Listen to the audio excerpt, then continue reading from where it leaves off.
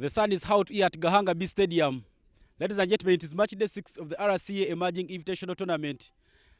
We are here for the game between Rwanda A and Uganda A. I have the third umpire of the game, Angie Nicole, right here with me. The captain Uganda A, Roger Mukasa, and the captain for Rwanda A, Eric Kuwimana. We're here for the toss.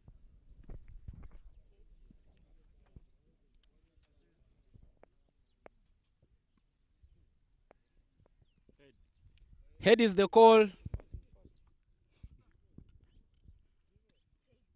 And the tile is on top.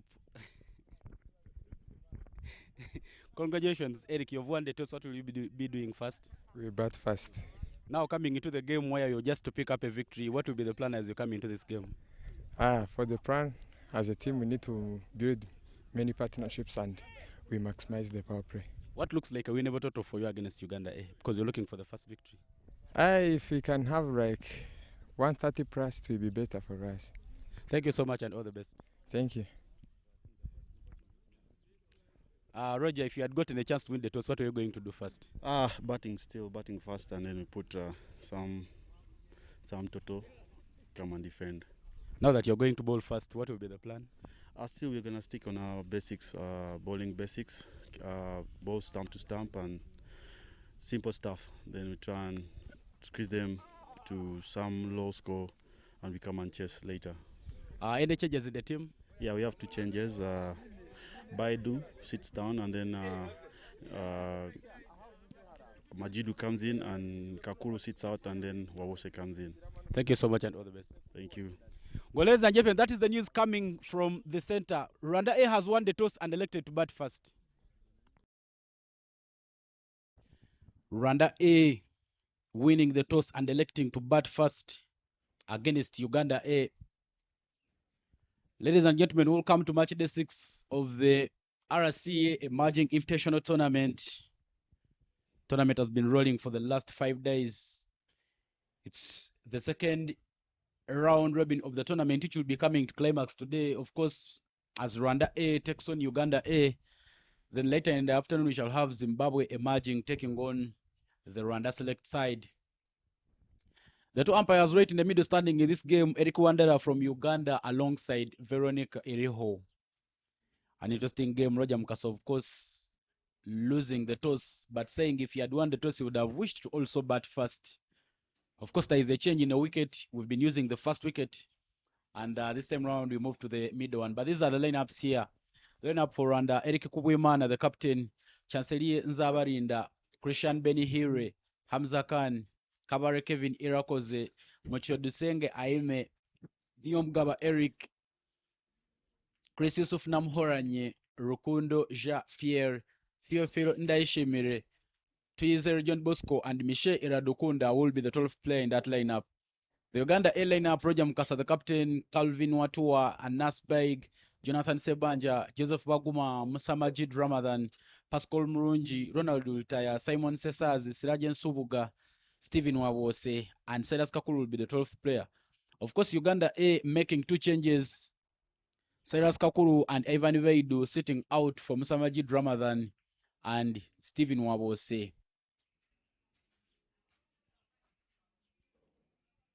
Eric Wandela and Veronica Iriho will be the umpires to take us through this game. An interesting matchup. Of course, Uganda already earned a spot at the finals, 10 points in 5 games. They'll be just waiting to see who joins them at the finals, because there will be another close game between Zimbabwe Emerging and the Rwanda Select side. Of course, Rwanda Select side has a chance. If they beat Zimbabwe Emerging and also work on their net run rate, maybe they can snatch the last spot. My name is Ivan Cyprian Sajabi here in the commentary box, and I'm not alone. Let me welcome Leonard Namburo. Leonard, welcome to the commentary box. Good morning and welcome. Thank you very much.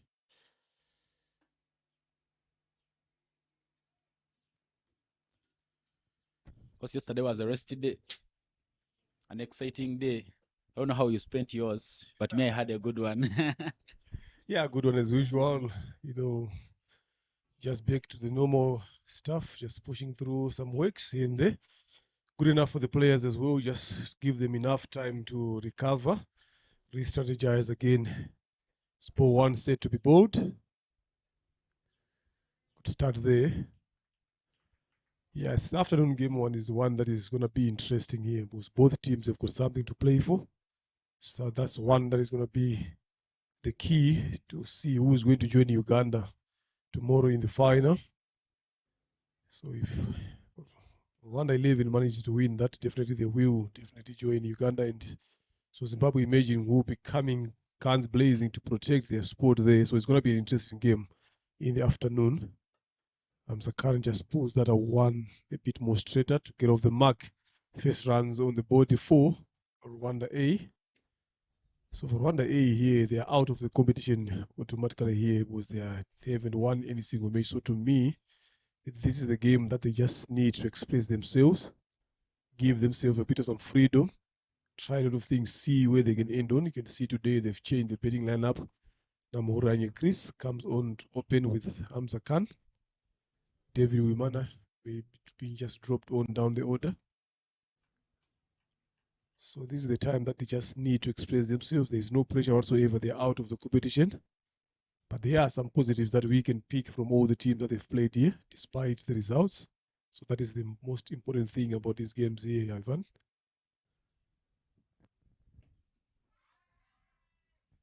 There's a shout there for LBW, but just one drifting down the leg side. Nyamahori Chris, known for his power hitting ability as well, hasn't had much of a chance. The few games that he has played here, did not manage to put some runs on the board. So hopefully today, since there is no pressure, I think this is the day that he just needs to restore his pride in terms of the betting, get something on the board for himself and for his team. That was a full toss. That was a ball for the hitting. Yeah, but of course, Chris Yusuf Namhoranye, another under 19 player there for the Rwanda side, was part of the team that played in the World Cup qualifier, of course, opening the batting for Team Rwanda. And it's not Masle, even the opening bowler, Musamajid Ramadan, is the opening bowler for the Uganda under 19 team. Played last year in Dar es Salaam, and this tournament he super bowled in 2 innings and picked up 3 wickets. That one is picked off the body, played down to deep, but there is Calvin Watua who manages to keep it only 1 run. Of course, we see was coming in for Cyrus Kakuru. We saw there was a game which was played where was on pitch and Simon Sesazi. And of course, Uganda gave Simon Sesazi an opportunity to be the wicket keeper. But of course, a game of having many combinations, we are now seeing that Stephen Wabose is now the wicket keeper in this game. The protection for Hamza Khan is on the onside, long on, and the deep square leg as Musa Majid comes ball the last ball of the over. That one just turning in, beaten by the pace there, Hamza Khan. 2 runs off the first over, and the 2 for no loss is the score after 1 over.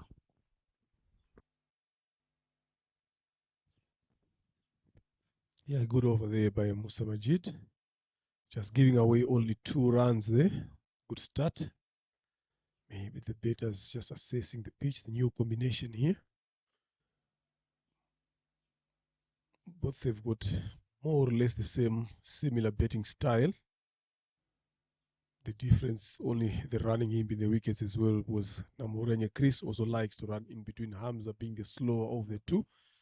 So it's going to be interesting how they fare up that combination. Is Jonathan Sebanja just warms up, coming into ball from the road end. He's been bowling very well throughout this tournament, not giving away a lot of runs.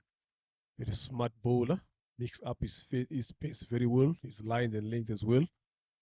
So that is someone that they need to be watchful at, not to give him a lot of wickets here. Because what this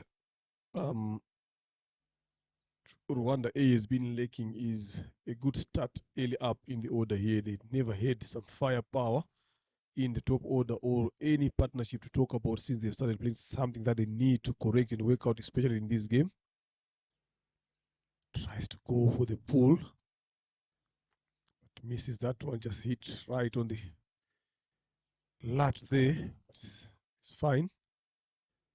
So let's see with this combination that they've tried today here, even if definitely might get something for them early up in the order.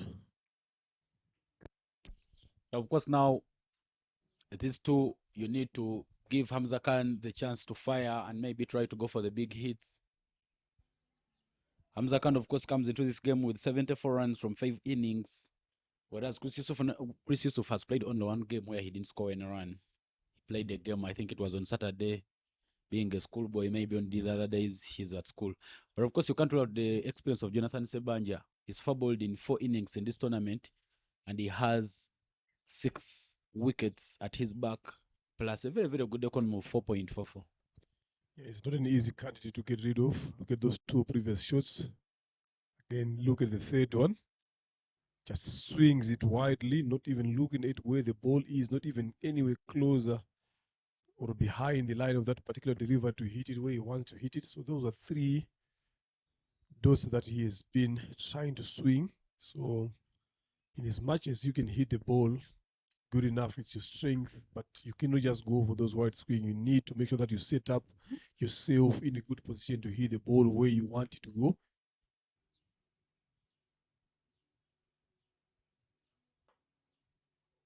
Much better line there. Go to another slow one, a bit fuller this time. This is what I like about Jonathan Sebanja here, the way he goes about his bowling. It's not that much predictable. It's someone that you always keeps you guessing, someone who always keep asking you questions. Some of them you come up without answers as well. Of course, Jonathan Sebanja, a very, very experienced man there. But Chris Yusuf needs to just be looking at rotating strike. But that time round, he hits it, connects well, but you only get a single of that beautiful shot. Bit of poor throwing there, cautionings from the wicket keeper, but the backup in the end making sure that it keeps things silent there for Team Uganda. If I was Chris Yusuf, if I was Chris and I'm at this Chris with Hamza Khan, I would try and make sure that I start slowly my game, because Hamza Khan is really known for his aggressive approach. Don't believe there will be any blocking in his approach. He always comes to play that power play. Yeah, he is very aggressive there, but he doesn't stay much on the wicket as well. So that is something that is always end up keeping his team under pressure. So he needs to learn to control his innings all the way through. Up pitch, use of the feet, just a touch away from that middle fielder there as well. If he was a bit, some inches taller, I think that would have landed in his hands there. So this is what we will be seeing a lot if Hamza Khan survives. But like I said, he has got the ability to hit the ball very well. Yes, good enough. But the ability to stay on the wicket longer now and give his team a good start is something that he has lacked for quite some time here. Done with 2 overs, 5 for no loss. Rwanda A being sent in. They've sent themselves in to bet here. So they've not been scoring a lot of runs. So let's see, since they're betting first today, how many more they can put on the board.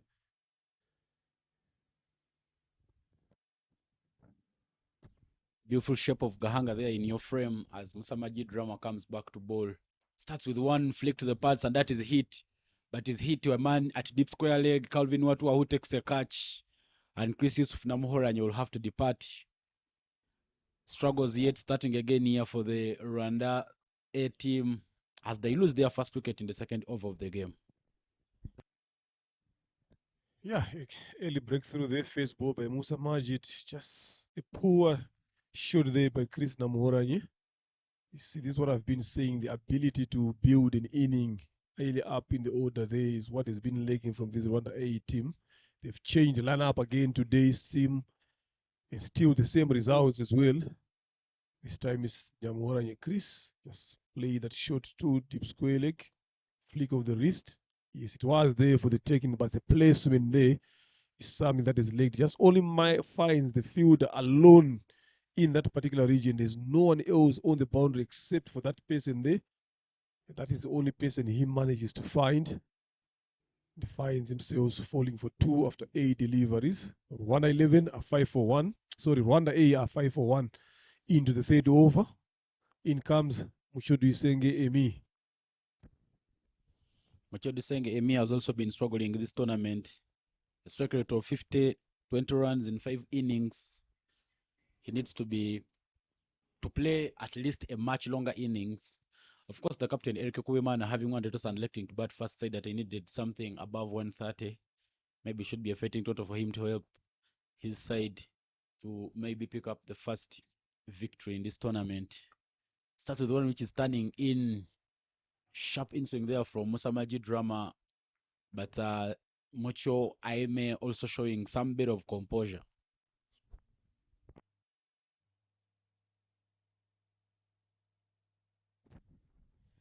Tournament where many youngsters are being given opportunity to try and make sure that they showcase what they got. It's the RCA Emerging Invitational Tournament happening here at Gahanga B Stadium.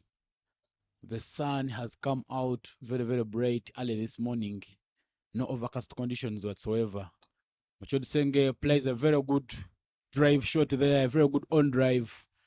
Beats the field at mid-on, and he picks up the boundary there for the Rwanda S side.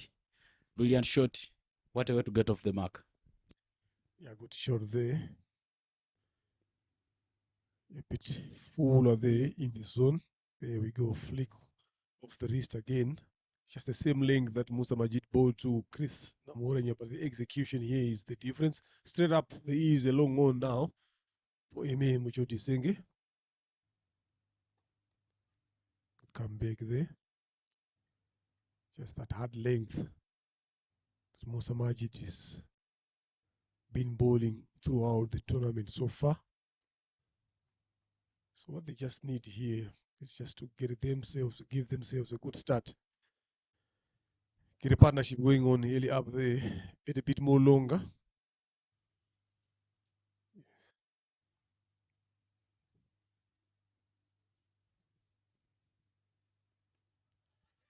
Goes for the pull, didn't get enough of that, just went over the short fire leg. Jonathan Sebanja, it fire leg, they just attempt for a dive, but being dramatic, but saves his team 2 runs as well. Big men, if they fall on the ground, it's not going to be easy for them to come up quickly. Indeed, some bit of drama there. But Mocho Aime needs to work on his timing. The boundary shot was a nice looking shot, but that shot, if there was a fielder who could maybe run backwards a little quicker, could have gotten that catch. So he needs to make sure that he first focuses on playing in the V and avoid some of those shots. This time around, that will be down the leg, and wide will be the call. But for the lovers of international cricket, of course, there's a test match between New Zealand and England. Of course, the games are played in the night. By the time the game ends, the game ends just hours before we come for the toss into this game. Of course, New Zealand in that one batting first. England won the toss and sent them to bat first. New Zealand 319 for 8 after match day 1. Muchotsenge plays it up, but that will go backwards down to third man, and he will pick up another boundary there. A bit of outside edge, but in the end, a 4 to end the over. 16 for 1. The replay there right on your screen, not having enough bat onto it. But of course, Musa Majid having all the fielders in the inner circle, that just went backwards of the square for a boundary. Bit of Ugandan fans there right in your frame. Marquis Rogers, Jeff Mwesugwa Kasozi, Marion Malinga. Of course, I can see Coach Eric, Coach Joseph there, both from Rwanda. All coming very, very early to watch this beautiful game of cricket.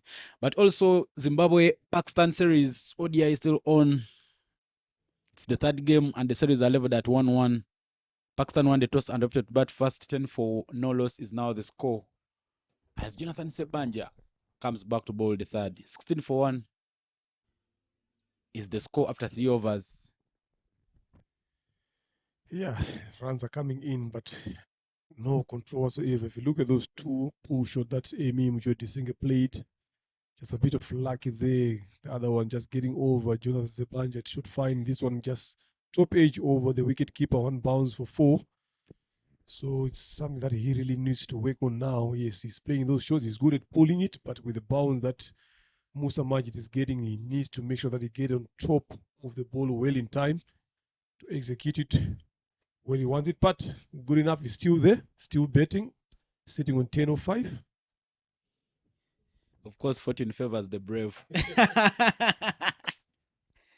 Amen. A good one. Fortune favors the brave there. But sometimes if you keep on getting brave, you will get knocked down. So you gotta be smart in that as well. Yeah, the Ugandan physiotherapist just running on to try and make sure that he helps Jonathan Sebanja there. Looks like he's having some trouble with his fingers. But he's bowled his first over brilliantly well, only 3 runs coming off it. An amazing start. But in the meantime, the physiotherapist for Team Rwanda, yeah, Karamethion is a man who loves cricket. I don't know. I don't think Theo played cricket, but of course he's there tossing for some players in the nets. Brilliant man. But those are the runs in the tournament. Of course, Oscar Manishimo leading the charts with 129 runs at the highest score of 72 at a strike rate of 138.71. 6 fours, 159 sixes. Roger Mukasa at number 2 from 5 innings, 110 runs, a strike rate of 117. No 50s, 14 fours and 3 sixes. Victor Takuzwa Chira from the Zimbabwe emerging, 108 runs from 5 innings. Ronald Luta, 106 from 5 innings. Simon Sesazi, 103 from 5 innings. There, of course, now that batting chart shows that Oscar Manishiba is not just getting enough support from his teammates, because you see if you're the leading run scorer, but your team is still fighting for a spot in the finals, it says more about your other colleagues. But those are some of the boundaries that have been considered in this game. Though in the meantime, I think we are back to continue. Current run rate 5.33, not very bad. So they would look at having it maybe go to about over 6. Will be Hamza Khan to face as Jonathan Sebanja comes back, left arm over the wickets. But that is hit with authority through the fielders that covers. Should race out to the boundary. Yes, that's a boundary there for the Rwanda A side. A much better shot there by Hamza Khan. Didn't try to overhit it, just placed it there with Offert. With Taken, finds the gap. Yes, this is what he just needs to do. Just wait for that ball to come to him. Place it very well. That is the right way to play such bowlers like Jonathan Sebanja.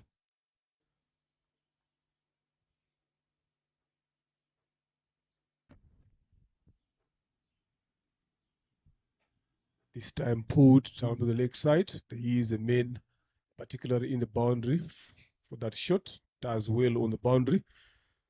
Just allows them to get a single.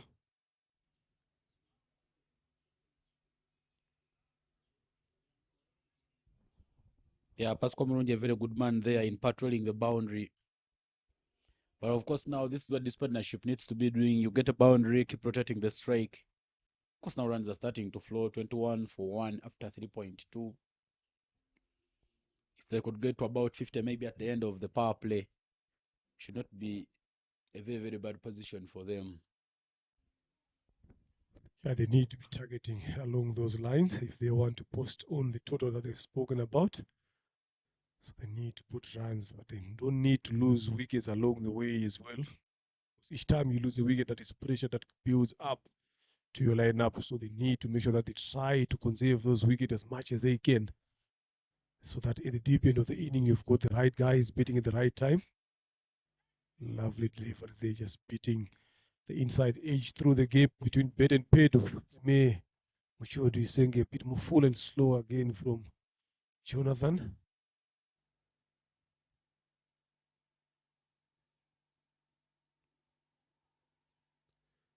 Just a quiet start here from both sides. Of course, it's still early on in the overs. You can manage to do the right thing, picking up that wicket of Chris Namorianye. Shot played away off the backwood. Hit airborne there. Placement. Perfect. Lovely shot there by Eme Muchodu Isenge. Didn't try to overhit that one as well. That is key now. Yeah, of course, Jonathan Sebanja hitting that 3/4 length, but Mchodusenga Aime managing to anticipate the ball. He gets on the back foot and manages to just raise up with the bounce of the ball. Play it through the fielders at covers who are all in the inner circle and pick up an easy boundary. This is, I think, more mature cricket here being played by the Rwanda S side. The choice of shots has not been bad for them. Much better there. Good push for a single. Yeah, this is mature cricket here. You can't say no more there, Ivan. So the question is, for how long should they continue doing this? For me, for as long as possible. Don't try to do anything. Just keep maintaining what you've been doing, what is working for you. Because you're not looking at this game alone, you're also looking at the future as a player, as a team. Again, playing innings like this, how is it going to help you as an individual, as a team going forward? Is what is important. Shot this put with power.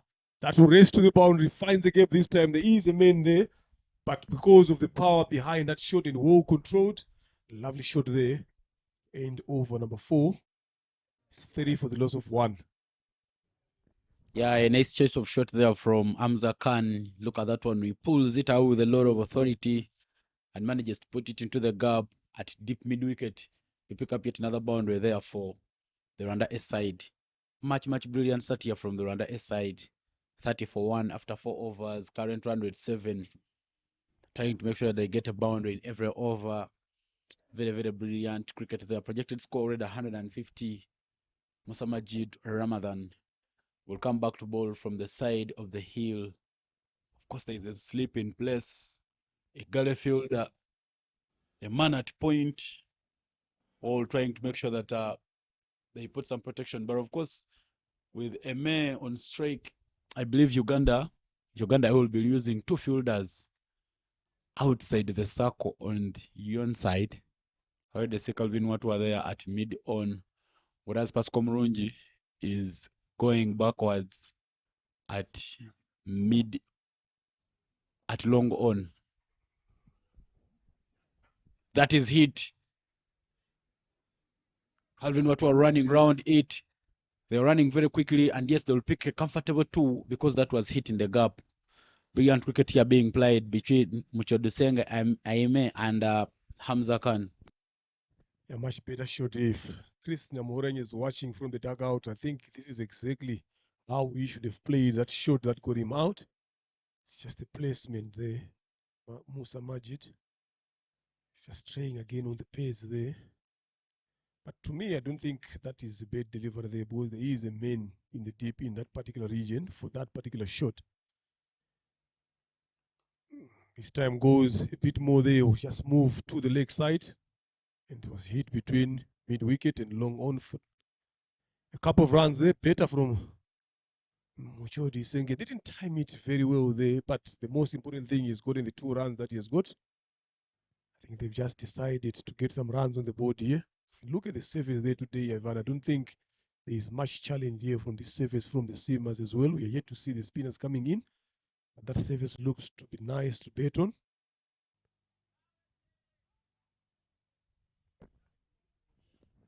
Of course, Muchodusenga looking to be in good shape. When you look at his choice of shots, they are now turning out to be very nice. 19 off 11, while Hamza Khan has 12 off 7. These 2 are putting Rwanda A to a flying start, a dream start, of course. Try and make sure that you get runs, score the runs freely. When you look at the placements, the choice of shots, all very brilliant. Musa Majid this time round bowls it outside off stump, a thick outside edge over the field that fast slips. And Muchodusenga Eme will pick up yet another boundary there for the Rwanda S side. Of course, they need a boundary every over, and they are now getting the boundaries. A top edge again, this time half size spine player there. I mean, not very tall. So if you look at those balls that are coming in, he's jumping onto them as well, playing them airborne with feet off the ground. Like you said earlier on, fortune favors the brave. I think he keeps on being favored here for being brave.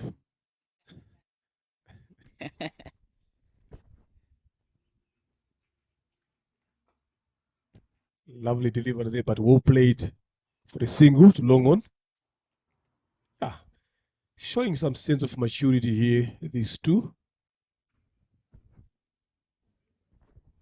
Showing some bit of learning there. We've been talking about them not giving themselves a good start early up in the order.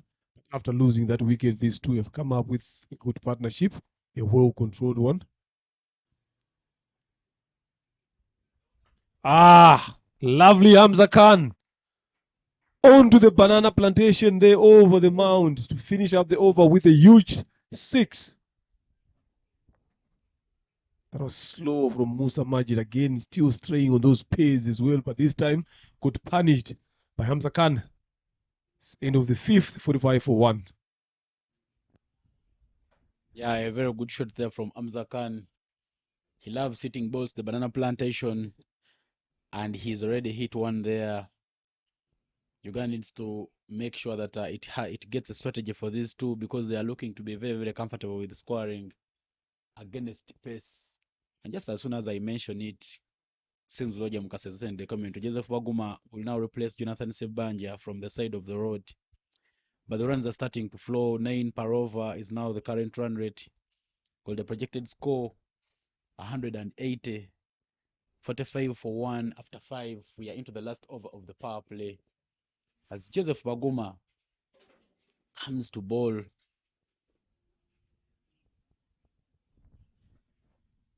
Yeah, some spin here. We've seen how the service is good on to Beton against Seamers. So now let's see if it can offer some assistance. We've seen the other wicket there offering a lot of spin into it. Was quite a bit challenging to the batters in terms of the turn and the bounce that the spinners were getting. But with how these wickets have been used throughout the year, you would expect that to happen, to have more spin on the wickets. For me, I don't think it should be a challenge to the batters. They should be something that they should take in a positive way. Inside the edge there, no run. He's been bowling well so far, Joseph Baguma, but not to have a lot of wickets under his belt as compared to other bowlers, but the bowling has been exceptional with his bowling, giving Uganda A some important breakthroughs. Talking about a breakthrough, there is a breakthrough there. Fuller Yorker length. Beating Muchod Emi, who played brilliant on 24 or 14. Just falls short in this Joseph Baguma's over. And this is what he has also been good at doing, breaking those important partnerships. Muchod Senge departs with 24 or 15 at a strike rate of 160, but a bit of a floater there from Joseph Waguma. That ball took some time in the air and a bit of full Yorker length beaten there. Muchod Senge, I may look at that replay there. That ball took time in the air, had to turn in, should have gone with a straight bird and play it maybe in the V, but not managing to close his gates. And Joseph Waguma picks up the 5th wicket in the tournament. In the last 2 consecutive games that he played for Uganda, of course, one being against Zimbabwe Emerging, he picked up 2. Well, the other 2 came in the game between Uganda A and Rwanda Select. Very, very disappointing there because that man was looking to be in a very, very fine shape. Which I'd saying, of course, was getting runs comfortably, but the introduction of spin sees him off. John Bosco Twizere, strike rate of 52, an average of 10.20, 51 runs in 5 innings will be the new batter there for the Rwanda A side. Yeah, he really needs to get something going on. So the other game, day before yesterday, he scored 4 of 24. Not good enough strike rate there. Comes up with a big swing inside bottom edge, so fine leg.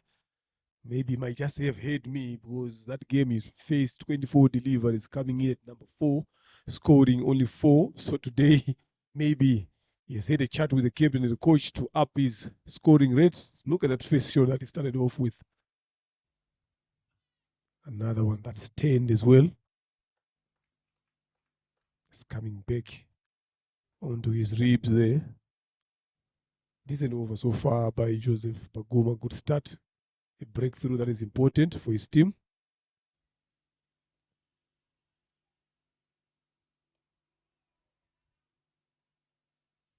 Lovely ball as well. couldn't get that off the square. I think at one point as better as it is a point where you just need to accept that this bowler is bowling very well in this situation. See him off, then start off again the next over. Much better. They make wicket maiden by Joseph Paguma. Good start. Rwanda A are on 45 for 2. After 6, you spoke about 50 in the power play being a good score there. You're only short of 5 overs. Sorry, 5 runs.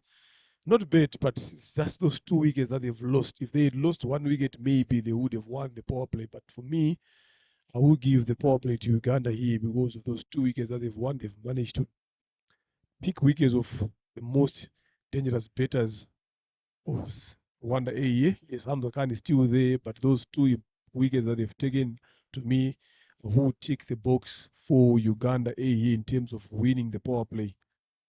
Yes, good enough runs for Rwanda, but the wickets column there is what is worrisome. That is what has been happening. After those 2 go out, you see that they will start struggling to score a lot of runs in this period that we are going in the next 6 overs. Another bowling change there for Team Uganda. As Roger Mukasa, the captain for the side, comes in to bowl from the side of the hill. Well, that is hit down the surface, straight long on, and Hamza Khan will pick up a single. Roger Mukasa, 6 wickets in 5 innings. He loves bowling right arm around the wickets. So that is his darts either turn away from the batters. Oh, sorry, they turn into the batters. But doesn't give the ball a lot of turn. He just bowls it with a lot of experience. He will know how to fox the batters and make sure that he gets your wickets. He's picked veto wickets in this tournament. That one is hit up in the air. There is a man, Calvin Watu, are running around it, not managing to stop it, and that will be another boundary there. Good shot there from Twizere John Bosco to get 4 more and bring the 50 up for the Rwanda A team. Look at that one. A bit of a floater. Goes down to 1 knee and manages to pick up the length very, very well. Twizere. Brilliant shot.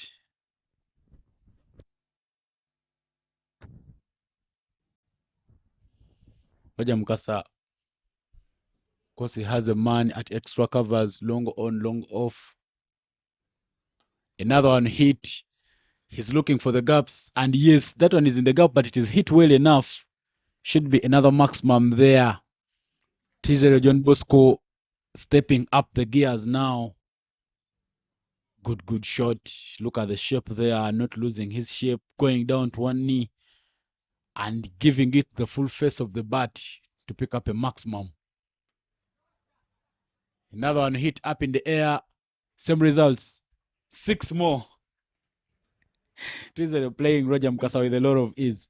Yeah, but if you look at the angle that Roger Mukasa is coming on, his right arm off spin coming around the wicket, look, all the balls are just pitching round about that middle leg stump, making it easy for the batter to hit you that side. There is no chance of tripping the batter LBW again, so it's very, very easy to be played along those regions. Good positive approach there by Twizere Jean Bosco. 16 of 8 now. It's the opposite of the innings that he has played. So he's learned his lesson, come a bit more aggressive today. That one turned on to just trying to squeeze in a single, but was sent big by the batter. Lovely over there for Rwanda A. 62 for the loss of 2 after 7.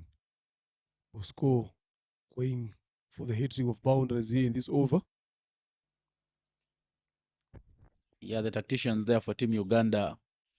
The head coach for the Uganda A team, Davis Turinawe, of course, one of the selectors there, who is the team manager at the tournament, Richard Okia, alongside Hilary Barracks Badijuka, the man from Nyakasura, also taking strides.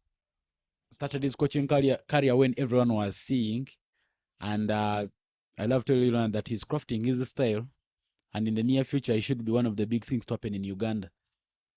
He's one of the men that I played cricket with back during my times in high school. My last school's cricket tournament was in 2014. And that big man, Hilary Barracks, was the best wicket keeper in that tournament. But there is another bowling change. Sergeant Subuga replacing Joseph Baguma from the road end. Sergeant Sobuga starts with one which is driven nicely. Anas running very quickly to save the boundary there for Team Uganda and save them more runs. And that should be only a single there from Hamza Khan. Brilliant start. Yeah, the most important thing is Hamza has been there. This is what we've been asking for from him. Just he has to be there long enough. He has got the shots again, the ability to clear the boundary. It is. Goes for the big one. Down to a minute long on for the single. Bosco comes up with a different approach today. This is what you want to see from an experienced batter. A bit more positive. The wicket is easy to bet on. So you need to cash in some runs here if they want to keep their chances alive of beating Uganda here. They need to put a lot of runs that will give Uganda a bit of some pressure when they come for the chase. Yeah, I think now the plan for Team Uganda is to have Sergeant Sobuga now replacing Joseph Waguma at this side, because we saw Roger Mukasa's first over going for 17 runs on the other side of the hills. So maybe that is uppish. Maybe Roger Mukasa will be looking at replacing himself with Joseph Waguma. First, get your two prime spinners to make sure that they seal off these overs and maybe look for wickets. Then later on, Roger Mukasa could be coming back in the attack. Say the last over, they are being a bit expensive. But of course, now Sergeant Sobuga trying to do the damage control there. Two singles on the first two balls, now following them with consecutive dots. Just coming in with the lever to complete the over. Ishimi down the track. That is hit. Hit straight.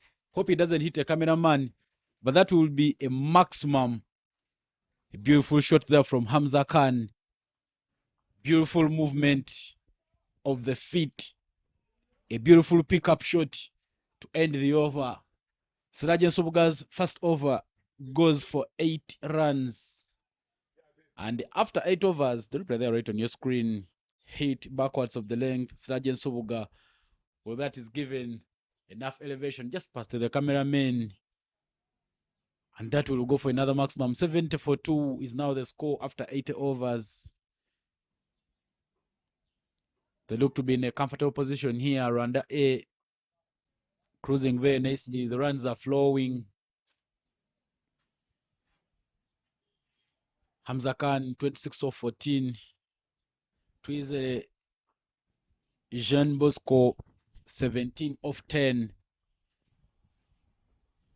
Very, very good play there. Yeah, good shot there by Hamza Khan to end that over of Siraj Zubuga with bold will. The first 5 balls, but Hamza Khan has different ideas here, finishing up with the maximum as well. This is what I've been saying. The longer Hamza Khan stays there, the more dangerous he becomes. So he needs to be there all the way through to put some runs on the board for himself and his team. Another ball has been brought in. That one just went over the side screen there through the fence. Some little boys just are looking around for the ball. Hopefully it will come back. Yeah, but of course, yeah, the plan working out very, very well for the Rwanda A side. Get a boundary in every over. Very, very brilliant cricket here being played. As soon as we thought that Sergeant Sobuga had bowled it very, very tight, Hamza Khan takes a shimmy down the track and knocks one out for 6. Roger Mukasa puts himself out of the attack, and Joseph Waguma, who's picked the wicket of Mochodisenge Aime, will now replace Roger Mukasa from the side of the hill. Baguma Bosco starts with one turning, tries to go for the swing, but just doesn't connect it. Yeah, he needs to be watchful of those deliveries. Baguma has been getting some 10, not on this surface alone, but all the other games. He's been turning the ball very well. And that one was a pitch a bit more shorter, but with a bit some pace on it.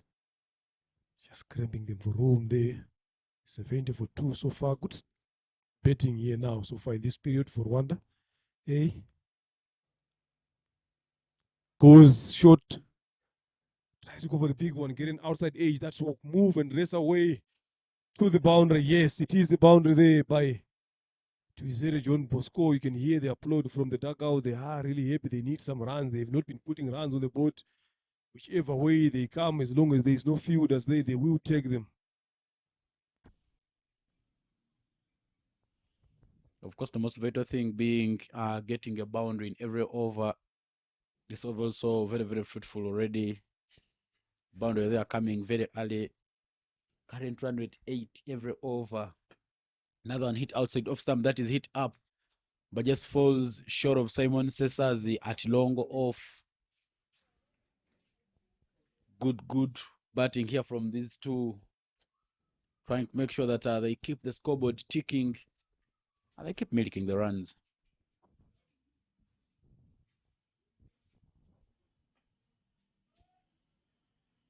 Joseph Paguma there trying to come back very nicely.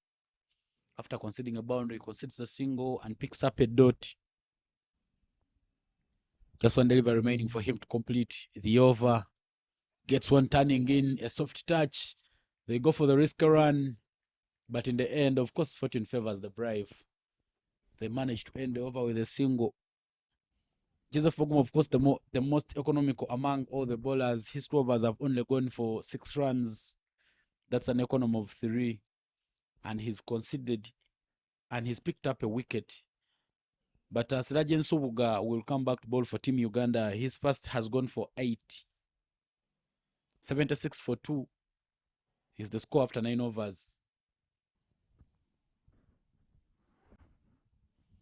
We're into the 10th over of the game. Ladies and gentlemen, it is the RCA Emerging Invitational Tournament happening here at Gahanga B Stadium in Kigali. Stage starts with one given a lot of width. That is cut, but there is a sweeper fielder there. Brilliant work being done by Musamajid Rama.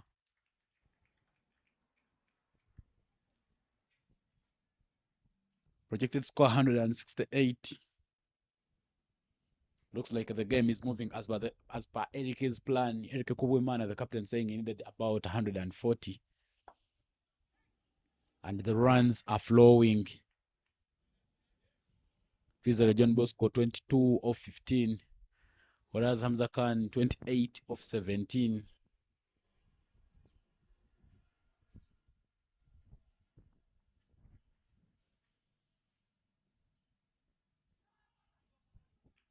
Another thick outside edge there, just past the wicket keeper. And these two will keep getting the runs.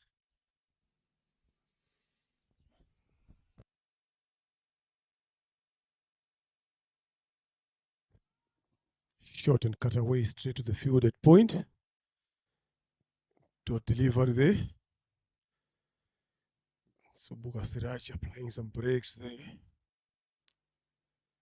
It's a good contest between these two. They play for the same club here in Rwanda, Challengers. Subuga and Hamza Khan. And they both did make it to the finals this time round. Of course, Yaraja is one of the dominant sides here in Rwanda. Yeah, definitely. So they know a bit of each other better. This one driven down. That should race away again to the boundary. Yes, it is. Another 4. Finishing the over with the boundary. The previous one, it was a 6. This time around, it is a 4. Same bowler, same better. Subuga taking on Hamza Khan there. Hamza Khan being the better of the two.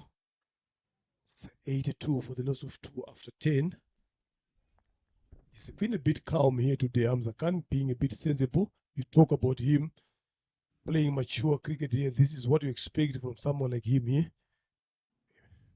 I think he has taken a bit of some chatting throughout this series and throughout the rest day again yesterday. Obviously, to understand where his game is going, what is he looking forward to do as a player.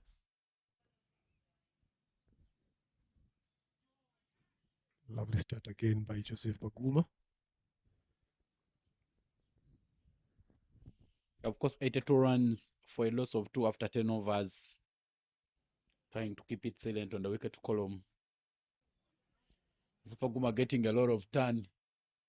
That will beat the fielder, but a bit of a slow outfield, of course, and that will not go to the boundary. But they managed to pick up 3 runs following that wide.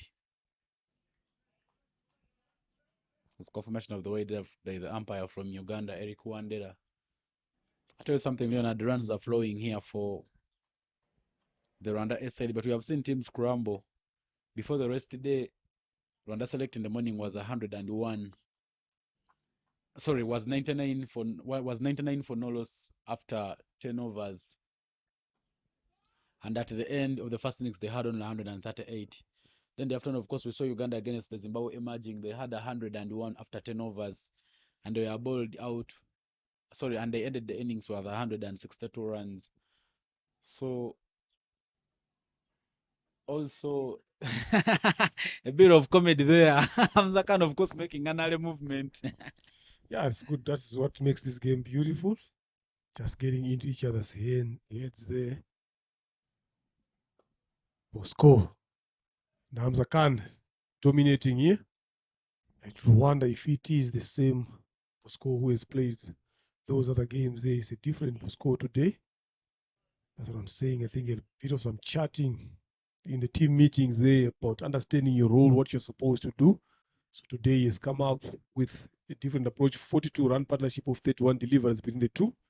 Goes upish. There is a chance there. Bowlers under it. Yes.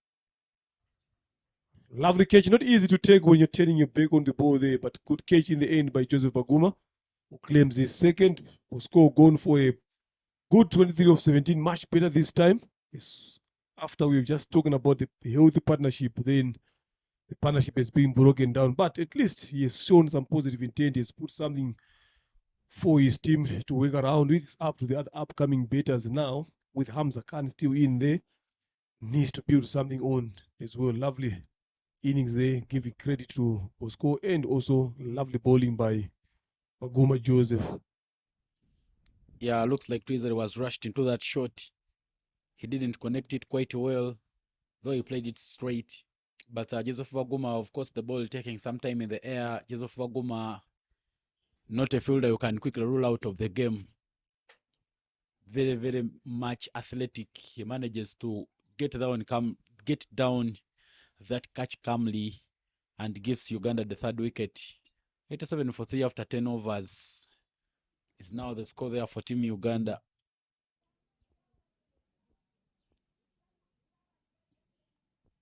Eric Niomugaba is the new batter. Not so many runs for him in the tournament. He has 27 in 4 innings at a strike rate of 51. Also needs to play some sensible cricket to try and make sure that he gets some runs for this Rwanda A side. Because Rwanda A and Uganda A, two teams with a lot of synonymous things. In both the Uganda A team and Rwanda A team, there are players who have been on the national team and they are now struggling with form. So trying to use this tournament to get back their form. And also the coaches for both sides, of course, Davis Turinawe there for Uganda A, Adeletu Izere for the Rwanda A. Well known that Adeletu Izere has been ever coached by Davis Turinawe back in the past. A bit of their poor running, but also the throw going to the poor end. The throw was supposed to be taken to the bowler's end. That would have been a wicket. But of course, the wicket keeper there, Stephen was just running to get that ball, and he just threw anyway he thought. Yeah, but I think to me it was just two from the beginning there. Hamza Khan didn't look to sprint. Remember, I said earlier on, Hamza Khan is not one of the quickest, not one of the best runners being the wicket. And also, Neo Mugabo in his career, I think, has got a lot of run-outs as well. So, at the end, at least they managed to keep their wicket. End of the 11, 88 for the loss of 3. Rwanda A, much better game from them here today. Sergeant Sobo guys, 2 of us have gone for 14 runs. Will now continue to bowl from the road end. His ball did tight, but he's just yet to pick up a wicket. This time round, a thick outside edge. Racing the ball down at third man, but not hit enough. Yeah, we've seen a lot of these thick outside edges coming in. 2 batters here and the bowler all from the same club here in Rwanda. The challengers, Neo Mugabo, Hamza Khan, and Siraj and Subuka. So it's a good contest between the three here. Even the wicketkeeper Stephen Wabose. Four of them on the square. Even Roger Mukasa, the new signing. See now, in the square again, make them 5. So that is lovely. This is what the cricket brings. I'm telling you. Yeah, but of course we had, of course Uganda and Zimbabwe. I beg your pardon. Of course Uganda and Rwanda, we've been close friends cricket-wise. Because back then when we were playing in the schools cricket tournament called the Boys Schools Cricket Week, that is a massive hit there, but it is hit straight to the fielder. Of course, when we had the schools cricket week, there used to come a Rwanda select team. And I remember in 2015, because it's last year when I played that type of cricket, the Rwanda select team came, and the coach for the Uganda A who is coaching now, Adelaide Wizard, was part of those players. At least I recall him because maybe I might have seen him, but maybe we might have not interacted. Of course, the coach of that side was the current operations manager for Uganda Cricket Association, Joshua Mwanja. So these two associations have been working together very, very closely. That's why I don't get surprised that so many players are also playing in the league here in Rwanda. Of course, Calvin Watu also plays for Kachi Sports Club. So many familiar faces here. Yeah, lovely. Nzubuka Siraj changes angles there, coming around the wicket, drops short edge there, but to the fielder.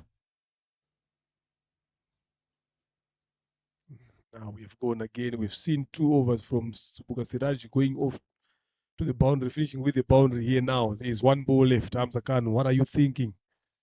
Same man on strike. Leonard, the difference was for the other 2 overs, Siraj has been bowling them right arm over. This time round, he's bowling round. So this time, Nzubuka wins the bet of the last ball of the over with a dot there. Quoted 112, 91 for the loss of 3. Interesting game that we're having here this morning. As the captain brings himself back into the attack. Was a bit expensive the first over. But now he comes back to bowl his second.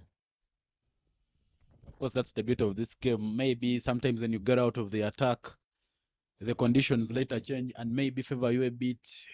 And of course, maybe there is a new man there on strike, Nyomgaba, who takes a shimmy down the track, hits that one, hits it well, and that will be another maximum. Looks like these batters of Rwanda A have come on to take on the captain for Team Uganda. Yeah, they think they did sit down and have a plan with him. Like I said, coming around the wicket is an off spinner. You need to make sure that you bowl it a bit more around that off stump, turn it back into the better. But the more you bowl it on the beds, this one cuts away to the cover just for a single. Yeah, they need to pause. He's not a big turner off the ball. They're just enticing you with the angle there. And that was a good shot there. That was a good shot, creating room for himself. You can see Simon says as on the boundary. As soon as it came, he just raised his arms. He knew that he's cleared him. Another top edge there. Does it have got enough legs to cross the rope? The chase is on. Good chase. The will come back for the third. Lovely running between the wickets and good commitment there in the deep by the fielder there. 100 comes up for Rwanda A. This has been so far the best they have showed in these 5 games they have played. Because the projected score that is hit straight. Does Pascal Murungi get it? But tries to keep it inside the boundary. Brilliant effort there. He doesn't get hold on to the catch, but he saves system from conceding a maximum. Brilliant work there from Pascal Murungi. Very good effort in the deep there. Almost a catch, but when he realized that he was closer to the boundary, he just punched it back inside, make a retrieve, then throw it. Almost a run out as well, direct hit. Of course, we saw in this very tournament there was a catch which was taken by Ronald Rutai. Of course, still off. That man is bowling Roger Mukasa, but unfortunately, he just found out that he had stepped on the rope, and they just confirmed that it was a maximum. So Pasco just anticipating well and judging well, making sure that at least he saves system from conceding 4 more runs. Yeah, that is good awareness by the fielder there. What I've liked is the projected score 163. If they could get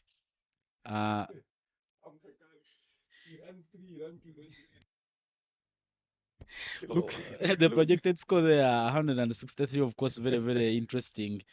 I believe if Rwanda A gets that total, maybe we'll be poised for an interesting chase. yes, the Fizo is in 6 of the first ball. There was a single, there was a 3, there was a 2. Again, I think there was a 3 as well. So Hamza Khan, now look at him, he's gone there. Fitness comes in, the chest boiling. He looks very, very It drained. looks very, very gone there. I'm telling you, yes, calling for water there. So it's those singles. So he needs to make sure that he has got enough energy and endurance to run in. He's not going to get bounded all along. And I think this is the longer he has batted so far in this tournament. Yeah, of course, being in the game from ball one, Hamza Khan.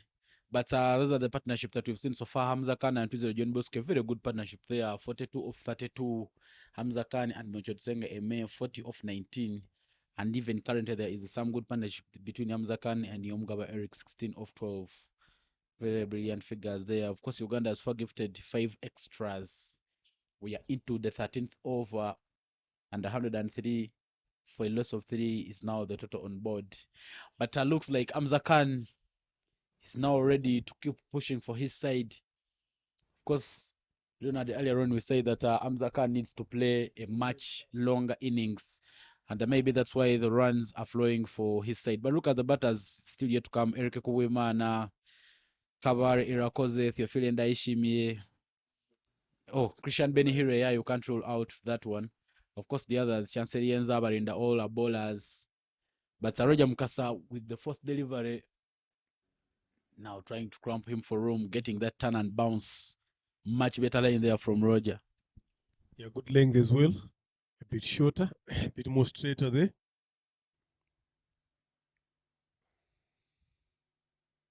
Neo Mugabe. That is gone again on the mound. This one now a bit more deeper. If we had to have the measurements here, I think this is the longest so far of the 6 that we've seen today. Just look at the weight. Look at the control there. One knee on the ground. I think that has gone miles here.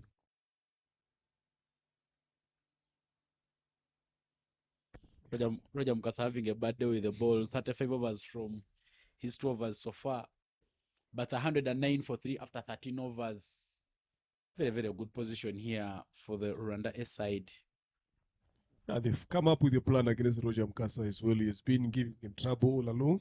So they've sat down and come up with a plan. Like I said, he's not a big turner of the ball coming around the wicket as well. Make it easy for the batter to be hitting there. So that is some good. Siraji Nsubuga to continue. Again to Hamza Khan. Just closes the face of the bed there. Finds the fielder. At point, the battle continues between these two here. The last ball was won by Nsubuga. So let's see who's going to win this over now.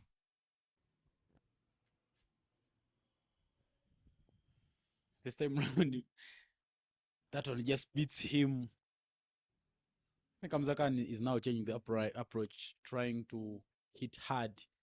Yet even just playing softly could have him get runs.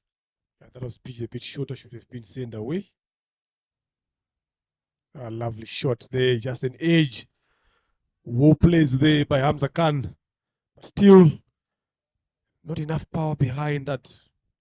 But at least much better option to get to.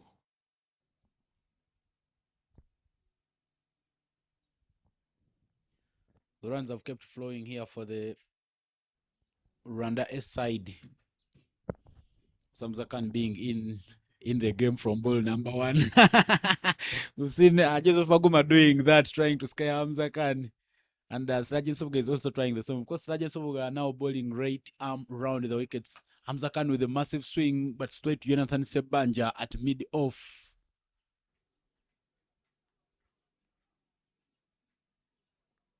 To teammates here, Hamza Khan and Siraji Nsubuga.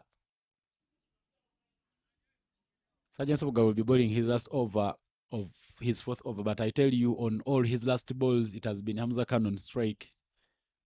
Boundaries on the first 2. The third was a dot. Let's see what happens. Soft touch. but that will be just away for a single. But what a beautiful bowling spell there from Sirajan Subuga. 20 runs coming off his 4 overs, as 112 is the score after 14 overs. Yeah, still that 130 that they've talked about is still on the cards here. Maybe more as well. Love to see a 150 here, just to put pressure on Uganda. They've never been tested in terms of the chase, so I would love to see Rwanda A just getting closer to that 150, probably 160 mark there, and see how Uganda is going to go about their betting. Because the other game that Uganda has played against Rwanda 11, it has been close games as well, winning by 11 runs, the other one by 9 runs as well. So I think this game they need to be tested to see how deeper they can go in their betting. All these match days we've seen the girls who play for the senior women's team for Rwanda coming to watch cricket. Of course, good gestures and some lessons to take. Because Flora Irakoze being one of the candidates in that. Also, Merivale Wuwase also coming. But ladies and gentlemen, I'm here in the commentary box, of course, with the head coach for Rwanda, Leonard Nambro. Of course, it was good taking off a break, maybe to try and make sure that these girls come around and see the boys play, maybe pick a couple of lessons. What's your take, Leonard? Yeah, definitely today is off day for them. Yesterday we had a practice. That's why you didn't see them yesterday coming up. Oh, it was an off day as well. So we had practice yesterday. So today being a Thursday, they're off. Then tomorrow we continue as well. Probably they will come to watch the afternoon game after they finish their sessions. So it's also good that they see their boys playing as well, learning one or two things there. Shot, lovely there. Good placement there was. There's no one in that particular region. As soon as he chipped it over Roger Mkaza in the covers, he knew exactly it has gone to the boundary. But you can look at that shot again, Ivan. Not try to overhit it again, just well controlled it, placed it in the gap. That is what's something good that Hamza Khan has done today.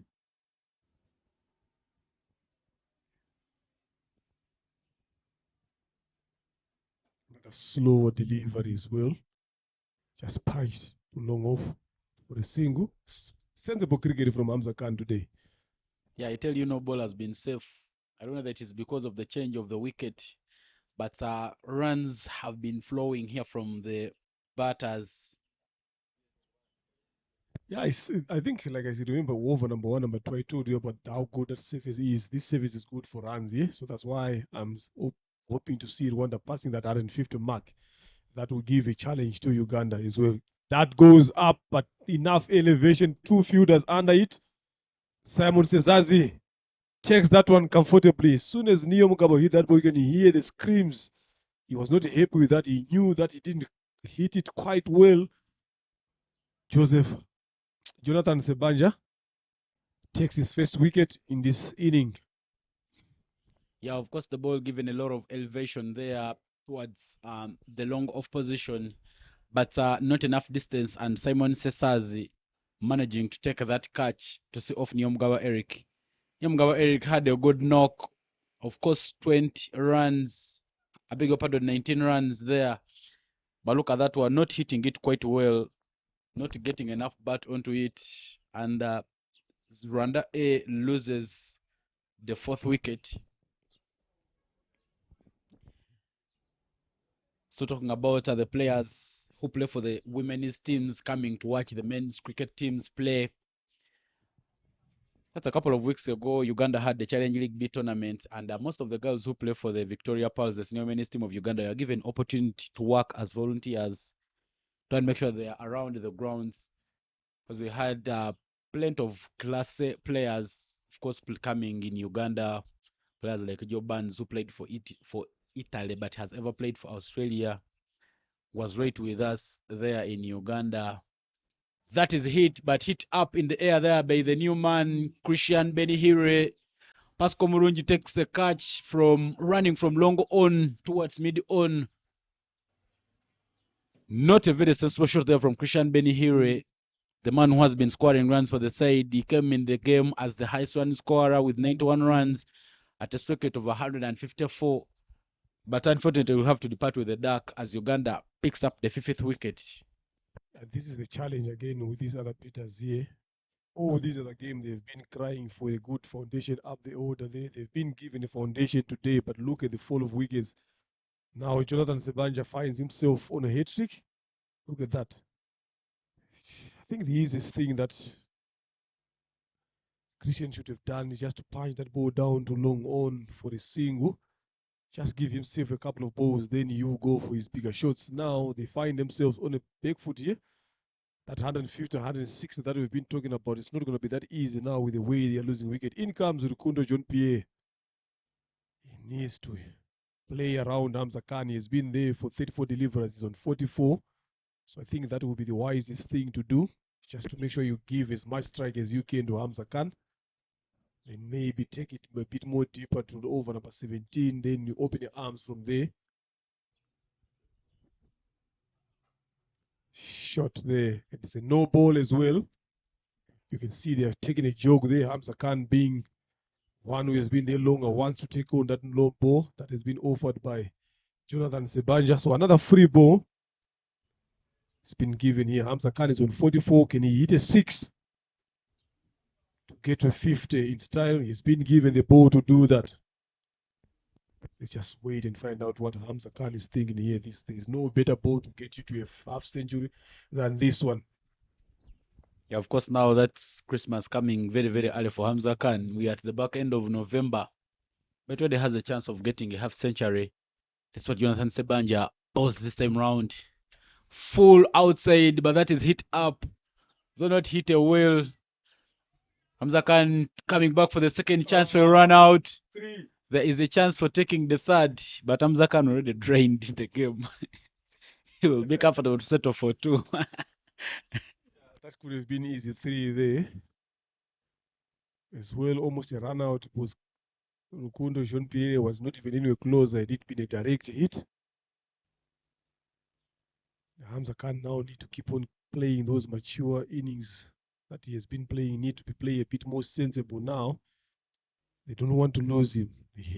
They need him to be there all the way through. Better shot this time. Let's cut away for the single. And the most important thing that he returns strike here. 15 overs gone here. 1-1, 1-2-2 for the loss of 5. Rwanda A winning the toss and opting to have a bet. They've seen themselves in a better position so far throughout this tournament. 30 deliveries left, still that 150 is still on the cards. As long as Hamza Khan is still there and get support from the other end, they might be maybe pass it over. Because I would want to see Uganda being tested in terms of their chase. They've been chasing some lower totals as well, losing a couple of wickets, maybe 5 or 6, chasing those lower totals. Now with a bigger total on the board, what is going to be the approach here? Of course, now Hamza Khan needs to just keep scoring those runs. He needs to make sure that he keeps middling the ball, try and pick those singles. Of course, it looks drained already, but he should keep there because when Hamza Khan gets out, the rest of the batting lineup is likely to crumble. Joseph Waguma comes back to bowl his last over. His overs gone for 12. He's picked up 2 wickets, and his first delivery of the final over goes for only a single. Projected score has been 162 from the start of the match. If Rwanda A gets that total, maybe we are poised for an exciting morning. That is hit up in the air just straight where the wicketkeeper is standing. Rukundo beaten by the turn, gets to the edge of the bat, and you will have to walk back disappointed. 1 off 2 as Uganda picks up the 6th wicket. The wickets are starting to fall, Leonard. Yeah, so sad here. I'm telling you, these are the batters failing to give support. Look at that shot there, getting that leading edge. No control whatsoever. Easy for the keeper. So I'm saying it's so sad for these other batters again. This is what they've been crying for all these other innings now. The foundation has been set for them to come and express themselves. The simplest thing to do now for these bettors is just to make sure that they support Hamza Khan, bet with him all the way through to the end, but they are failing to do so. So it becomes quite a bit challenging now to understand the thinking behind some of the shots that we've seen being played by especially these last three bettors that have just gone back to the pavilion. You've got a set better there who's on 48 of 37. The simplest thing that you just need to do is just to rotate, give him as much strike as possible, be with him all the way to the end. They fail to do that. Now in comes the big hitting again, Kabare Kevin Irakoze. Does he possess the same mentality that we were talking about here with Hamza Khan? Or is just going to come and play one way? Just tries to go around his legs there as well. Smart bowling there by Joseph Baguma coming around the wicket. He's opened the mid-wicket region. There's no one in the circle in that particular region. There is a mid-wicket, a long on, this deep square leg. So it makes the batters think to steal a single in that region. Tries to go there, big hands, top edge, lands safely in the gap. They will come back for two. Smart bowling, like I'm saying, look at Kevin. He's like looking forward to wake that ball in this vacant mid-wicket region. There's no one closer to the circle there. So he's bowling smartly there, Joseph Paguma. Not easy to see Kevin take a double. May just explain that Rwanda A badly needs this win. Kevin was looking for the ball to hit. But of course, Joseph Paguma keeping everything outside off stump. But Kevin, a strike rate of 135, 42 runs in 5 innings is what he comes into this match with. Maybe if he sees his team through the innings. Joseph Paguma with a dot ball there to end his brilliant spell. His 4 overs have gone for 15 runs and he's picked up 3 wickets. 125 for 6 is now the score after 16 overs, and we are getting down to the last 4 overs to complete the first innings of the match. Yeah, it has been a good batting display, especially by Hamza Khan, who scored to his zero. Bit little cameo there from Eric Nyomgaba. But since then, now, none of the batters have been able to play a supporting role to Hamza Khan. He's just only 2 runs shy away from his first 50 in this tournament. In comes the captain again to bowl. Roger Mkasa, inexpensive today. Can he be the man to dismiss Hamza Khan? Lovely ball play there by Hamza. Just to get off the strike now, in comes the big hitting Kevin Irakoze Kabare. He's been watching the other batters twonking Roger Mkasa for 6s. Is he tempted to apply the same approach? Yeah, but what works out for others may not work out for you. Of course, Kevin Kabare Irakoze would be looking at just playing his game. Let's see. Plays that one very nicely down to the ground. Not a man who will run very, very quickly. Will go for the big hit and take a comfortable single. Now Hamza Khan back on strike, 49 of 38. Just 1 run shy of getting a half century. Flicks that one down to mid wicket. Is a single for him to bring up the 50 for him. Yeah, he has played very well there for his 50 of 39 delivery. It's a sensible innings that we've seen from Hamza Khan since he started batting. He's done well, but there's still a lot of work to be done here. He's don't get satisfied by scoring a 50. Now, the homework is for him to see off those last 3.3 overs here. That is the most important job left here. Is you've scored your 50. Now you need to be there all the way to the end and put your team in a good commanding position. Oh, that was hit with power there. Almost a catch, but he's a big man there, Roger Mkasa. Went for safety first.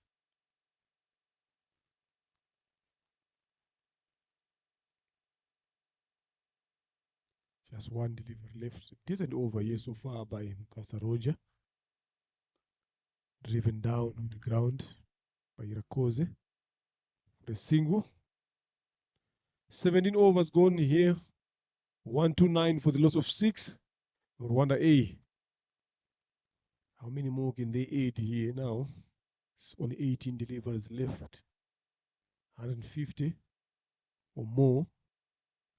Like I said, I want to see Uganda being challenged here for the chase. Yes, they are already into the final here, but they need to be tested as well. Yeah, of course, it will be interesting to see. I would love to see this Rwanda A side get maybe to 150 runs. But then, Leonard, me and you we agree that the fielding of this Rwanda A side has not been very, very convincing. So even if you, and the coaches keep telling us, even if you get so many runs on board, the fielding also matters. You will still give out those runs while you come to field. Yeah, you've picked a good point there. The fielding has been another biggest letdown for this Rwanda A. So hopefully today they've come up as a different unit in terms of their fielding and see of themselves defending whatever total that they've put on the board here. Joseph, sorry, I don't know why I keep on calling him Joseph. Jonathan Sebanja. Of course, John and Joseph are all men in the Bible. Even, I'm forgetting how you call it in the rhymes and rhythms. I did some literature in O level, but the Joe, Yeah. it's called. Of course, it's not a hymn. A hymn. A hymn means when the last sounds are the same. Ivan, John. Uh, Actually, it's called a rhythm, but that's some bit of. I think it's an age from that man. But Calvin, I beg your pardon, Stephen was not holding on to it, and Kevin Irakos will go with it. 130 comes up. That's what the captain was asking for. So hopefully whatever that they add on, it is a bonus. But it looked like a friendly track to bat on. It's a very much good wicket to bet on here, I'm telling you. It's a very good wicket here. So we'll need to Yeah. revise that target to be very, very safe in the innings. That's why I've been talking about 150, 160. Good shot there. Not timed it well. Pick the fielder in the deep, mid off, long off. So that's why I'm always keep on asking about that 150 plus can be a bit more safer, can be a bit more challenging as well. Anything less than that on the surface can be easy. We see the Ugandan batters here, how long they can bat as well. Even someone like Jonathan Sebanja can hit a couple of huge knocks as well. Kabare clears the leg off there. Can Jonathan get there? No, he doesn't. Survives that one. You can see all smiles from the Ugandan fielders with the way Jonathan was running onto that ball. If you look at this ball, it's just a similar one that was even taken by Joseph Maguma of his own bowling as well. But the difference is the speed now between the two players. Even the edge between the two players. Another hit there, straight to long on. Despite the result of this game, my player of the match would be Hamza Khan. He's really played sensible cricket this time round. He's made sure that he rotates the strike. He's made sure that he keeps the scoreboard ticking there. Very, very brilliant cricket there from Hamza Khan. Yeah, today he played very well. Yeah. Let's hope it doesn't end today. He needs to continue keep the momentum going. Keep on playing these sensible, mature innings. Kabare Irakoze strikes that one down. But only a single run. There is a man in the deep at long off who's he's been busy today there. He's been doing some good work for his team. They're cutting off those boundaries. Of course, Kabare, not the quickest between wickets. John Lee Booth calls him the man of the runouts. So you need to hit hard to make sure that even if when you reach slowly, you reach the safe end. Hamza Khan with the shimmy down the track, hits that one hard, just hard enough and over the fielder at long on. And that will be a maximum to end the over and bring up 140 for 6 after 18 overs. A very, very brilliant knock there from Hamza Khan. Yeah, good shot there. Again, ending and over with a boundary. Look at that shot again, the way he was standing there. Look at that, the balance, everything was right in place. Just moved there, stayed in line. And picks up the length as well, clearing that field at long on. Not easy to clear that boundary, but it was good enough to get himself and his team a 6. So 140 comes up. Cove delivers left in his first inning. Yeah, just a quick update from the Queen's Sports Club Bulawayo, where the third ODI is taking place between Zimbabwe and Pakistan. Of course, Pakistan won the toss and elected to bat first, and they have 91 for a loss of 1 after 20.1 overs. The batter out is Saim Ayub, who departed with 31 of 37. But Abdullah Shafiq, 41 of 57. Musa Majid, back there. Kevin Irakoze hits that up in the air. That will just fall short of the fielder, Calvin Watua. And that will be a single there as we are into the penultimate over of the match. Hamza Khan, 58 of 42.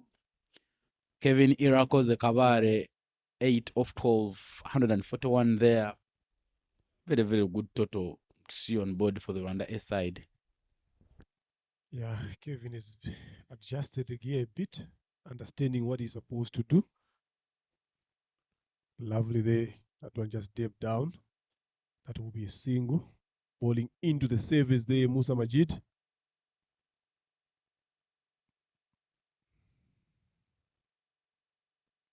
Still need, they are on 142 years, so 160 for me will be good enough.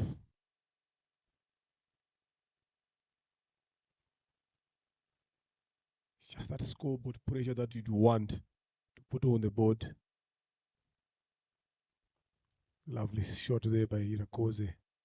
Down to long on. Uganda also posted 160, if I'm not mistaken, against Zimbabwe Imaging as well a couple of days ago. So, which means they've been into those 160, so they know how to get there. So, but if you look at how they also end up losing wickets as well, so that's why I want to see them being challenged today. Shot there, but did not go anywhere. Surprisingly, I lost the ball. I thought to. As well myself. That's where I was looking. But that's where I thought that ball is going. Actually, me, I looked at backwards of square leg in that gap. Where I was looking for sure, because I thought that way that ball is going, not knowing that the ball is just on to the pitch there. That one goes up, catches the cone, Subuka Siraj. Beaten by bounce and spin. Good work by the two fielders there. Subuka and Bakuma. Yeah, two spinners. Fielding in. By spin. Yeah, of course, the ball hitting the surface and spinning away from both of them. But of course, this is a good over from Musa Majid. Seen only 5 runs of it so far. He'll be coming to bowl the last delivery. Projected score 154. Musa Majid there with the last delivery of the over. Hit straight long off. That will be a single to end the over. Musa Majid's 4-over spell comes to an end. He's conceded 34 runs and picked up a single wicket. Current run rate for the Rwanda A side 7.68.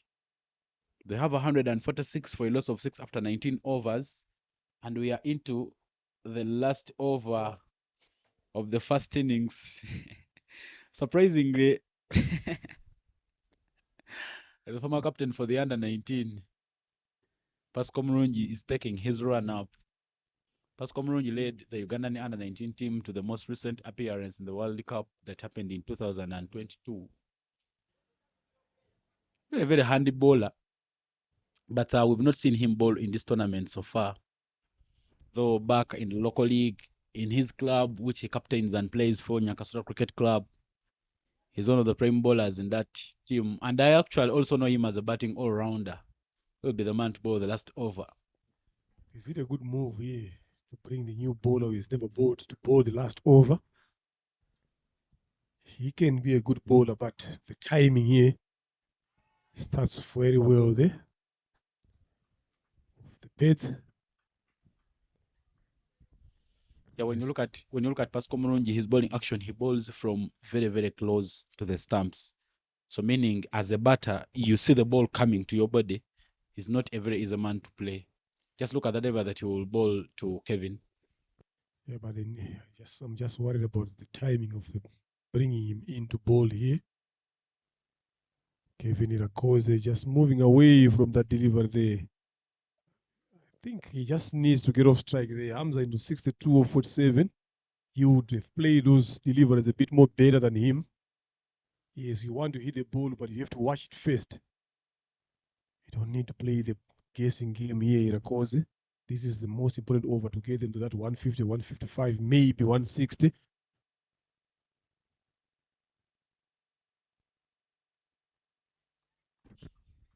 Of course, Pascal Mulungi will keep bowling those balls close to your pads. So for the batters like Kevin Irakoze who are not good at getting the length of the pads, it will be very, very hard for him to get runs in this over. But of course, it's a very brilliant start there from Pascal Mulungi, a person who is just bowling the first over in the tournament and the last over in the match. Yeah, it's very good there, but Irakoze is the one who's failing to execute his shots very well there. This one, it's hard, but there is a fielder there. Well done, well fielded there. Good work in the deep by Lutaya Ronald. That could have gone all the way to the boundary, but the commitment there was exceptional. Yeah, of course, giving them just a single. Now Hamza Khan, the on-form man, 62-47, will face as Pascal Mulungi is man with only 2 deliveries to complete his over. Has some bit of experience, played for the senior team. He's bowled in tougher, tighter conditions. I believe he will deliver a good over here for Team Uganda. Tries to go for that one. Hamza Khan couldn't time it well, only finding Jonathan Sebanja in the covers for a single. Better over here now so far by Pascal Mulungi. Yeah, of course, the most vital thing was not conceding a boundary. And actually, when you look at Pascal Mulungi's over, you would even wish maybe he bowled That's what I earlier wanted on to in the ask you. I'm innings. like, why was he not bowling all along? Yeah, but I think Pascal Mulungi is being changed the role because we've seen him bowl bat at number 3, not bowl in the innings. But we've seen Pascal Mulungi bat at number 3. So it looks like the coaches are changing his role maybe to a full batter.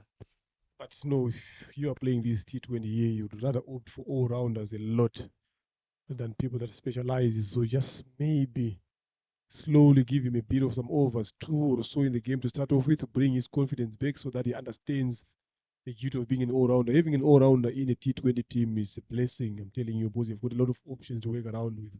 Even if you look at your betting, you've got a long betting depth. If you look at your bowling, you've got a lot of options. That is the betting card. Hamza Khan, unbeaten on 63 or 48. Namoranye Chris, 2 of 9. Mucho Eme, 24-15 to his Bosco, a good one. 23 of 18. Nyomgabo Eric, another quick one, 19 of 11. Then Christian Benhire, nothing on the board. Rukuno John Pierre, again, 1 of 2. And Irakoze Kabare, 10 of 17 not out. And that brings the total to 149, which means Uganda would need 150 in the allotted 20 overs. Yeah, of course, Uganda are giving away only 7 extras, and that will be the change when we go for the second innings.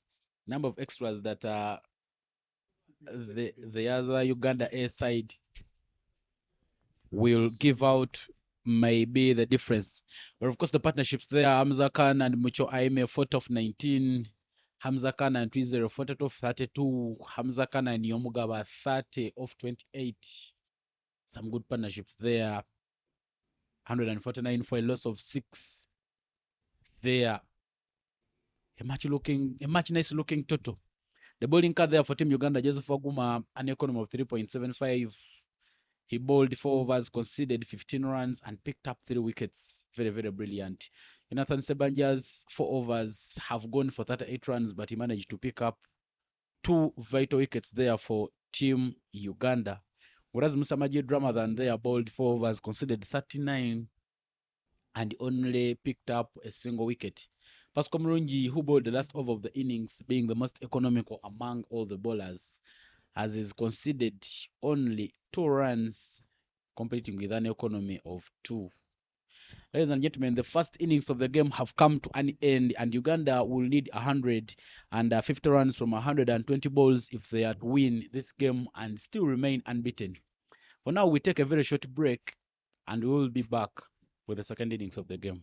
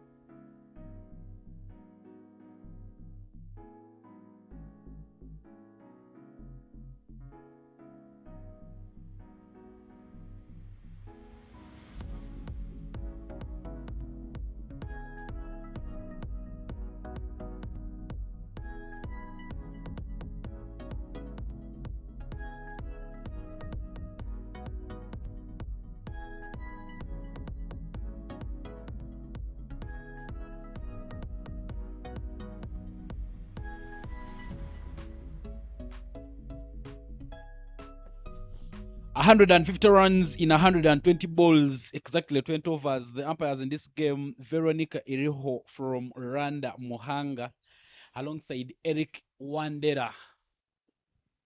Male umpire and a male umpire, a very, very good duo.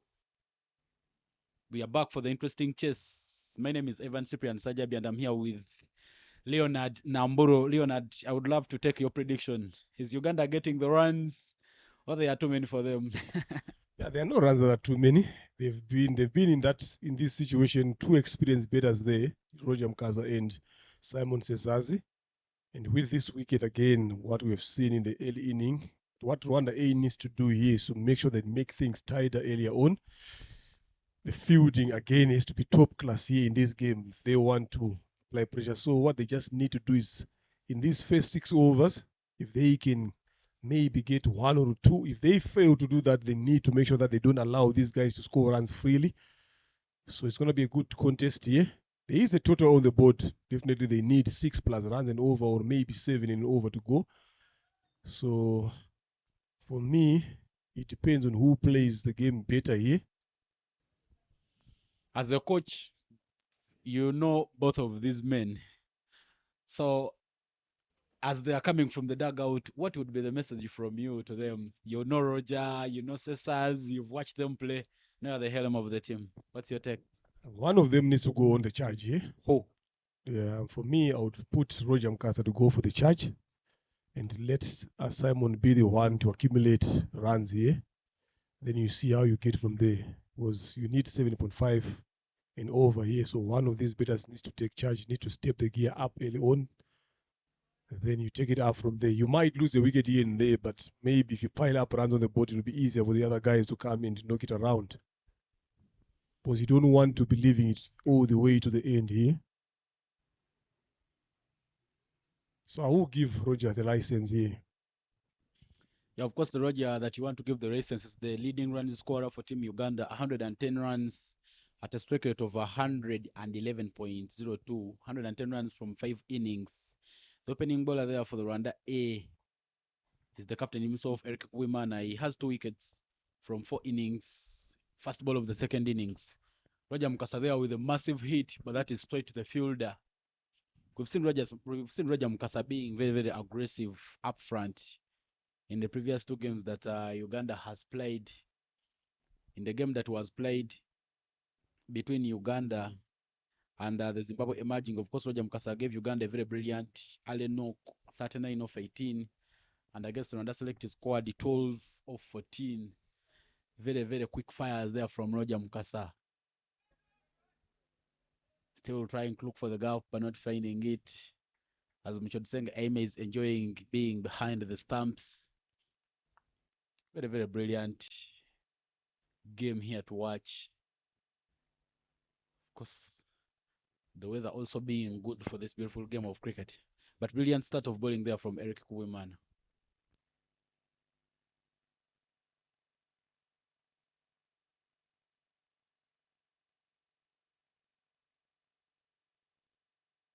He's bowling it into the pitch there, getting some bounce. Roger Mkasa called for the pull. He's not finding the gap that he's looking for.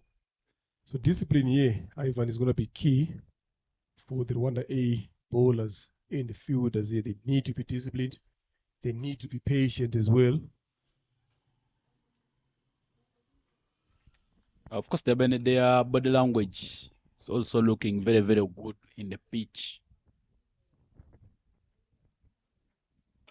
Shot up and over. That should be the first boundary there. Roger Mkasa slightly over pitched. It was there for the taking. Invitation accepted. 4 runs. Uganda A opens the account. Roger Mkasa. Yeah, Roger Mukasa very, very good at picking up the length. So that was a half tracker there from Eric Kuwimana. Roger Mukasa manages to dispatch it for a boundary. 146 and 116.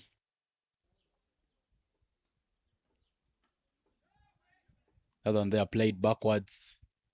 Roger Mukasa will rotate the strike yet again. Look at those throws there. I told you the problem with this Rwanda A side.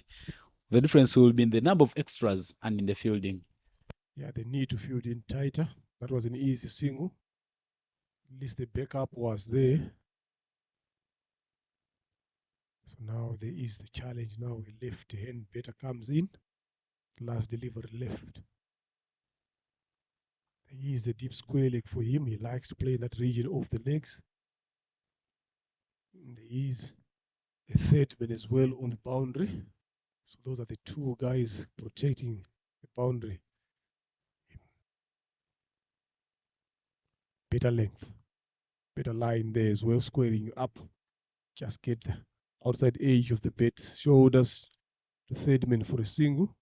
Decent over here from both sides. 6 for no loss after 1.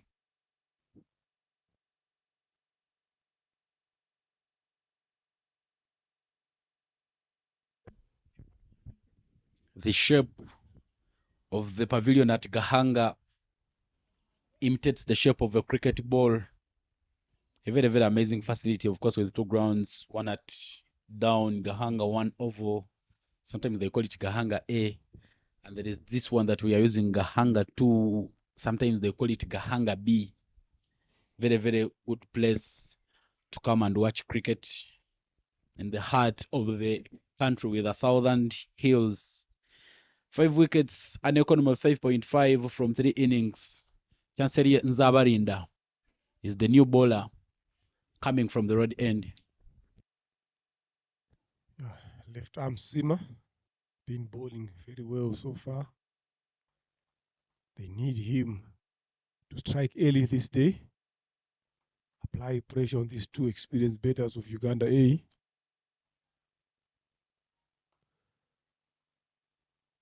Over pitching that one, got away with that because it was hit straight into the fielders in the covers. You wouldn't want to be offering such kind of length to players like Simon Sezazi. Just try to get it a bit more on the back of a length there, that hard length there that he normally ball just around the off stump. Just make him try to play on the up. That's the way to go here. Better this time, slower one. A bit of some cutter there.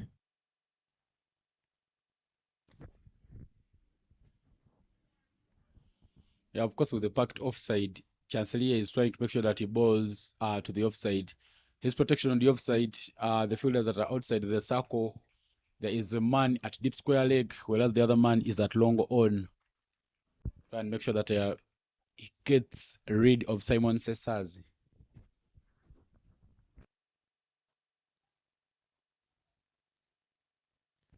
Better. Like I said, it's just the net of being disciplined here. Don't like to go hunting for wickets.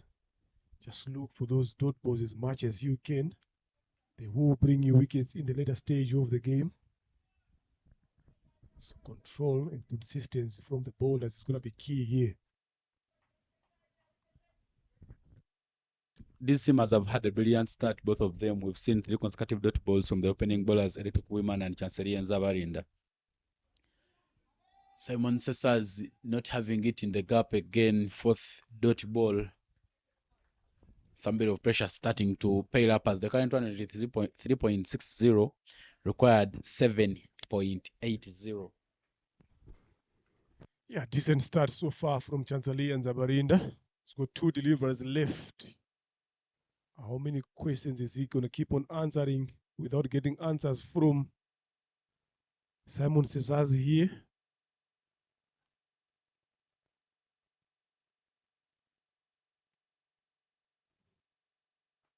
Shot, but this time through the fielder in the covers, Kabare Kevin Irakoze, that goes to the boundary. Like I said earlier on, you don't want to be bowling such kind of length to players like Simon Sesazi. He got away the other time, but this time couldn't get away. Kevin Irakoze could have done better there. Just dived over the ball. It goes to the boundary for 4. Yeah, of course, a bit of width. And even though the runs are not coming so quickly for Uganda, but you see, they clearly know that to keep close, they need a boundary in every over. Last ball of the over, Simon Sesazi doesn't get contact. And Chanceria Nzabarinda gets a dot ball. Much brilliant over there. 4 runs coming off it. And after 2 overs, the score is 10 for no loss. Yeah, they need to keep bowling in that particular way. Just cut off that boundary that has been coming on. They just need at least 2 or 3 overs without a boundary, especially in the power play. Then they would have put Uganda under a bit some pressure here. So it's up to how Eric Kubimana will continue to bowl his over here. No need to give these two batters anything on the length there. Just keep them on that back foot line, not allowing them to go for the pull over the cut in front. That should be the line and length to bowl there. Keep tackling them, keep attacking that rib cage area there.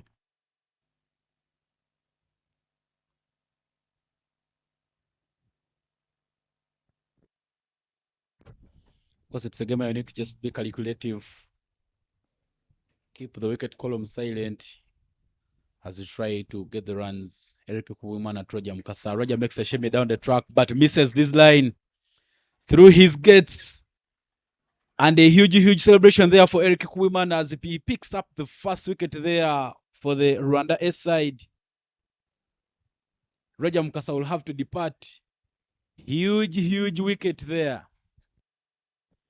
Yeah, he's just taking a shimmy down the track there, Roger Mukasa, because of the length that Eric Kubiman has been bowling here, not giving it more time on the full there. So he just stuck that short delivery, but just wanting to create that length to be a bit more full. Look at that there. He moved away from the stumps there. And the good thing that Eric Kubimana did was always targeting those stumps. Rwanda A strikes, and the big man, the captain, Roger Mukasa, staying for the loss of 1. Yeah, from now here on, it will be game on. As a very huge wicket has now been taken there by the Rwanda S side. Roger Mukasa, not a man you can put out of the frame. But unfortunately, he departs. New batter in, Ronald Lutaya. Strike rate of 99.07 in this tournament.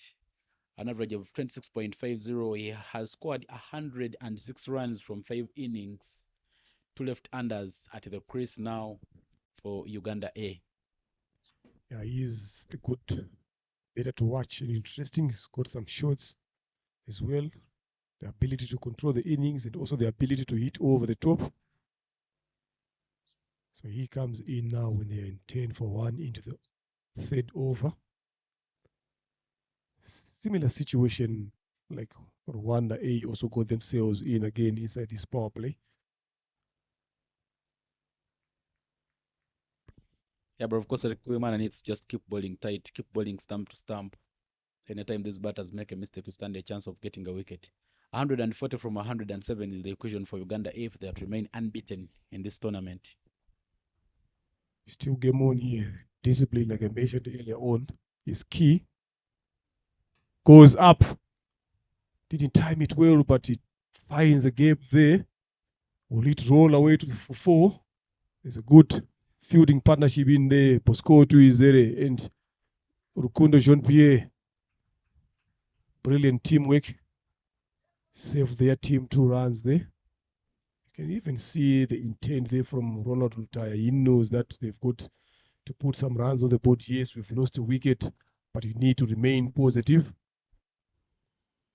Straight up after that shot, there is a long one that has been dropped on the boundary, going a bit defensive now here. Rwanda A. They know how important it is to cut off those boundaries, especially in this power play when they've got limited restrictions.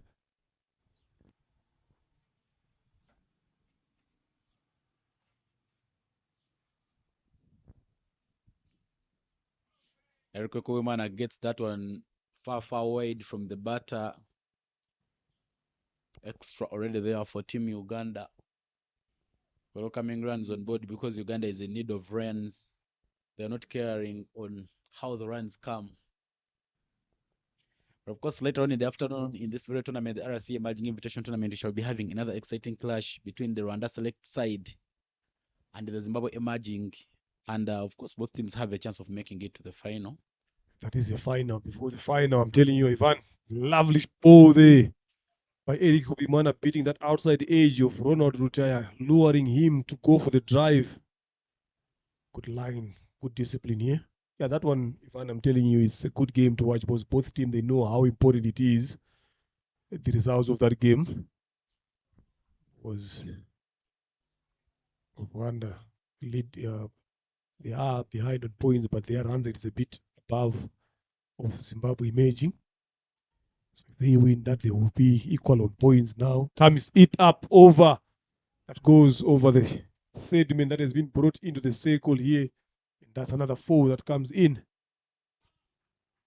Like I say, they've been too defensive here, Rwanda. If it was me, I would have just kept that mid on onto the circle, keep that third man on the boundary here for these outside edges, make him try to hit it over long on here. But now they've made it easy. And of course, changing the field setting following a good shot. Of course, Rwanda select that you're talking about has a net run rate of 0.302, whereas Zimbabwe Emerging has a net run rate of 0.132. An exciting game will be coming on the cards later in the afternoon. Rwanda 11 needs to win that one as well. If they win that, they will play the final.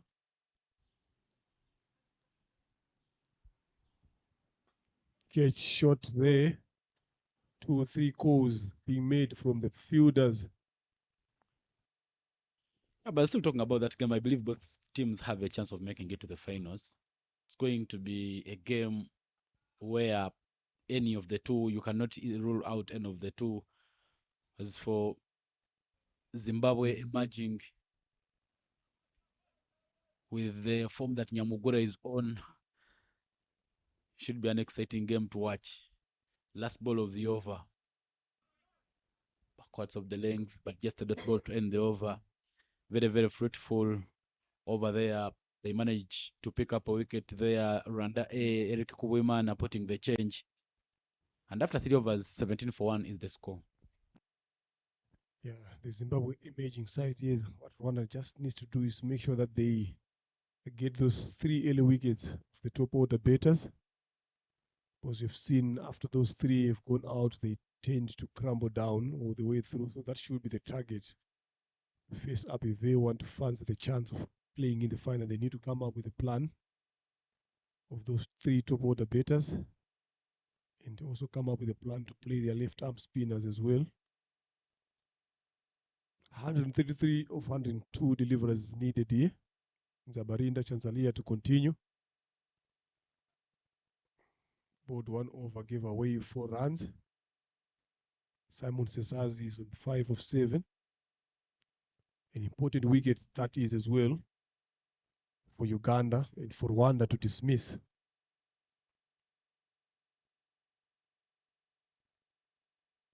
Two covers in place there. A packed offside there as Chancellor Zabarinda comes in to bowl. A bit of a slower, but that just beats the edge. These cutters are working out for Chancellor Zabarinda very, very well as he starts off his second over with a dot ball. Yeah, he's bowling them very well and bowling them in the right areas. That is what is important. So what is key now is to be consistently on that region as well. Don't try to do so many things. Just wait for the batters to make mistakes. See? They are starting to feel a bit of some pressure here, obviously, because they haven't scored as much as they expected.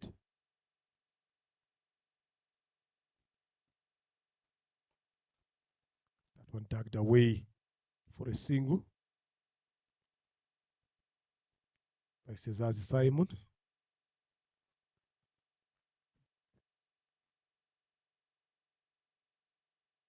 One of the things I'd love to credit these bowlers for Rwanda, Chancellor Zabarinda and Eric Kuwimana, their ball control has been very, very exciting in the game. Though they have bowled to the right-handers and though they are bowling to the left-handers, very, very consistent lines. I think maybe the introduction of left-handers would make them struggle with the lanes. But they've tried to maintain the lanes and keep it very, very tight. Yeah, if Eric Kuwimana now, I'll be tempted to give myself another over or to give Chanzalia another over as well. Yeah, but why not?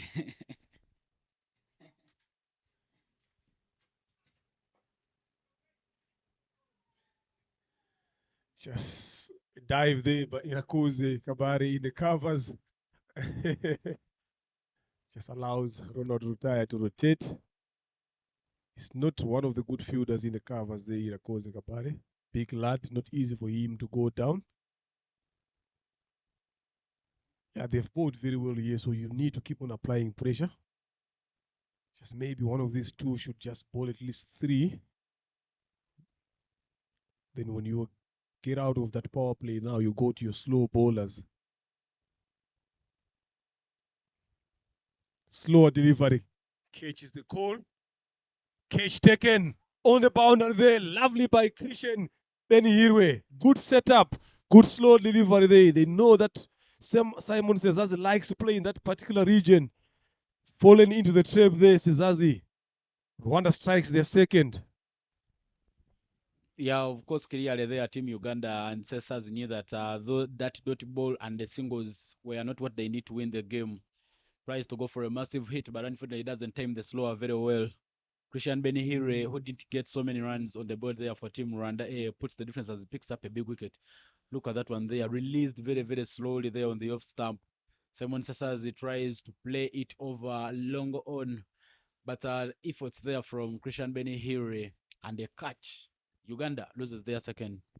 This is what Rwanda A needed now to get those 2 big fishes in the power play early on before they put on runs on the board. And they've managed to do that. You can see smiles all over their faces. They know how important it is to dismiss a player like Simon Sezazi. Good setup there by Chanzali and Zabarinda, just rolling the fingers across the seam. They're taking the pace off. And that long on has been there since he started bowling. He knew exactly where he wanted to bowl and understanding where Simon Sezazi likes to hit. So they need to continue being disciplined this way. They don't need to get carried away. Yes, you've taken 2 big fishes. You've still got Ronald Lutaya, still got Pascal Murunji. Or you've got the capability of turning the game away from the opposition. So you need to make sure that you're still keeping on, stepping on their throat. They don't release. Pascal Murunji comes in with the 69 runs from 5 innings at a strike rate of 76.67. First ball driven power on the ground, but straight to the man at mid off. Eric Kuimana, the captain for his side. I've loved the body language so far from the Rwanda A side. They're trying to make sure they keep things tight. Very, very brilliant work. But look at that over there by Chancery and Zavarinda. Yusufa picked up a wicket, considered only 2 runs, 2 dots. Last ball coming, a bit of hesitation in the run up, and that is why it's white. You could really closely see him that he was hesitating in his run up. He should have just stopped and come back and restart there. But he chose to continue, straying down the leg side, ended up giving extra. Yeah, he needs to keep on pushing there. It's going to be interesting to see what is going to be the change in the next over coming in. Who's going to come into ball? Is the captain going to continue? Lovely ball again. Kabare Kevin Irakoze again giving a 1 day. As soon as Pascal hit that ball, he knew it was Kevin. He called early for the run there. That's a brilliant over there by Nzabarinda. Chanzalia dismissing Simon Sezazi and giving away only 2 runs in that over. 21 for the loss of 2 after 4 overs. Uganda A needing 129 of 96 balls. Yes. If I was the captain for the Rwanda A side, Eric Okuwiman, I would have bowled 3 overs on trot and also given Chancery and Zavarinda that ball is 3 overs on trot. Despite my opinion, Yeah, maybe let's just see. Maybe just since he's the captain, sometimes you don't want to be selfish. Maybe he's just given Kabare now. Then the next over, he's just maybe going to leave Zabarinda bowling just to close off the power play over with a seamer. So the spin introduced from the mount end. yeah, Kaware Kevin, 4 wickets, an economy of 5.84, an average of 27.75. He's four bowled in 5 innings and picked up 4 wickets. Will be the bowling change. The wicket that were used before yesterday's rest day was giving some turn, but we've seen that this wicket, the spinners have not had great impact. despite Waguma's 3-wicket haul, but we saw Roger Mukasa being taken on as well as Sir James Obuga during the first innings. Kevin Kavare to Pasco. Wild swing, but that's way wide outside off stump. Kevin Kavare, of course, bowling those balls that are turning away from the batter, and there is a slips in place. Eric Kuwemana there at first slips to create a chance for a catch. He's 10 there. You've seen those two deliveries. Pascal Murunji had no clue there. Just playing the first line and being beaten by 10.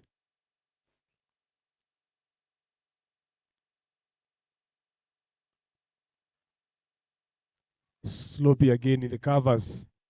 We've talked about the fielding of Rwanda A here. They need to be tight in the field. That could have been a dot ball there.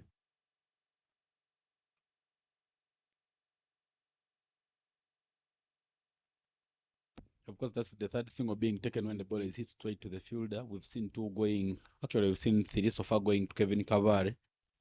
One which Sasa has actually managed to even score, to even hit past Kevin for 4. And now that should be the 4th. So if you feel you're defending such a small total, you need to be on your toes. Keep the field tight. 2 men on the boundary there, long on. They are in place, but that is hit. Fine enough. Should be the gap. And Pascal Murunji, I beg your pardon, and Ronald Lutaya gets up a boundary there for Team Uganda. Much welcoming. Yeah, very good boundary there, but that was a loose delivery. They short of a length. They're turning into the lefty. Easy for them to play that area. I think I would rather have a deep square leg there than having a cow corner. For Irakoze Kabari, yes, now they've employed a deep square leg, but he needs to bowl a touch fuller there. Just get them to come and drive on the front foot.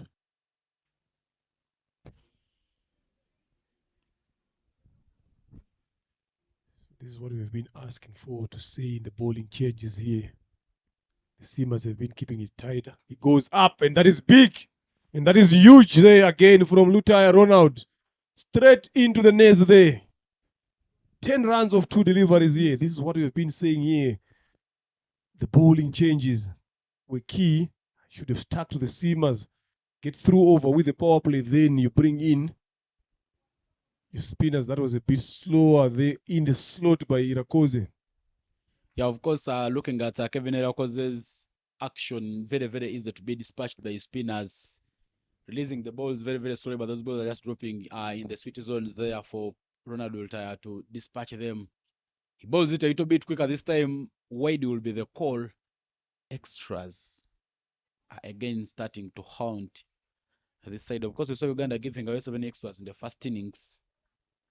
We're just confirming the number of extras in this inning so far, but in defending, you need to be a little more tight. A bit of edge there. The diving, not very satisfying. And the 2 runs will end that over. Kevin Irakoze's first over goes for 14 runs.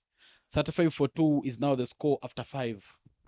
Better over there by Uganda. They needed that. They needed an over like that to keep on getting closer to what is required, 115 of 90.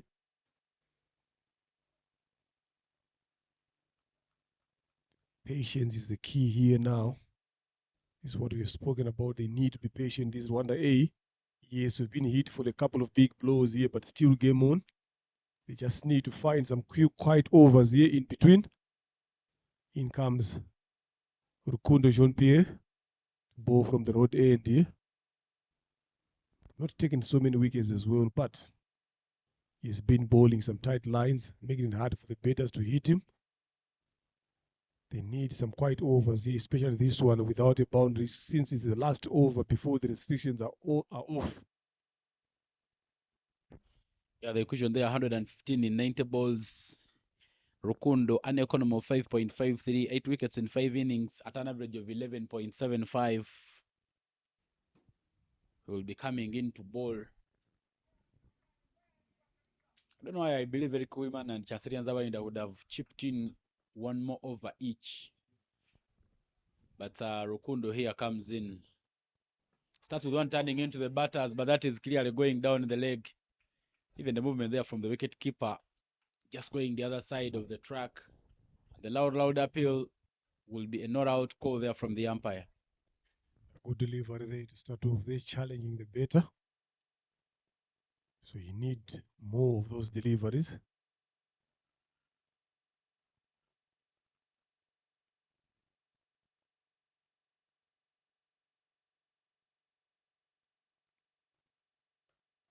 Much better again.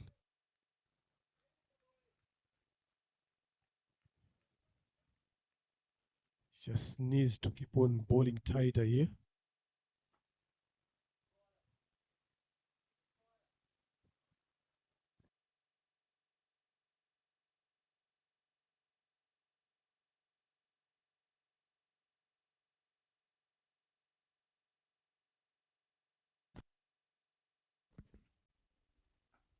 Goes for the pull and straight into the man at deep at square leg in the circle there.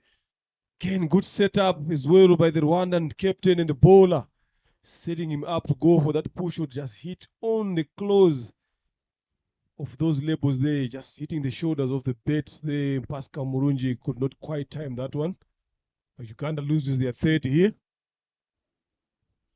Yeah, of course, we've seen two balls turning into the batter there, building a little bit of pressure there. Pascal Murungi tries to go for a sweep shot, but that just hits the top edge of the bat, and will have to depart with a 2 of 8.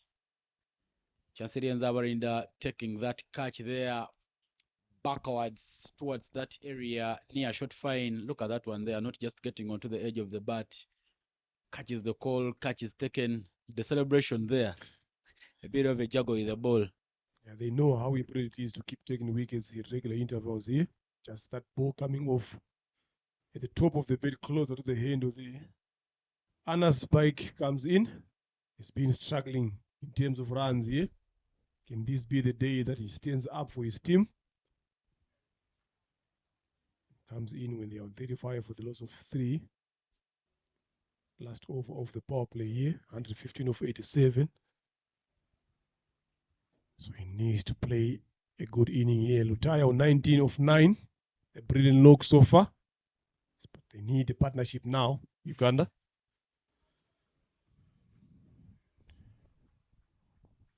Very, very brilliant start there from Rukundo Jean-Pierre. 3 consecutive dot balls, including a wicket. Much brilliant start there. He has those balls that turn into the batters, which are not very, very easy to dispatch. And that's big in there for Team Uganda.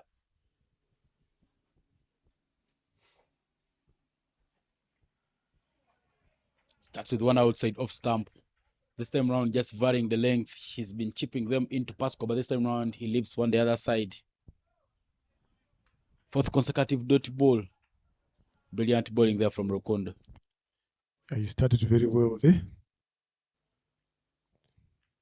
Those breakthroughs that they need on every occasion they come into ball. It's very important in terms of applying pressure.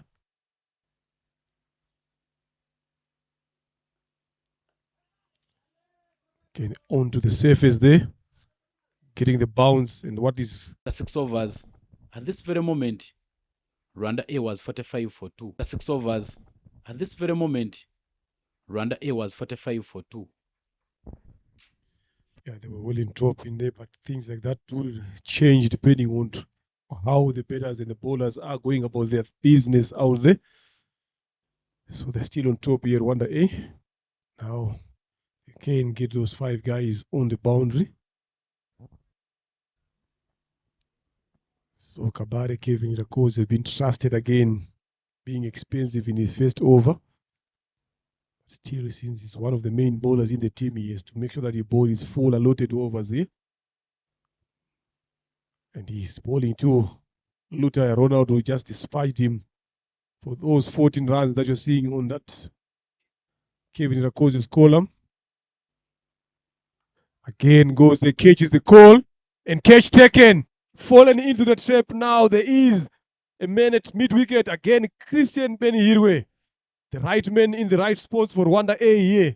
Taking those good catches. Slow delivery, short of a length. Lutaya lured into that pull shot. Couldn't get enough of that. It feels that he has let himself with the team down there. Rwanda A claims their fourth. Yeah, of course, the batting lineup there for Team Uganda starting to crumble. Pressure and more pressure being piled up. Ronald Wiltord departs with 19 of 10, a strike rate of 190. But Uganda here losing wickets in quick intervals. Kevin Rakoze are setting the trap, bowling it way outside of Pascal. I beg your pardon, Ronald Wiltord not getting enough battle to it. And Benihiro Christian takes a good catch there. One left-hander will replace the other left-hander. Strike rate of 59.26, an average of 8, 16 runs in 2 innings. Stephen Wabose is the new batter in. Stephen Wabose faced the bowling of Kevin Irakoze during the semi-finals of the RCA T20 men's T20, the second T20 which happened last Sunday. Now let's see who wins the battle. He's got a big job to do there. Vambose Futos just driven down to long off for a single. Yeah, him and Anes Beg here have got a big job to do here for Uganda. They need to make sure that they stay there, they put some runs on the board. But it's not going to be that easy. At one point, they need to go for those big risk shots as well. So against Irakoze Kabare, yes, he can be a bit expensive, but he has got that habit of taking wickets as well. The good thing is now they've kept that slip in play there. First slip is there. Again, beating that outside edge of a nice big. Still yet to get off the mark here. We haven't seen much of him with the better. Ivan, you know him better. Of course, Anas Bey comes into this team as a top order batter. He was batting in the top order for the under-19 team last year during the World Cup. And of course, it's a tournament where we are seeing players who are growing into the ranks. But Anas Beg, of course, has had struggles in the entire tournament. But those dot balls, they are building more pressure. Current run rate 5 required now is shooting close to 9, 114 in 74. Brilliant over there from Kevin Irakoze. Last ball of it, a bit of a floater, and the dot ball will end that over. A wicket and a single run there for Kevin Irakoze. 36 for 4 after 7 overs is the score. Excellent over by the big men. Could come back. They need to keep on applying this pressure. Obviously, the more Anais faces those two deliverers, the more pressure is going to apply on Stephen Wambose to go for the bigger hits. So they need to come up with a plan here. But brilliant bowling so far, except for that big over of Irakoze, but he made a good comeback. This time around, they've been disciplined, hitting their lines and length, putting up fielders in the right places, setting up batters 114 of 78. Still game on here, but Uganda needs to step up a bit more. There you see the betting card of Uganda not healthy today. Roger Mkaza gone for 5, Simon Zezas gone for 6, Ronald Rutaya gone for 19, Pascal Murungi again gone for 2. So it's up to the middle order now to make sure that they do the job for their team. Yeah, there is a bowling change there for the Rwanda A side. Theophile Ndaishimie with an average of 5.94, 4 wickets in 5 innings will be the bowling change, replacing Rukundo from the road end. Starts with 1 to the pads. That is a hit, but hit fine. Does it have enough legs? Of course, Amzakan there with the chase, and I'll pick up 2 runs. That first over there from Theophile just shows that it will be hard for him to bowl to the left-handed batter. This should be easy now for off spinners bowling the ball turning away to the lefties. But it's just the line that is bowling to. Just needs to start just around about mid and off there. Bring that outside edge into play.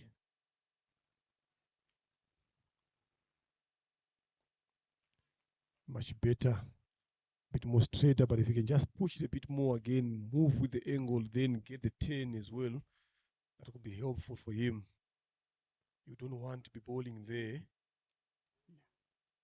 He is a man, they hit straight to Ramza Khan, but they get a single. Ramza Khan and Irakoze Kabari in I this tell you squad. something. I tell you something. Even if I had gone to bat and I hit it straight to Amzakan or Kevin, I will know that's a run because their fielding has been up to that standard. Well, the rest of the batters have, the rest of the fielders have actually tried to put up a show, tried to bowl to field well in this game because they know what it needs. 111 in 75 balls. The gap between the runs and the balls is starting to grow big. Yeah, they need some boundaries here onwards. Now, because of those wickets that they've lost at regular intervals, it's not going to be that easy for these two batters to step on the gear. Goes up, catches the call. Catch taken. A nice. The misery continues. Couldn't get off the mark. I think this is the second duck he has scored in this tournament so far. Things are not going well for a nice break. Rwanda claims their fifth. Lovely they set up as well. The fielding in the deep has been exceptionally well here today for Rwanda. Like I said earlier on there, I needed to see them getting closer to that 150 to apply pressure on Uganda, test them. Their chasing capabilities there. There is a bigger total here. Obviously, you need to go for the bigger shots. It's all about you placing them in the right positions there. Theophile Ndaishimie takes his first wicket. And nice, the misery continues. I'm not sure how he's feeling here. He has not scored runs in this Rwandan soil so far. He has landed. Yeah, of course, the Rwandan soil not being a very good hunting ground for him there. But at one time in this game, Uganda was 35 for 3, and now 2 wickets have only added 4 runs. A lot of miseries. Calvin Watua, who has not had a lot of opportunities to bat, makes his way out here to come and get some runs. Calvin Watua and Stephen Wabose back in Uganda, they play for the same club, Tornado Cricket Club. Though here in Rwanda, one plays for Challengers Cricket Club and the other plays for Kachi Sports Club. Calvin Watua early this year went to Zimbabwe and played for a club called Bulawayo Athletic Cricket Club. Him and Pasco were in that team, plus someone in the Zimbabwe emerging team called Samuel Muyambo. I don't get the name well. Yeah, you're ready. You're correct there, Samuel Miambo. Yeah, that is good exposure for them as well. Play as much games as you can do in different environment. It's good over so far here by Daishimi Theophile.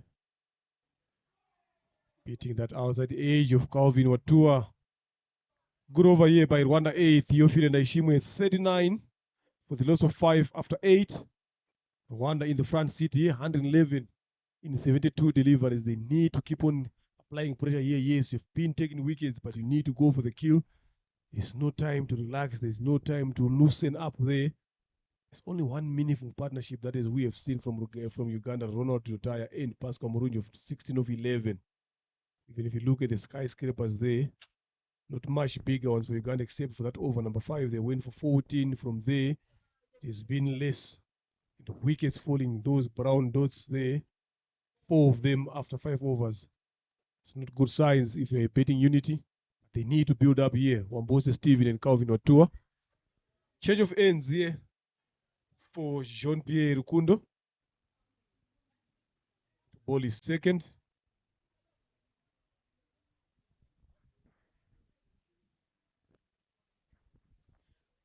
The current rate now dropping to 4.88, required 9.25. 111 runs from 72 balls as Jean-Pierre Rukundo comes back to bowl there from the side of the hill. He changes the bowling end. Starts with one turning away. That is beats the wicket keeper. It is racing to the boundary. And yes, welcoming runs there for Uganda.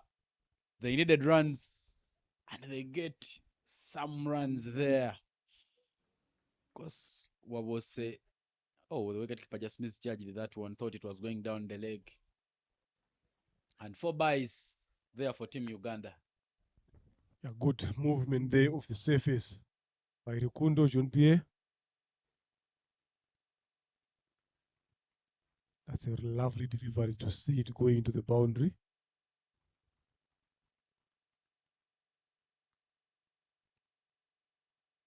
Stephen Wambose.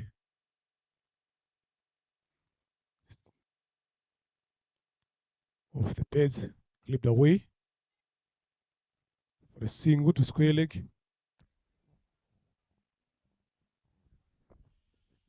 If Rwanda Air goes on and wins this game here on, it would have been absolutely their mistake. 44 for 5, they already have half of the batters for Team Uganda back in the dugout. Many aggressive men have been taken back. Roger Mukasa, Simon Sesas, Ronald Deltaya, Pascal Murungi, and Anas Beg being the last to depart. 106 from 70, the gap between the balls and runs becoming big and big. Lovely Yorker there. Good take by the keeper, Eme Muchodri Senge. That is something that John Rukundo is good at doing, those Yorkers that he bowls. Well directed ones.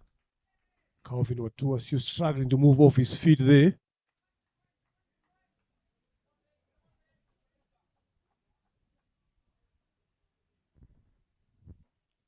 Yeah, it's just that 149 that has been put on the board here, Ivan. It's something that it does. The more you put runs on the board here, that scoreboard pressure adds some advantage to you when you come into bowl second, knowing that you've got runs on the board here. So any slight mistake from the betting side, you will be at an advantage.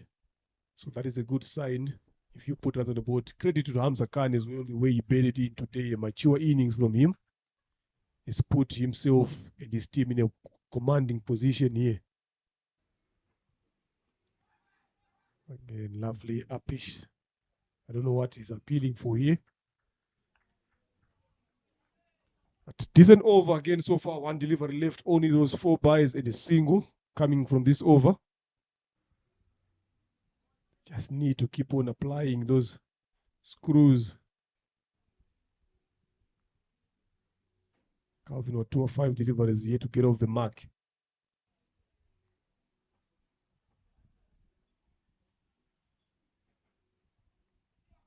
Goes for the drive, misses that one completely. Another good over there by Rukundo Jean-Pierre. Giving away 5 runs only. Uganda A on 45 for the loss of 5 after 9 overs.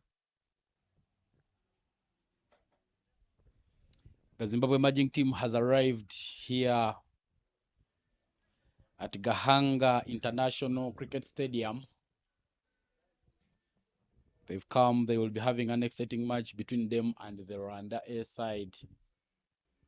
Of course, they're in your frame. Their physiotherapist Munashe, their head coach Chigumbura, and the team manager for the under 19 side. Many exciting men. Theophile Ndaishimie comes back. That is hit down to the surface by Wabose. But I tell you here on, Uganda needs to get boundaries. Though looks like Rwanda has closed all the gates and avenues of Uganda getting those boundaries. Absolutely right there. They need to find a way to get those boundaries. Use of power. Looking for gaps here. But with how these bowlers are bowling, I don't think it's going to be that easy. They have to work extra hard here. Uppish again, looking for the boundary.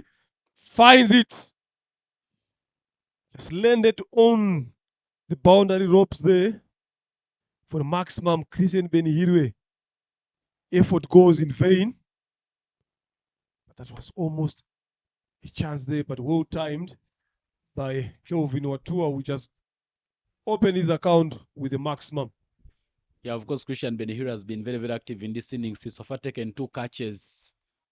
Of course, dismissing 2 aggressive batters, but this time around on that occasion, he doesn't get hold onto that one. But a very welcoming boundary there for Team Uganda. Look at the replay there right on your screen. Ndaishimi bowling it a bit full, Calvin Whatever goes for a massive hit, but the flying there from Christian Benihiro doesn't pay off. Soft touch there backwards of the square. Should be plenty of runs to take. They're running very quickly, and they will manage to pick up 2 runs. This is turning out to be a very, very fruitful over for Team Uganda. Just a confirmation of buys there from the umpire. Runs are starting to flow for Uganda. Yeah, they need a couple of overs like this. It's not going to be that easy as well. They have to work hard for them.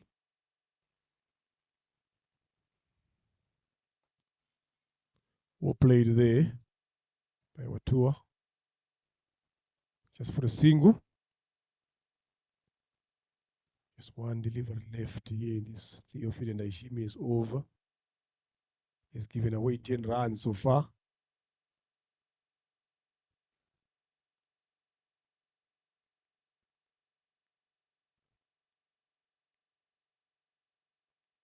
Yeah, you will get 1 overs coming off big like this. Goes for the sweep. There's no one in that particular region. It's 4 runs it is from Stephen Wambose. He's been trying that sweep shot since Theophilus started bowling. But this time he got the better of him. Relief for Uganda. This is a big over here for Uganda. They need, like I was saying, there will be some overs like this now, but the most important thing is other overs that are coming in. If you can be able to try to get some dots in them, close off those boundaries, because these Ugandan batters will be looking to get those bigger hits. So it's just a matter of denying them such kind of lengthened lines to hit to the boundary, make them look for those bigger shots. After 10 overs, it's 58 for the loss of 5 into the last 60 deliveries of the second innings of this morning game between Uganda A and Rwanda A.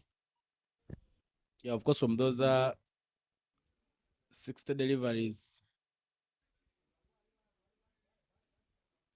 Uganda will need 92 runs. But Kevin Irakoze Kabare, who picked up the wicket of Ronald Lutaya, will now come to bowl from the side of the hill. He so far bowled 2 overs, conceded 15 runs, and picked up a wicket. Not bad figures. Start with the floater, which is played back to him. Just allowing the ball to fly a bit in air. Calvin Watua there with 7 off 11 now on strike. That is bowled quickly, and that is hit well. Should be a boundary there for Team Uganda. And that is the maximum. Kevin Irakoze with a very uncalled for delivery. Every time you bowl a floater, you get the turn, but he bowls a short, quick ball. And Calvin Watua says, thank you. Dispatches it for a maximum. And this is not the second time he's been dispatched for the 6 of a short delivery here. Kevin Irakoze. You don't want to start loosening up things here. You need to be bowling right lines, right leg. Don't try to do too much in that particular occasion. Try to bowl a quicker one. This is where you need to be bowling here. Beats the batter, beats the keeper as well.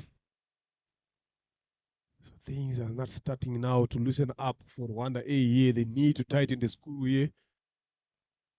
That ball was a brilliant ball by Irakoze, beating the batter, but the keeper as well in the process. They need to get at least 2 or 3 dot balls every over, cut that boundary.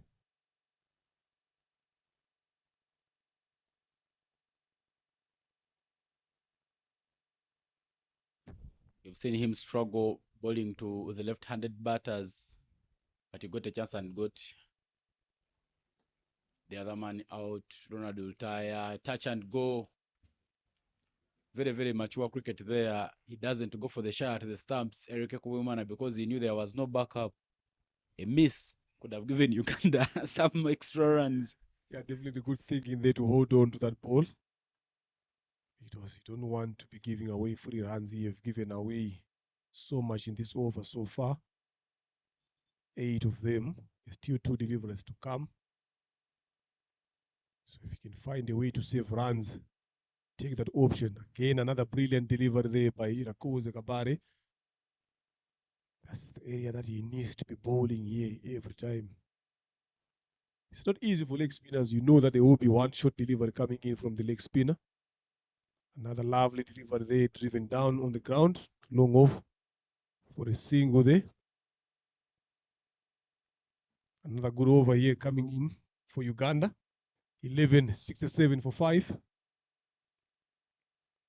83 or 54. Uganda can just manage to squeeze in these 2 overs without giving a lot of runs here. Not anything more than 6 and over in these 2 overs. They would have done a good job here. They would have added another pressure as well to the Ugandan batters. So they need to make sure they find some quiet overs as Rukundo John Pierre has been given the ball again, this time from the road end. They've kept shuffling the bowlers around, but looks like these two are building the partnership there for Team Uganda. Calvin Watua and Stephen Wabose. These two hail from the same region. Which means they understand each other better. They've played around each other a lot more better. Yeah, even in secondary school, they both played for Ginger Senior Secondary School. We are on the under-19 team around the same time, 2015, 2016. Better start there by Rukundo John Pire. Needs to bowl a decent over here. I'm telling you, if they want to keep on putting pressure on Ugandan batters. Yeah, Calvin Watua is on 14 of 16, well in control. Same with Stephen Wabose. They need this partnership. You could think Rukundo will be bowling every over from another end. His first overs have been bowled from different ends. Picked up a wicket and considered only one. This time round, he has that ball which chips into the batters, hits the deck. But this time round, Calvin manages to get it off his body with a bounce. Calvin Watua, Stephen Wabose, two men who know each other very, very well, both from the eastern region of Uganda, both studied from Ginger Senior Secondary School. Surprisingly, in Uganda, they work for the same company. They're always together. So that makes it easy for them to control the inning there. You break one of them, they crumble.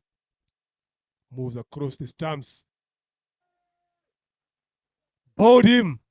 Another wicket there. Come on. Brilliant bowling from John Rukundo. I'm telling you, he's bowled very well. Wambosi just shuffles across the stump. Misses that one. Bowled the leg stump. Just trying to do something there. He needed to do that because they know he's feeling the pressure here. He's played very well for his 11 of 10. But Rwanda A still on top here. Look at that. Between his legs there. Sean Rukundo Pierre realizes that he has shoved it across, just gone for the fuller Yorker there. Yeah, but of course, facing a pace bowler, committing himself on the offside very, very early. And Rukundo Jean-Pierre just maintaining that straight line. He's bowled very, very tightly. He's bowled 2.3 overs, picked up 2 wickets, and considered only 2 runs. Amazing figures there that he has had. The new man who's just walked in for Team Uganda, Joseph Baguma. One thing that I know about Joseph Baguma for the times I've seen him, because I started seeing him in 2016. But then I just joined the campus, but I used to score during the school's cricket tournaments, of course, trying to make a contribution in cricket as well. He never asks for leg stump. When he reaches, he pauses. Let's wait and find out now. There he is. Just goes there. The guards are still there everywhere. Whoever took those guards, I would trust you. There you go. I told you. I know my man. The guards are there already. I'll use those ones. No time to waste here. Joseph Baguma bowled some good overs as well. Took 3 wickets. Get off the mark straight away. Some good fielding efforts there by Theophile and Aishimi.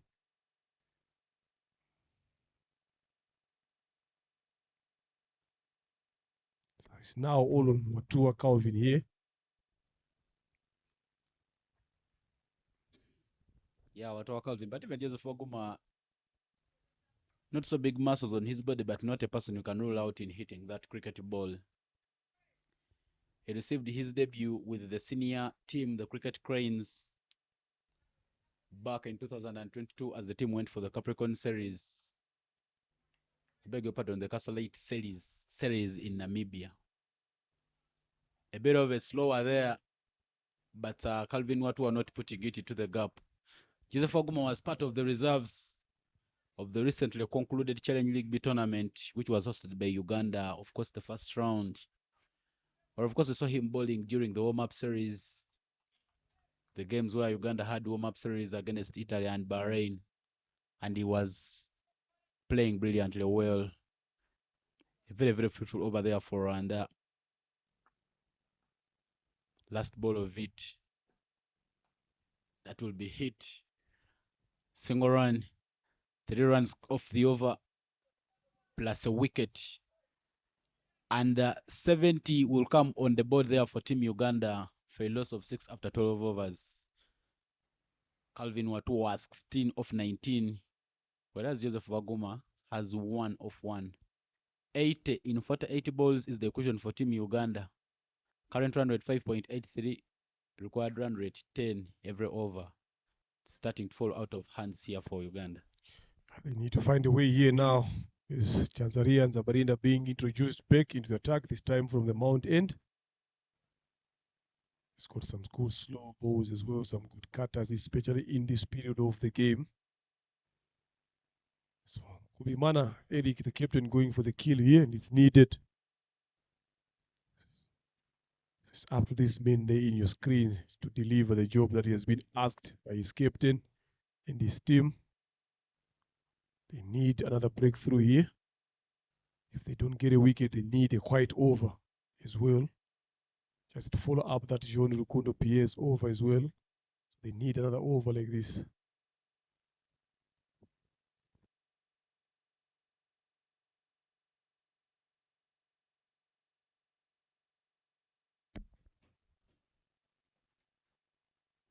Looking for his 6th wicket in the tournament. Chancellor Zabarinda comes in. Well, that is hit, but hit straight to a sweeper. They will only take up a single run.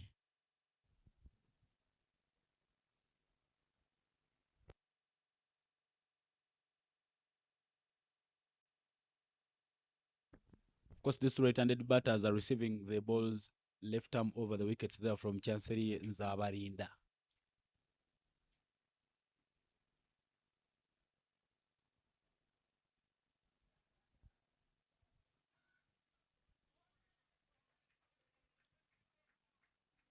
Bit of a slower there, but Joseph Waguma not managing to get his blade onto it. The required run rate is shooting now, leaving 10, and it is getting close to 11 every over. They don't need to let that escape away from them. They need to stay closer. With the brilliant bowling that has been shown by Uganda A bowlers today, has made it hard for the Ugandan to score a run so easily. Like another Yorker there, brilliant ball, fielding there, but good effort in the field, but could not stop them from getting that quick single. I think Rwanda A would take those singles as long as they are not offering boundaries here. He wouldn't mind those singles.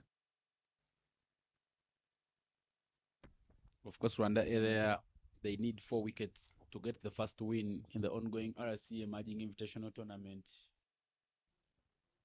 They've lost all their first 5 games. That is hit, uppish, but straight, not over the fielder. A bit of a fumble in the deep as it doesn't get hold onto it, and they'll pick up a double.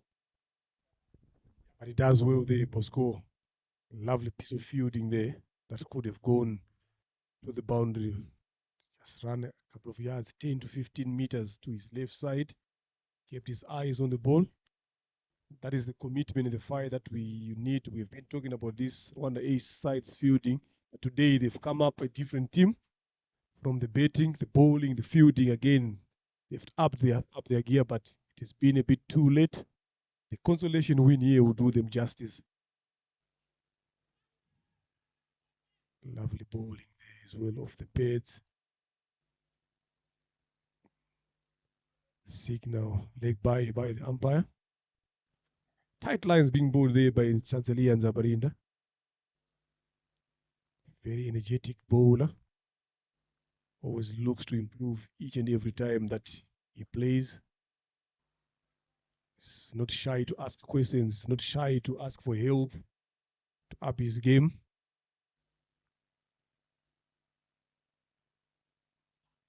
Lovely ball to end it over with a dot there. Two important dot deliveries in this over. No boundary in this over. This is what Rwanda A is looking for. 13 overs gone, 75 for the loss of 6. Uganda A, after losing the toss, Rwanda chose to bet, posted 149. A brilliant look by Hamza Khan. Sets himself for this commanding winning position here. And this has tested Uganda big time. They needed this test as well going into the final. I love the way Eric Okuwiman is shuffling his bowlers. I'm telling you, that's a good tactic as well, because definitely you know that sometimes the batters also study the bowler as well. So they sometimes if they don't get rid of you in this over, they will plan for you for the next over. Now, straight up, there is another new bowler. You've got a new plan. You've got a new tactic. So it always keeps you thinking as a batter. So that's a good tactic that has been used by Eric Kubimana here. It has worked for him so far. Because you're always planning against a different bowler every time that you're betting there. Tries to go for the bigger one, but there's Kevin Kabare. This time around does well. You can hear the applaud from the fans there. Yeah, I noticed that he put his body down, but Kevin Rakoze perfectly gets there. That is a hit, and it is hitting the gap there. Calvin Watua hits it, and he picks up yet another boundary. That's what you were saying about the fielder standing at cow corner instead of deep square leg or deep mid wicket. That shouldn't have been a boundary. Even for now, I think they should have 3 guys there. They should have a deep square, and a deep mid wicket, and long on instead of having a third man there. They should have a. He's an off spinner bowling to right hander here, so he need protection in that region.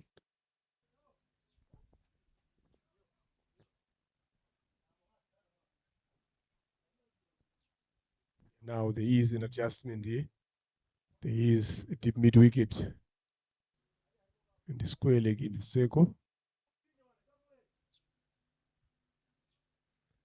Sometimes you don't want to do reactive fielding here. You need to come up with a plan. You know exactly where they can hit you, where they are strong. Goes up, big straight. Through the legs there for 4. Fielding now. Starting to fall short for the Rwanda A fielders. Yes, it was hit there, but straight to the field and Mugabe through the legs.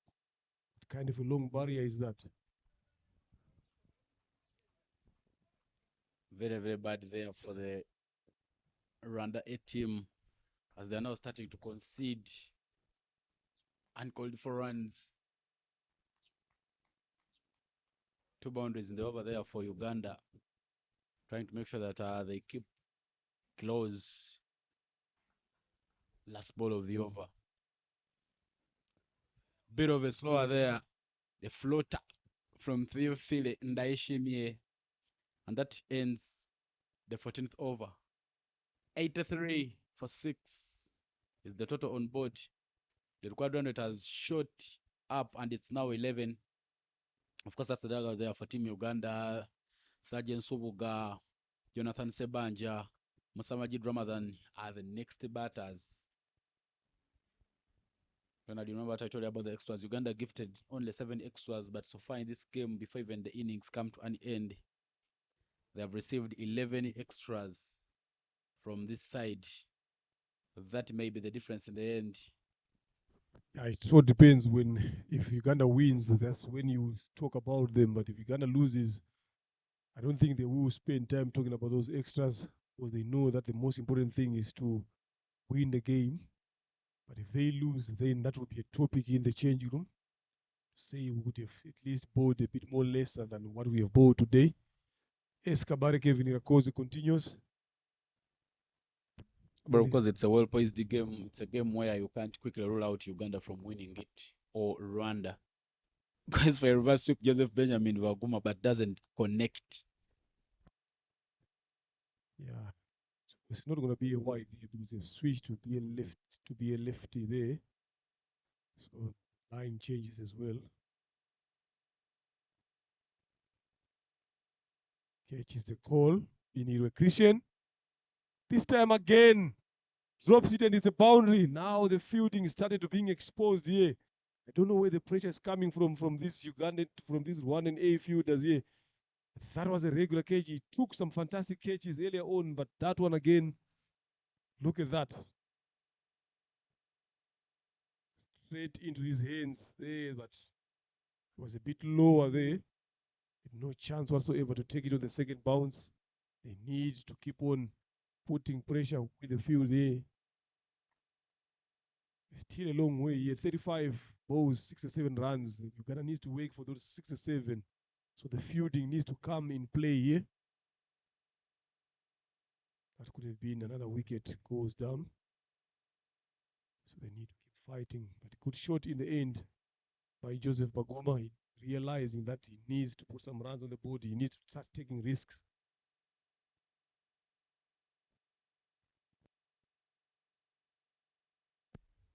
Joseph Waguma just trying to make sure that he has his protective gears right.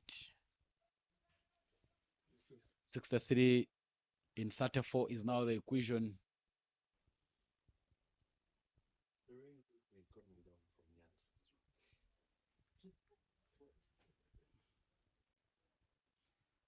Has to go for the reverse sweep yet again, Joseph Waguma, but doesn't quite connect. I believe that was a bit far from his reach.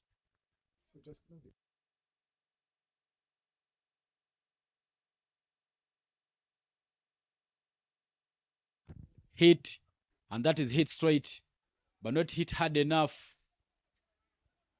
I was interested in getting the second, but he will only pick up one. Yeah, starting to feel some pressure here, these two batters here, especially Joseph Baguma. He feels like they need some big hits here. Lovely deliver again by Kabare Kevin.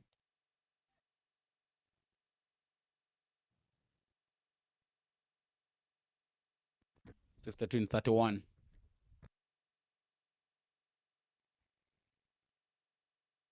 Flighted delivery again. This one hits straighter. Is a dive there in the end, but not good enough to save that go for the boundary. I don't know why Kevin Irakoze was going to launch that ball up in the air. Look at that. A lot of flight offered there. Ended up as a full toss. Easy taking for Calvin Watua. There was a diving effort in the deep, but not good enough. Uganda finishes that over with boundary. A better over there from Uganda.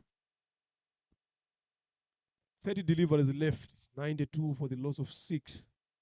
58 of 30. It's now getting interesting now where we are going in the deep end of the innings here now. Need to see some fireworks here, some big shots here, some deliveries, some fantastic catches in the outfield in the circle. Theophile Naishimie to continue. Yeah, but we've seen back-to-back fielding mistakes there from the Rwanda A team. And if they are to defend here on, they need to make sure that they work them out. Theophile Ndaishimie there will be coming from the road end, 58 in 30. Oh, I see that has become, the gap has started to close in again. Ndaishimie bowling his last. Starts with one outside off stump. That is hit up. 2 men round it. But yes, the fielding mistakes are still on. Eric Nyomgaba puts it down. And Uganda picks up a double. That's another catch put down as well by the senior player in the team, Eric Nyomgaba. That one now is punished. And again, 6 runs there. 2 casual. They don't know how to go for the kill, these Rwanda A players here. 2 catches in succession put down by 2 experienced fielders in this team. How do you win a game like that if you keep putting chances on the ground? Theophile has done all the hard work. creating chances. Chances being put down. Uganda now are in control here. 100 comes up. 50 of 28. Now Theophilus says, I can do it myself. I don't need fielders. Bowls a straighter one. Dismisses Joseph Paguma. Seriously, the fielding since this tournament started for Rwanda A has been not up to standard. The evidence being seen there, those cages being dropped, balls being left going to the boundary. But most important thing is they've taken that wicket that they needed. Ball is a bit quicker. Kuma goes across his legs. If fielders can't do it, the bowler does it for himself. In comes the big man, Jonathan Sebanja. Many back in Uganda love calling him Sepo. Sepo. The famous jazz number 44, Jonathan Sebanja. For his entire career, he played a lot of cricket in Charity Cricket Club. Unfortunately, Charity Cricket Club in Uganda is non-existent. Of course, some keep making stories that it was sold to Siren Lions boss Rowan Jarantin.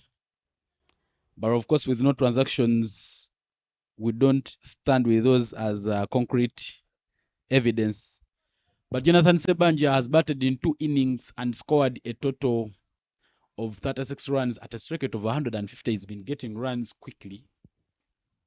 And now he comes in. He's not a man you cannot rule out from hitting sixes. For all his growing career, he has been a very, very good bowling all-rounder. Jonathan Sebanja also had an opportunity of playing in the UK. Some in this current team, the Uganda A team, love calling him UK used. But he's a brilliant man to watch. He needs to play a good knock here for his team. If they want to get the equation a bit more closer to getting the game there, yes, the chance is still there. But that has to be a brilliant inning from him here. Just duck down for a single. Yeah, they want to be the quickest between the wickets. So I think the Rwanda A team could capitalize on that. To get a chance to throw a run out, throw to the end where Sebanja is going. Another short delivery catches the call. Christian Beniro this time makes no mistake. Yeah, this is what they need, the big fish. Calvin Watua was on 31 of 30. Again, set up by Theophilus slower through the air, lowering him to go under the delivery and could not quite get that enough. Finds Christian Benihirwe, who has taken 3 brilliant catches in the deep. He just dropped 1, but still maintains that one. The most important thing is they've taken a wicket there. There we go. Yeah, plenty of elevation onto that one, but not getting enough distance. I love the way Eric Kuyimana was running around Christian Benihiro because he knew the fielding of their team wasn't something he would trust, trying to come and make sure that he gives some backup. But Uganda loses the 8th wicket. Newman in. Sorry, Calvin Otto departs with the 31 of 31, a strike rate of 100, 2 sixes and 3 fours. But the Newman in for Team Uganda is Nsobu Gasiraje. 18 runs in 1 innings at a strike rate of 257.14. You will need to do this if Uganda will win the game. Last ball for Ndai Shimire there. Goes down and hits it. Does he hit it fine well? Yeah, of course it's hit fine well. And Sergeant Sobuga gets off the mark with a boundary to keep Uganda in close contention and make it 105 for 8 after 16 overs. Need more of these shots here. Otherwise, if they don't keep on getting boundaries every over 2 or 3, they will fall short here. So this is now the most important part of the game here. 24 deliveries left here, 45 to win. A wicket here will make things interesting. 1 or 2 boundaries again makes things interesting. So this is going to be one of the most important overs to bowl. And to bowl that one is none other than the captain himself. But to me, I think I would have brought in Rukundo John Pierre here to bowl this over. Then the captain comes after him. But he knows his capabilities. So let's just wait and find out here. Yeah, and of course the shuffles have been working for him a bit. He's been changing those bowlers, and it has been truly working out for him. Current run rate 6.56, required run rate 11.25, 45 in 25.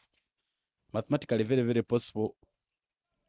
Just that Uganda is now out of resources. Of course, now you have Jonathan Sebanya and Sanchez who got the crease with Musa Majid Ramadan outside. Eric to Sebanja. Start with a bit of a slower, but Jonathan Sebanja doesn't put it into the gap. Hit it straight to covers. Much interesting stuff there from Eric Kubuimana. He needs to maintain that. He needs to be a thinking bowler.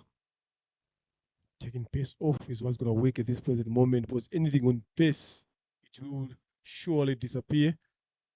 So you need to take the pace off, make sure that the batter uses his power to hit you outside the park. Don't allow him to go under the delivery.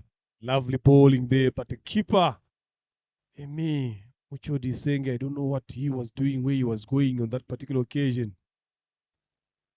Goes down as a leg by. This is where they need to tighten up their fielding. They need to be up on their toes every time. Expect the balls to be coming to them. Open your eyes wide open.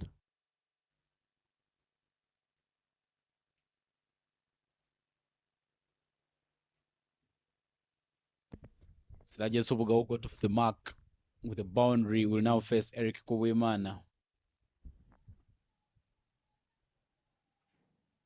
Another slow delivery. Driven straight down to long on for a single. Smart bowling there by the captain.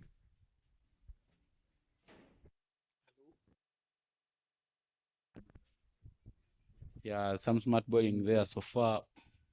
3 balls without a boundary there. Love to call it a dream start there for Eric. Inside edge. One run again taken. Better fielding there by Hamza Khan. I tell you something funny. After that shot, when it hit the inside edge of the bat and it went towards short fine, the screams from Sirajan Soboga was Genda Sepo, meaning you go Sepo, because he knows Hamza Khan, of course, they are teammates in Challengers Cricket Club. He knows he's not a very handy fielder. He's not one of the quickest fielders you want to see in your team there. Another slow delivery as well. Yorker length. And that's good bowling there. Smart one. Wise over by Eric Kubimana. One delivery left here. What is Zubuka Siraj thinking here? Started off with a quick boundary there. Now he needs another one like that. Definitely those 42 runs of 19 deliveries are ringing in the back head of his mind. Another brilliant ball there, Yoka as well, onto the pads for a single. Good over here by Eric Kubimana. Good stuff from him. Just giving away only 4 runs in this over. Uganda need 41 from 18 deliveries. 109 for the loss of 8 after 17. Jonathan Sebanja on 204. Siraj Tsubuga 504. Another over as well that is coming in, an important one for both teams here. There is the man of the day here. 3 overs he has bowled. He's taken 2 wickets, giving away only 4 runs here. He comes in at an important time as well. This is the over that they should go for the kill, both teams here.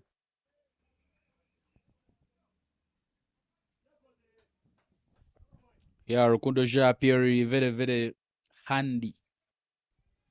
His 3 overs have only gone for 4 runs and he's picked up 2 wickets. What an economy he's had so far. But Tony Mena, the Chris Rajan Sobuga, of course, and Jonathan Sebanja. Bit of a slow outside hit, but that is hit straight to short fein, just a bit of inside edge. And Kevin Irakoze there will not allow Surajan Sobuga to run. Of course, now the captain is sending instructions. The fielders telling them, when you get the ball, relax.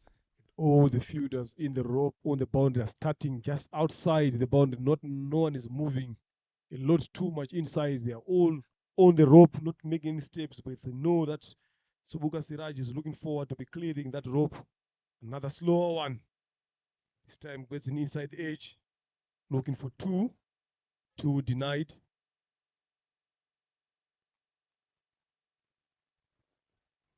Things are getting tense here. Things are getting exciting here. Every run, every road boy is being applauded for. Every run is being applauded for by Ugandan dugout players as well. They know how important it is. He needs to keep on pulling those balls here. Rukundo scored very well today, I'm telling you. Another slower delivery. Misfield there. Can they come back for two? Yes, two. And out. Hamza Khan again. They wanted to size his arm, but this time he got the better of them. He's showing his presence known. He scored some runs. Now this time around, he's like, can't size my arm here. I might be fumbling a bit here and there, but not in front of me this time. That too was never there. And brilliant bowling there by Okundo John Pierre. It was scored to Izere. And that one, Hamza Khan there. Jonathan Sebanja wanting to come back. Jonathan Sebanja behaving like Australians. They never look back. He walks away straight. And the last man for Team Uganda, Msamajid Ramadan, will make his way at the crease. Msamajid Ramadan, very, very much known for his bowling. But of course, now Uganda in the kicks of a dying horse, 111 for 9 after 17.3. Just trying to make sure that they play. Samajid in for Team Uganda. Starts with a full toss to him. Musamajid hits it down the ground. Some great athleticism. And they will run and pick up a double. Musa gets off the mark. Yeah, they don't need these tools at this present moment. Uganda A, they need to get those big hits. But like I said, it's not going to be that easy with how these Rwandan A bowlers have bowled here today.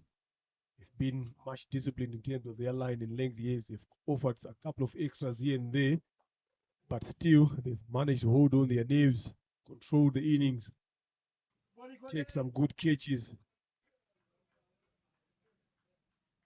That one again goes for the single.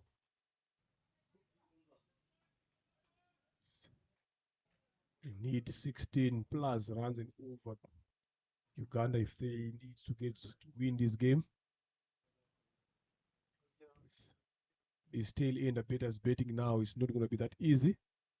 They might hit one or two, a couple, but the consistency won't be there to get those big hits.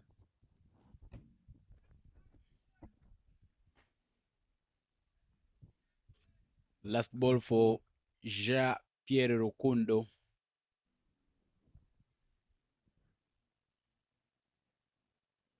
Lovely ball there. Slower delivery. Subuka Siraj set himself up for the big hit. They did that a bit early. Kodesa, Rukundo, John Pierre. Brilliant over here by him. I'm telling you, 4 overs, 9 runs he has given away. He's taken 2 important wickets. That is where the comeback came from. That's the fight that you want from the bowlers. End of the 18th, 114 for the loss of 9. Rwanda just need only 1 wicket here to be the first team to break the shackles, the winning streak of Uganda A in this tournament. But Uganda needs 6 sixes. Mathematically possible. With Musa Majid, I'm telling you, I'll bet my money on that. And with Eric Kubimana with the ball in the hand, that is very, very highly unlikely to happen there, I'm telling you. Masamajid yet to prove you wrong as Eric Kuwimana comes in. It's down on the ground there. You want to get a 6, you need to get it over the rope there, but not that way. So, like I said, it's not going to be that easy to get those 36 runs in 1 over.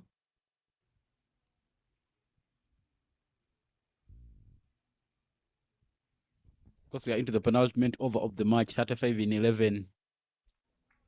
Mathematically possible there for Team Uganda to remain unbeaten in the tournament.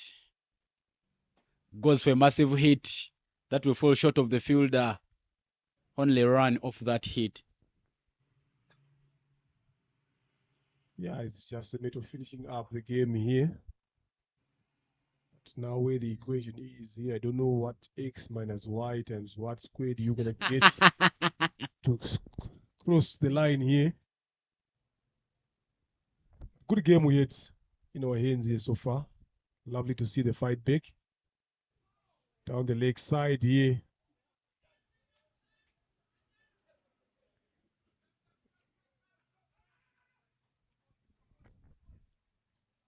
Leg by signaled by the umpire.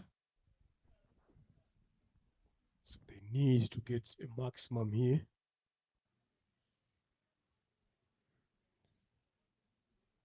You can look at Musa Majid's face there. He knows that he needs to pump up something there. He needs to get something going if he wants to keep the hopes alive. Yes, he's still there. Can't rule out a win here, but they have to work way, way extra harder for that to come.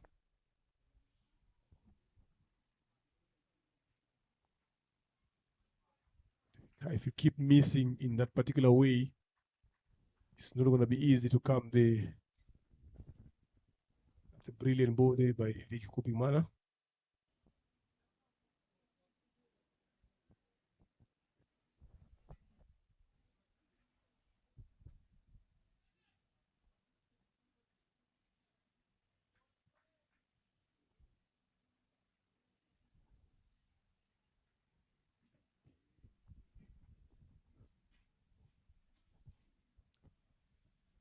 Two balls for Eric to complete the over. Starts with a bit of a slower that is hit, but will fall short of the fielder. They will still take a single, bring up 119 for 9. 31 in 7 balls. Eric Kubuimana, it's been very, very handy, giving away only 18 runs after bowling 3.5 overs, and he's picked up a wicket. Last ball for him in his 4-over spell, Eric. That is hit, and hit well for a maximum. Sirajan Sobuga trying to take charge. A maximum to end the over. And after 19 overs, look at that shot there, moving very, very early and picking up the length very nicely there for Team Uganda. 125 for a loss of 9 is the score after 19 overs, and 25 in 6 is what Uganda needs if they are to remain unbeaten in this tournament. They need 6 fours here. They will get to 24 in this over, and that scores will be tied. So the only chance that Ugandans are going to save themselves is to tie this game and maybe play a super over with Zabarinda Chanzalia with the ball in the hand here. 1 dot ball here, or 1 run, or 2 runs, or 3 runs will have taken the game away from Uganda here. So he needs to start off with a 6 here to keep their hopes alive. Musa Majid.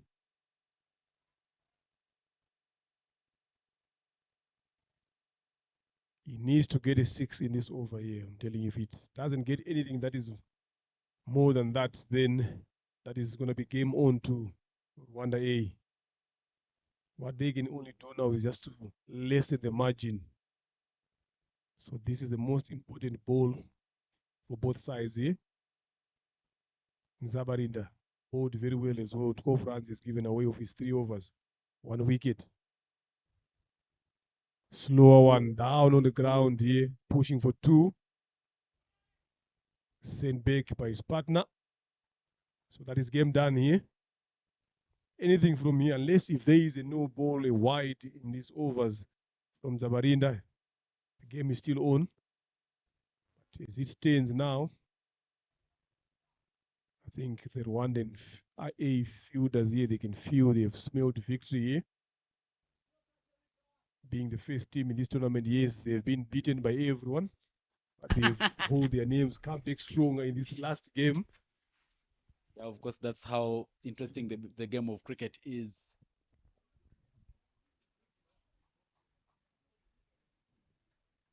Yeah, at least they've come back stronger. That's what I always say. This is the good thing about playing these round robin games as well. Subuka Siraj, not anywhere closer to that one, looking into the skies, into the heavens, but the ball is down there. Slower deliver again from Chanzari and Zabarinda, who has bowled very well. Him and Jean Pierre Rukundo today, for me, Ivan, they've been outstanding bowlers. That's the turning point of Rwanda's victory here with the ball. Then Hamza Khan with the bat. Will be interesting who ends up as player of match. Another slower one as well. Smart bowling.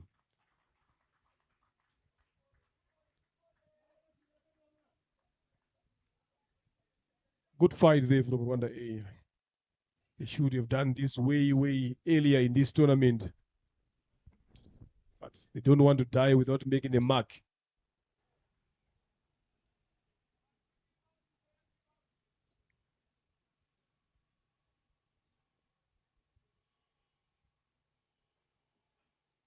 Cap in the air. Catch yourself. Yes, Zabarinda takes his second. That is game, ladies and gentlemen.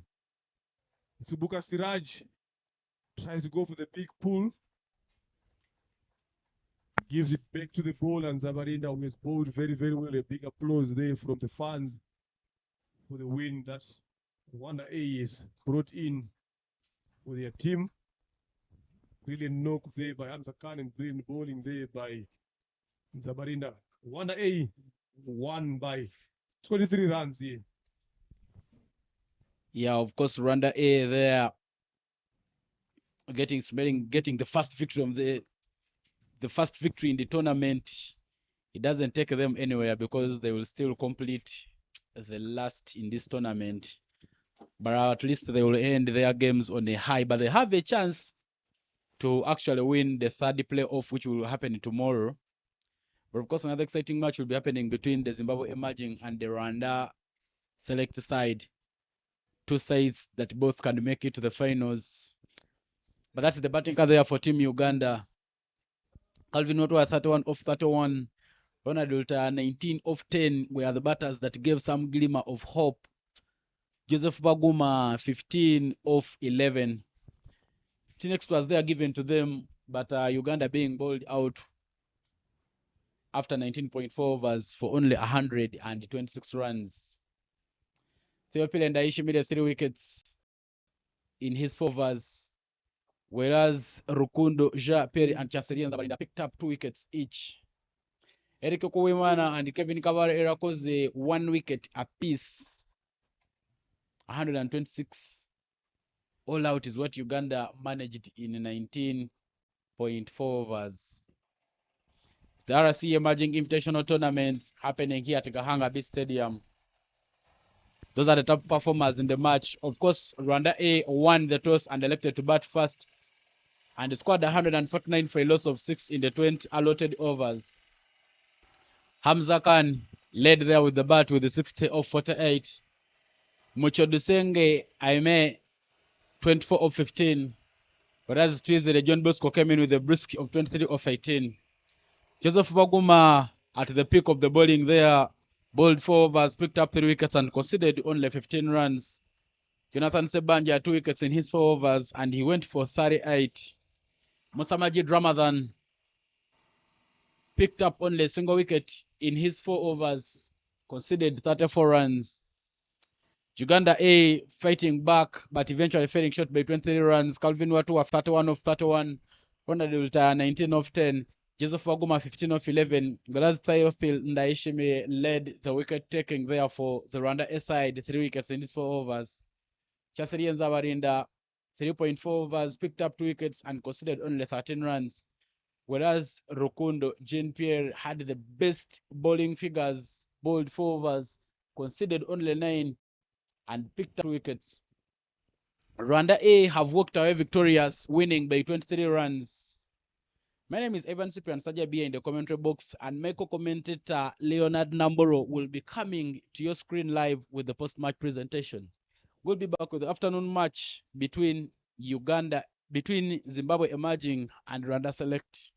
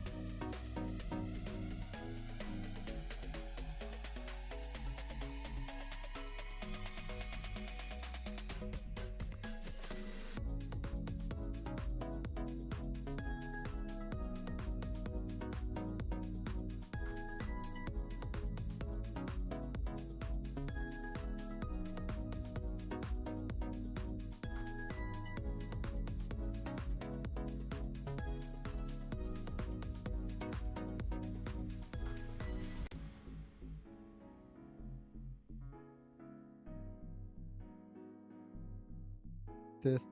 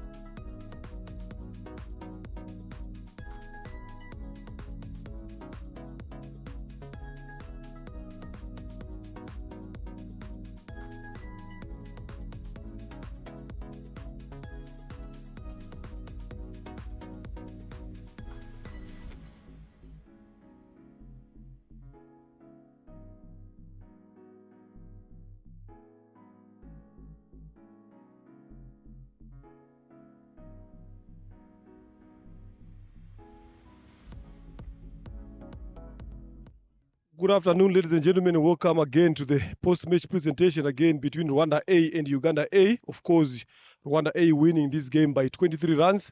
I would like to call upon Roger Mkasa, the Ugandan captain, to come forward.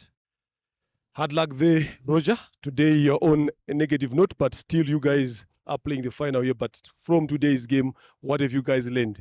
Anyway, I'll just first talk about our Ugandan guys. They batted well, put us under palm with our bowlers today, but it's always happening in cricket. So, yeah, we'll just take it and keep our heads up and think about tomorrow's game because it's a very crucial game. So, always remember you about the last game. So, how you finish the tournament.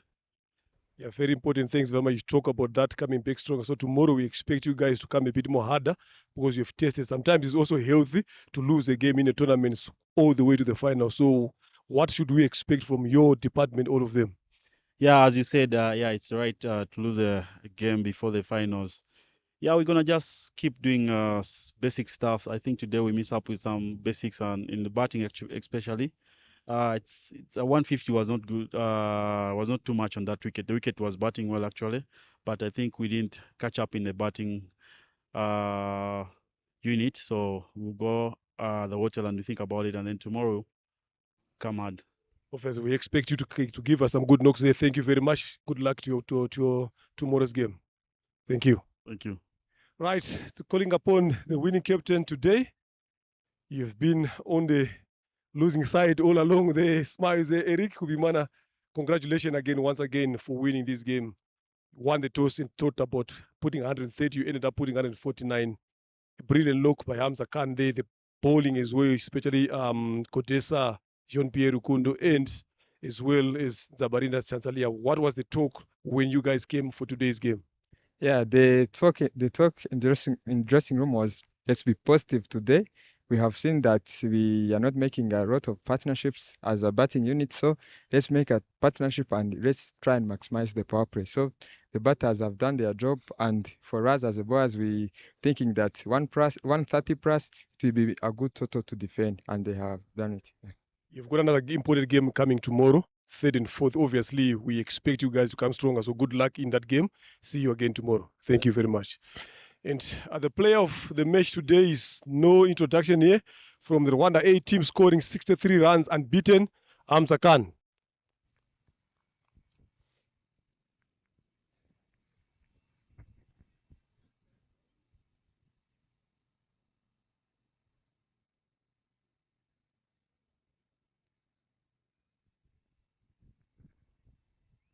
Just in brief there, Hamza Khan, just one word, one sentence. What does it mean to you being the player of the match in today's game? Yeah, thank you so much. And yeah, we win the toss and we try to take that target in like 150, and we need to stay on the pitch. But overall, our batsman, our bowling is very fantastic, and that is the good message and good achievement. We are playing against Uganda and we win that game. That is good for me and good for the country. Thank you very much. Congratulations once again. Hope to see you performing better tomorrow. That is it, ladies and gentlemen. We've got another game coming in. Zimbabwe emerging, taking on Rwanda 11 in this afternoon. The match is going to start at 1:30.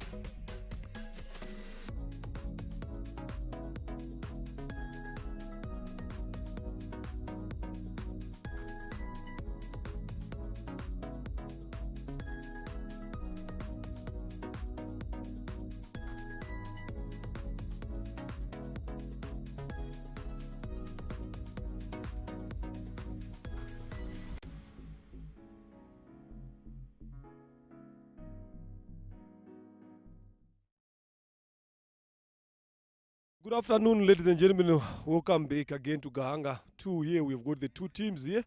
This game is very much important for the two sides. Anyone who wins this game joins Uganda in the finals. I've got the two captains of Team Zimbabwe Emerging, Didier Ndigumwana of Rwanda 11 and our official here. You've got the coin. You can...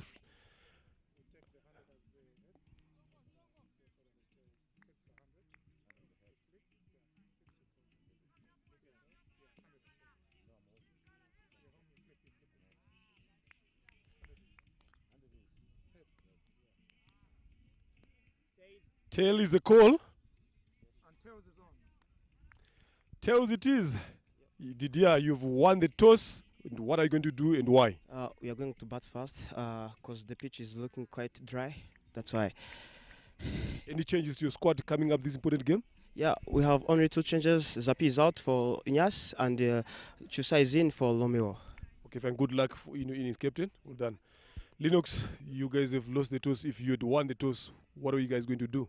I think it's obvious we're going to have a bet first because it looks a good pitch compared to the ones we're using the previous days. So they've opted to have a bet first now. Obviously, the tactics and strategies will change. What should we expect from you in terms of restricting them?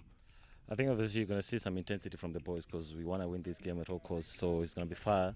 And I think we're going to just try and correct the mistakes we made the last game and just try to not give away runs, especially in the power play because I think that's where we lost the game. So we're just going to try and contain in the power play, then obviously go after them after the power play, and hopefully anything under 120 on this streak, that's looking good. I think it's going to be a comfortable chase. Any changes? Yes, we've got 4 changes in Tarvinga coming in, Wishnin Chafombo rested, he's also coming in, and Newman, there's the short seamer, is also coming in, and Harbour is also coming in for Senzere, Makoni. Okay, then thanks. Good luck in your innings there. All the best. Right, that is it, ladies and gentlemen. Here, Rwanda 11 winning the toss and opting to have a bet first. Well, our friends who are watching in from Zimbabwe, Masquera say. And our friends who are watching in from Rwanda, Mwiriweneza. It's the RC Emerging Invitational Tournament, ladies and gentlemen, and we are back for the afternoon clash. Of course, Didier Ndigumwana, the captain for Rwanda Select, winning the toss and electing to bat first. Will be an exciting game.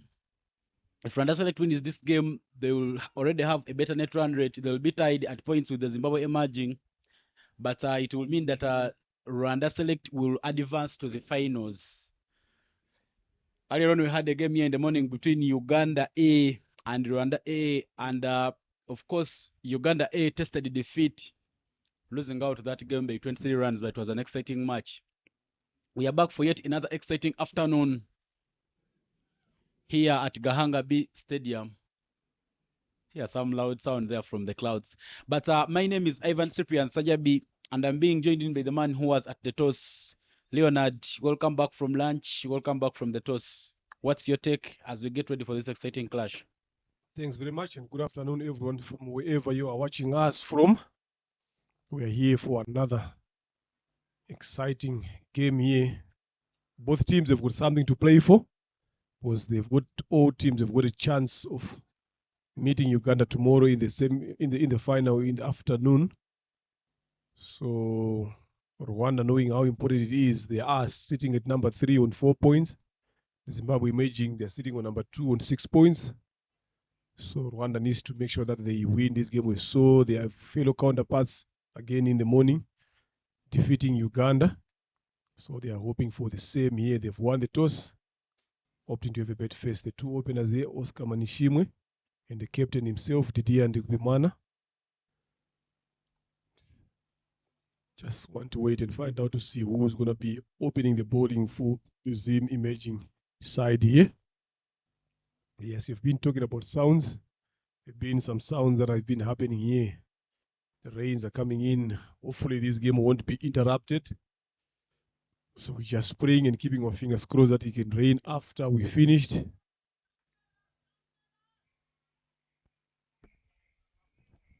The two opening for Team Rwanda, Oscar Manishimwe, 129 runs at a strike rate.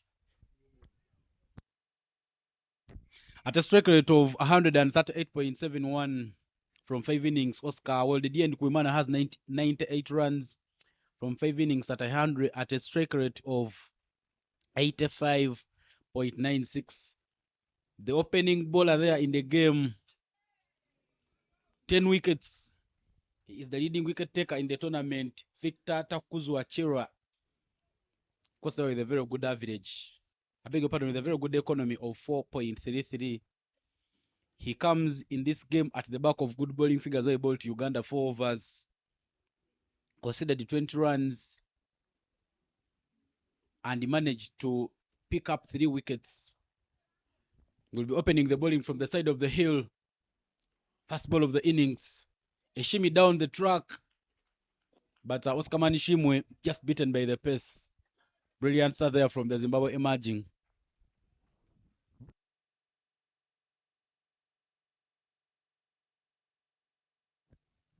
Yeah, good start. Good ball there, just coming back into Oscar Manishimwe, who of lately we've been seeing early up in the over is coming down the track, going for the bigger shots. Newman Takuzwa Nyamuri, left arm seamer. Another gem of a ball there.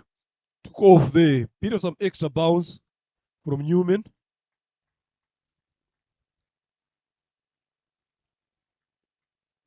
We've seen a lot of catches in terms of seamers as well in the morning game. Not much of spin on the surface. So it's very, very important now for the seamers to understand the length to bowl, and for the batters also shots to play and shots not to play. 2 slips in place here. That one driven down. Quick single taken. Off the mark there, Oscar Manishimwe. Yeah, brilliant there. Oscar Manishimwe eventually managing to get off the mark.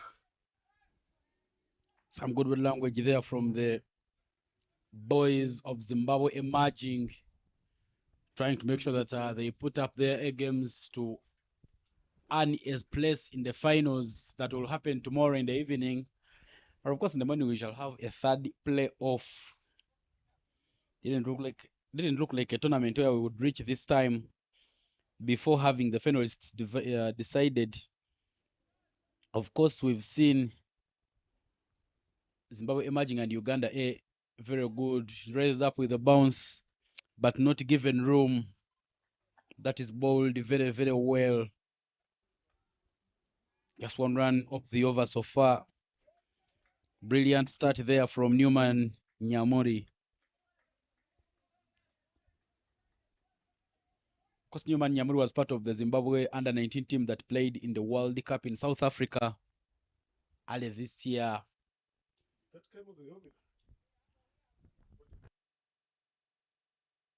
The physiotherapist for Rwanda there, Akare Methionist, just making sure that he does a check on Udediende Kubwimana, who looks to have been hit on one of the fingers. But it's really a brilliant start here. Of course, Rwanda Select winning the toss and electing to bat first. But the lineup's right there on your screen. Rwanda Select, Didier Ndukubwimana, captain Yves Kusa, Daniel Gumuesenga, Inyanse Ntirenganya, Isai Niyomugabo, Oscar Manishimwe, Martin Akayezu, Muhammad Nadir, Orikide Tuyisenge, Rokiriza Emile, Francois Zurahangaje, and Blaise Lindelo will be the 12th player. Whereas the lineup there for Zimbabwe emerging, Lennox Tinoda Chando, Newman Takuzwa Nyamuri, Panashe Tarovinga, Ryan Takunda Kamwemba, Samuel Muyambo, Shelton Mazivitorera, Simbarashe Muzengereri, Takuzwa Christopher Nyamugure, Topodabat, Tatenda Chimugoro, Victor Takuzwa Chira, Wishnazi Nadine Chapfombo, whereas Ryan Clayton Simbi will be the 12th player. The physio off means Didier Ndukubwimana is ready to continue batting. Of course, the sun is still shining bright, but looks like rain isn't so far away. Another good ball there, hit into the surface by Newman Takuzwa. Brilliant start there, 4 dead balls in the over so far. They've only gotten a single in that over. Didier Ndukubwimana, Oscar Manishimwe. aggressive man, but Oscar Manishim, of course, being at one of the finest forms. Because we saw Oscar Manishim going hard against the Rwanda S side. Yeshimi down the track, flashing blade, through covers, a boundary from Didier Ndikubwimana, and that will end the first over of the innings. Yeah, lovely shot there by Didier, splitting the covers. It was there for the taking with Offert. Was taken. They need to be positive again here. These Rwanda 11 beaters. Look at that. Their use of the feet, creating room for himself to access that offside vacant region. No one there. All the fielders in the circle. So that is a lovely piece of baiting from the captain himself. A good start here is what is needed. They need to lay a foundation up in the order, just to allow themselves to put a bigger total. We've seen here anything that passes 130, 140, it becomes a challenge, especially on the surface. So they will be targeting that as well, just to get that scoreboard pressure from ball number one is what is important when you bet first.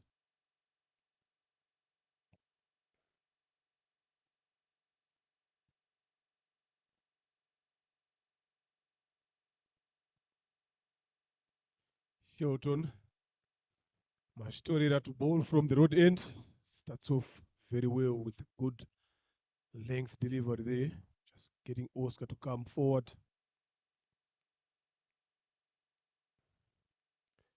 Yeah, the rain is closing in a bit more quicker than we expect. Just hoping it might pass through and let the game continue. It is a dry surface there out in the middle. Again, lovely delivery there by Shelton. What I like about Shelton again is on his follow through, he always goes to the batters there, have a chat with them, give them a challenge.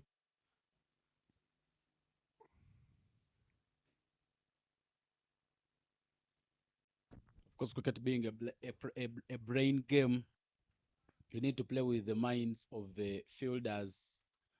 But a brilliant start there from Shelton. 2 dot balls so far. 5 for no loss after 1.2. Third ball of the over. Tries to make a shimmy and picks up the length very nicely.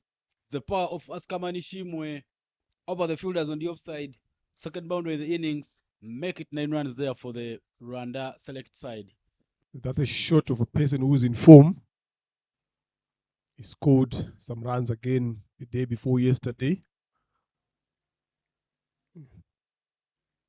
Anything that has got width and full, and the good thing that these batters are doing is they are creating that length as well.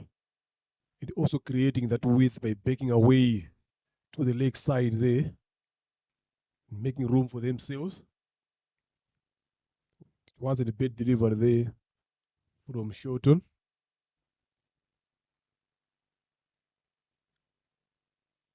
Now down the leg side, good take by the keeper. Just trying to bowl a bit more straighter there, but straight a long way to the leg side. First extra on the board. Yeah, some bit of diving reflex there from the wicket keeper for the Zimbabwe emerging Ryan Takunda Kamwemba. Was also part of the under 19 team that played in the World Cup early this year. Because Zimbabwe didn't have a very, very good performance this time around. That one bowled into the surface, not giving him room. But the fielding from the Zimbabwe emerging side, very, very good fielding. They put up some top performance. Projected score already 120. But I think Didier Nkuimana will be looking at getting a little more than those runs, because we've seen that runs were coming off this surface, despite Uganda not capitalizing and not managing to win the game. Makes room and hits it. This time round, he hits it even better. Maximum there for Oscar Manishimwe. These two men, very, very brilliant. Look at that one. He backs away, creates room, and manages to dispatch that on the offside for a maximum. Oscar Manishima at the back of a 72 of 47 against the sister side, Rwanda A. Of course, that game, Oscar Manishima and Didier Kuimana had a partnership of about 100 runs. Very, very aggressive two men. The captain there making some field changes, putting more protection on the offside. I think now Shelton will be bowling balls that are turning into the batter. Yeah, they've removed the slip there. Put a bit mid wicket. Now it goes straight in the slip cordon region. Some good effort there. Cast that off to only a single. Brilliant bowling there as well. But so this is what you need from the batters, forcing the change there. And that is end of over number 2 comes to an end. It's 17 for no loss. Rwanda 11 winning the toss and opting to have a bet.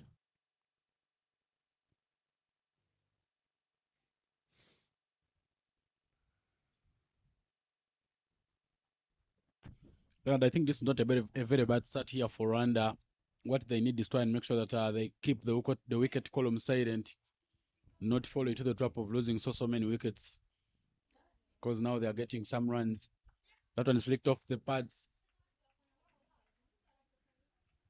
And they will go again very quickly for yet another single as Newman Takuzwa comes back to bowl from the side of the hill. Yeah, you've said it very well here. They need to get a partnership on. Keep that wickets column a bit silent. This is what they've managed to do so far in this 2.1 overs.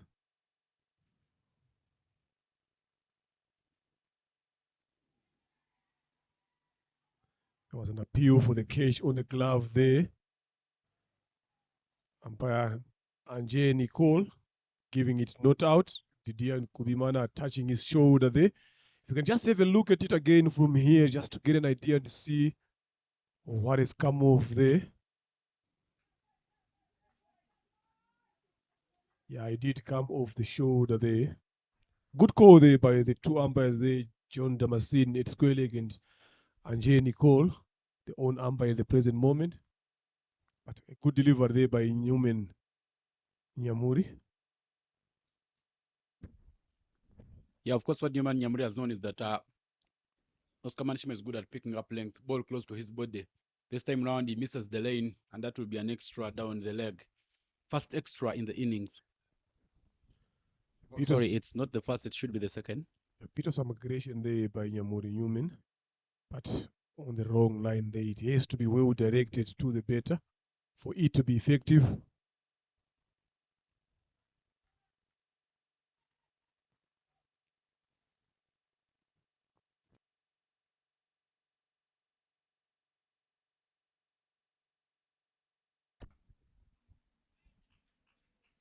Two slips there for Didier and Kuwimana.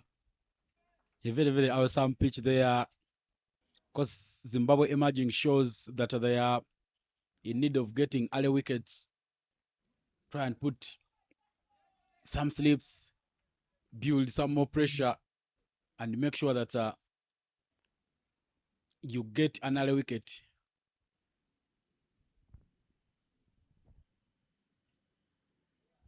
Nyamugure and Lennox are the slip fielders at the moment. But a much good over there from Newman. He's getting that drift, that movement from the pitch. He's hitting the balls in the surface. Try and make sure that he just keeps these batters on the back foot. Gideon Kuwiman, of course, there with 4 off 6.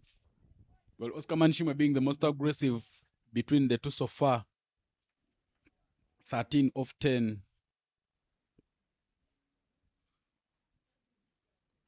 3 dot balls in the over. Well, that is a hit, but it's a hit straight up in the air. Man running to it. A catch is taken. Didier Ndukuwimana will have to depart. Good running efforts there from Samuel Miyambo, just number 99, who completes a very beautiful catch to give Zimbabwe emerging the first wicket. Lovely catch there. You talk about the speed of the Zimbabwean fielders. You talk about the commitment. Those are the signs. That shot there, yeah, Ndukuwimana thought at one point that ball was going to go and land safely. Bang onto the surface, goes for the pull on the top of the blade there. The elevation was too much. Enough time for the fielder to run across and take that one. Good catch in the end. Lovely piece of fielding. In comes Isaiah Nyomgabo. Rwanda loses their first. They are 19 for 1 into the third over.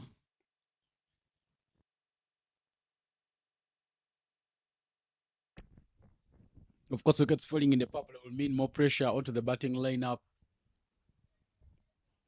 Of course, Didier Ndukuwimana, also one of the batters who could easily give you runs.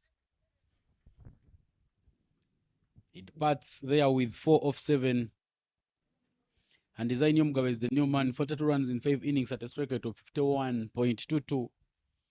Of course, Isaiah Nyomgabo also just advancing from the under 19 team. Last year he was under 19. This year he did not make the cut. But impressive with his fancy shots.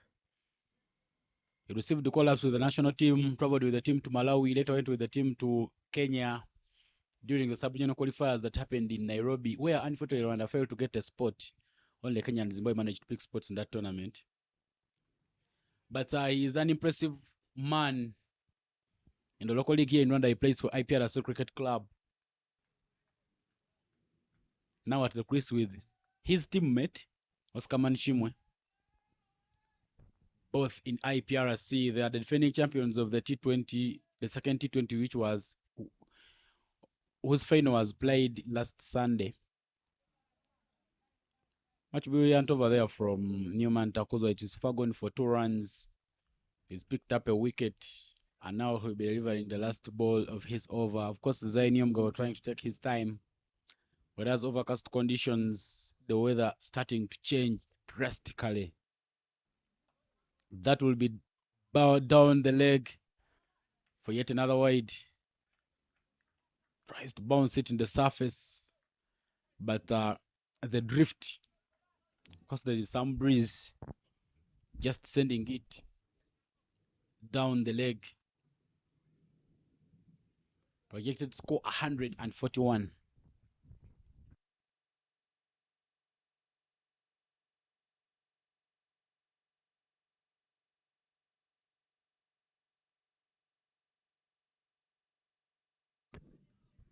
A good over from Newman Takuzwa, where he concedes only 3 runs and picked up a wicket of Didier Ndukuwimana, comes to an end. And after 3 overs, 20-1 is the score. Rwanda select.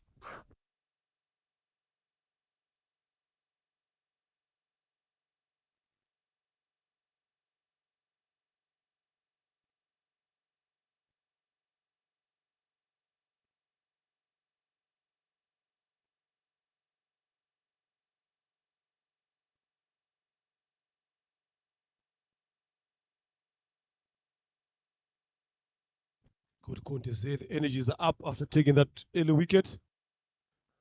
It's just a matter of time before Isaiah Nyomgabo settles up. He plays very well with Oscar Manishimwe.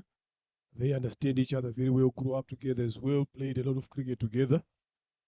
So a lot is expected from this pair.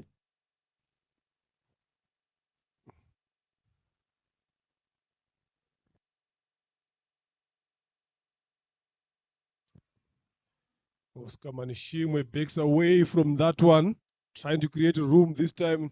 Didn't want to go over extra cover. He wanted to go to deep mid wicket, exposes his stumps. Shot on Mastorera, straight on stumps there. He claims his second wicket. That is some brilliant bowling there, but to me, it just was poor shot selection there by Oscar Manishimwe.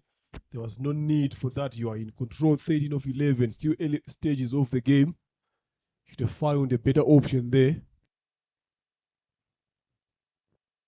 That backing away that has been working out for him, forgetting that the bowlers are also thinking. As soon as they chip one turning into his stumps, he is knocked over, and the dangerous Oscar Manishimwe now departs. Zimbabwe emerging has the second wicket.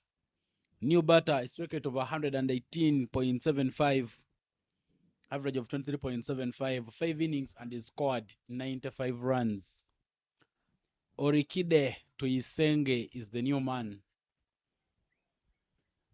Has some handy knocks. Not a player who can quickly roll out of the game. Of course, fighting back to try and reclaim a spot on the senior men's team. Orikide.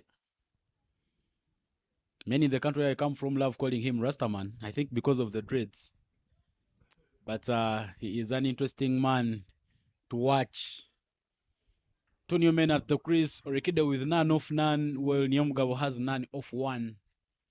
Will be the main try and start the innings here. Starts with one onto his pads. Loud appeal, but the umpire says that is off the bat. Very, very interested. These young men trying to pump more pressure. Of course, a very good delivery there from Shelton. Newman has just walked in. First check him, yoke him, and check the results. Brilliant bowling. Lovely. Very good in situation intelligence there from Shelton Mastorira. Newman in. Didn't expect to come this early. Obviously, he would have been having some cold feet there. Just saved by that inside edge of the bed there, Okide Twisenge. This time down the leg side, another extra there, trying to bowl a straighter one. But at this point of time, I don't think Zimbabwe Major would mind that it's just a matter of directing that ball because they want to claim 2 or 3 wickets early on to keep applying pressure to Rwanda 11. Because the captain, Linux, talked about anything less than 120 is what they are targeting.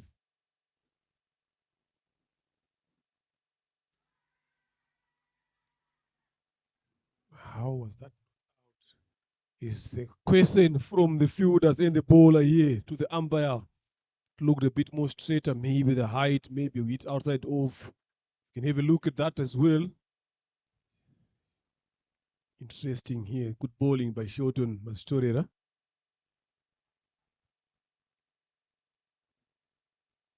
Yeah, that seems to be a bit more high there. You can see Okide Twisenge clearly indicating to the umpire where it hit, but you don't need to do that as a player here to indicate the umpire where the ball has hit you. Just focus on your play. Let him do his job here.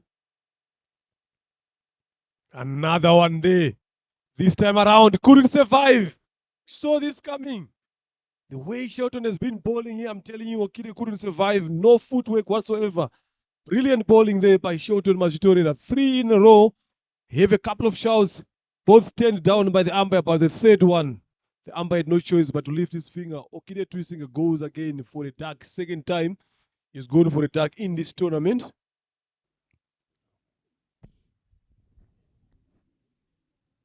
That is Oscar Manishimwe there exposing his stumps. His first wicket to fold open the gates. Yeah, of course, Orikide Twisenge, they are not given room anyway.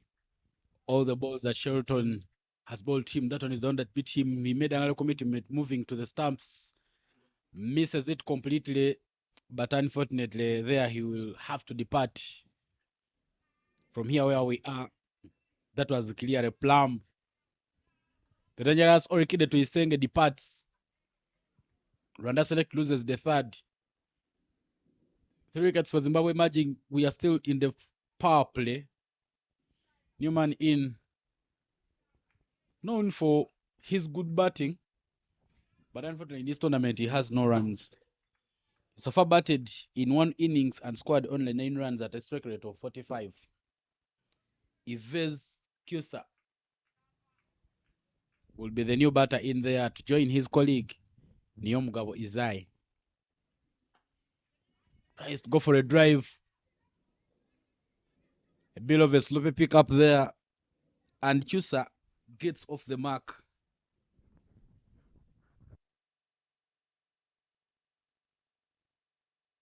An eventful over this one. Telling you, Shelton has been spot on. Bowling some quick yorkers, a couple of shouts, all of them being turned down, but finally got his men 2 wickets in this over. Now they need to rely on this 2 here, this pair of Isaini, Mugabe and Chusa. 5s here. They need to get something there. Just quieten these Zimbabwean bowlers and fielders a bit.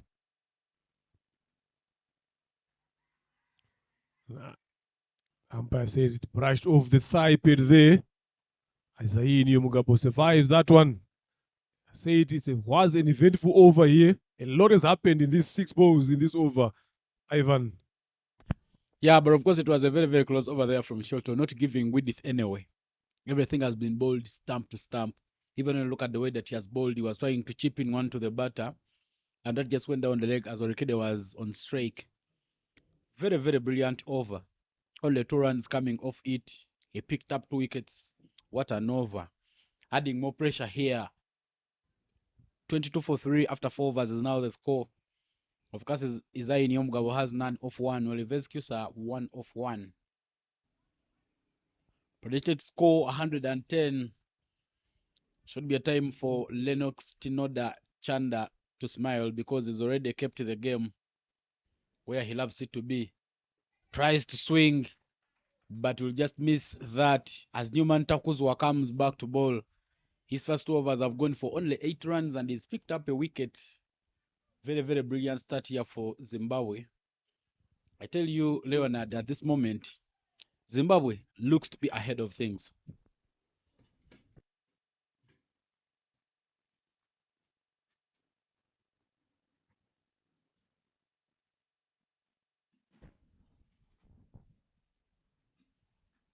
Takuzwa there comes with one hit into the surface, trying to get up with a bounce. Isai Nyomgabo.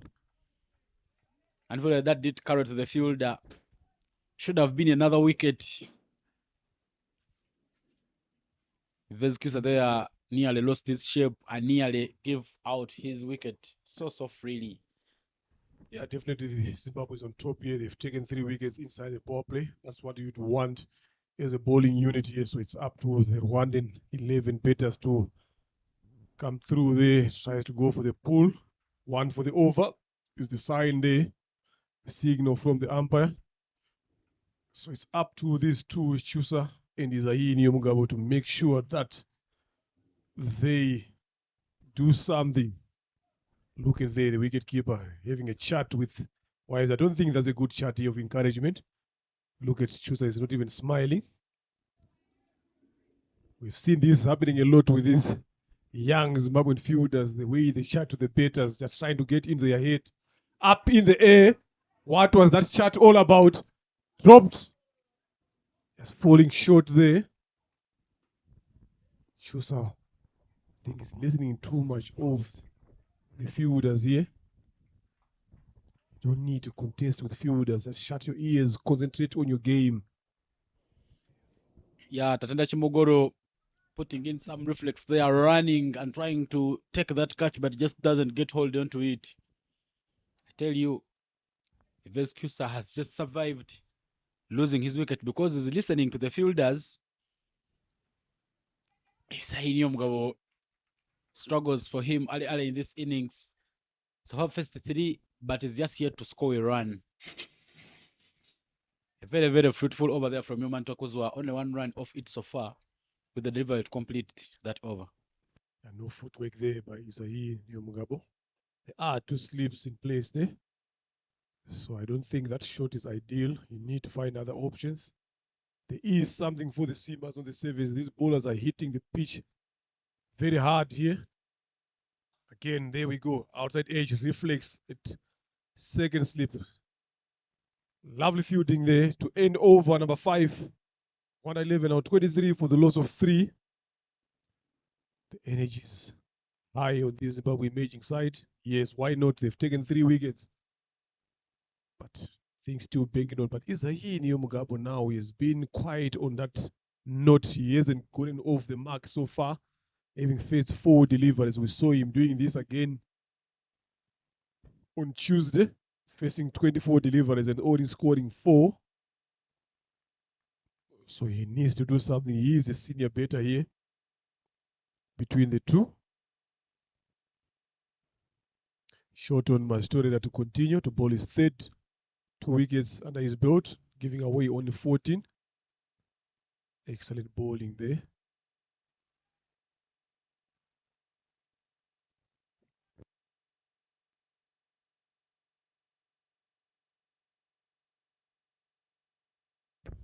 Indeed, excellent figures there for him. Current run rate only 4.60. Projected score now is even dropping even more. But a shimmy down the track. So if Vezkusa doesn't get it into the gap. Of course, all the fielders know that if Vezkusa gets beaten, of course, he's still a young man playing for under 19 earlier on this year when the team went for the Division 2 under 19 World Cup qualifiers in Dar es Salaam. These batters have just kept talking to him, and they know he will lose out his game. Look at his concentration has been all over the fielders. They are the same age here, so that shouldn't get him carried away. They are in the same age as well. Another shout there by Shelton, turned down by the umpire, who's been under pressure for some time here from this over here by Shelton, but he manages to stay composed, not panicking, giving good decisions there. So it's going to be interesting here, Van. You're calling shows the young men. They are all in the same age here, so that is their category. So whoever is smarter here, whoever is mentally tough here, will survive this one. And of course, Chusa has got a bit of some experience. He's played for the national side. A lot of these boys have never been in the national side. The only highest level they have played is under 19. So Chusa is featured for the national team. So in terms of experience, he is the older one now here. A good point you make there, Leonard. But of course, Shelton Mazevitorera, very, very tidy with his lines. I've loved the way he bowls, keep it close, full to the pads. The batters will make mistakes. And in that, he's forgotten 2 wickets with that trap. This time round, he takes a shimmy down the track. He plays Kusa, but that wild swing doesn't make any contact there.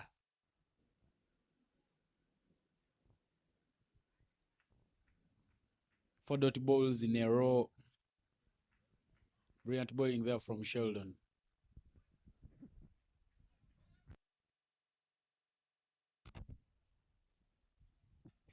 One slip removed from place. Another loud appeal, but that looked to be going down the leg. A dot ball in the end. A very eventful and fruitful there for Zimbabwe. He's been bowling very well here. Short on Mastorera now. A single delivery left to make this a maiden.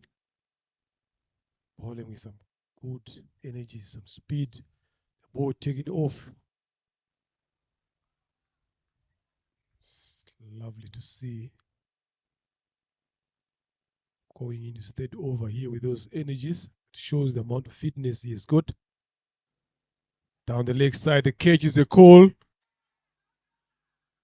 Umpire just signaling, just brushed off the pace there.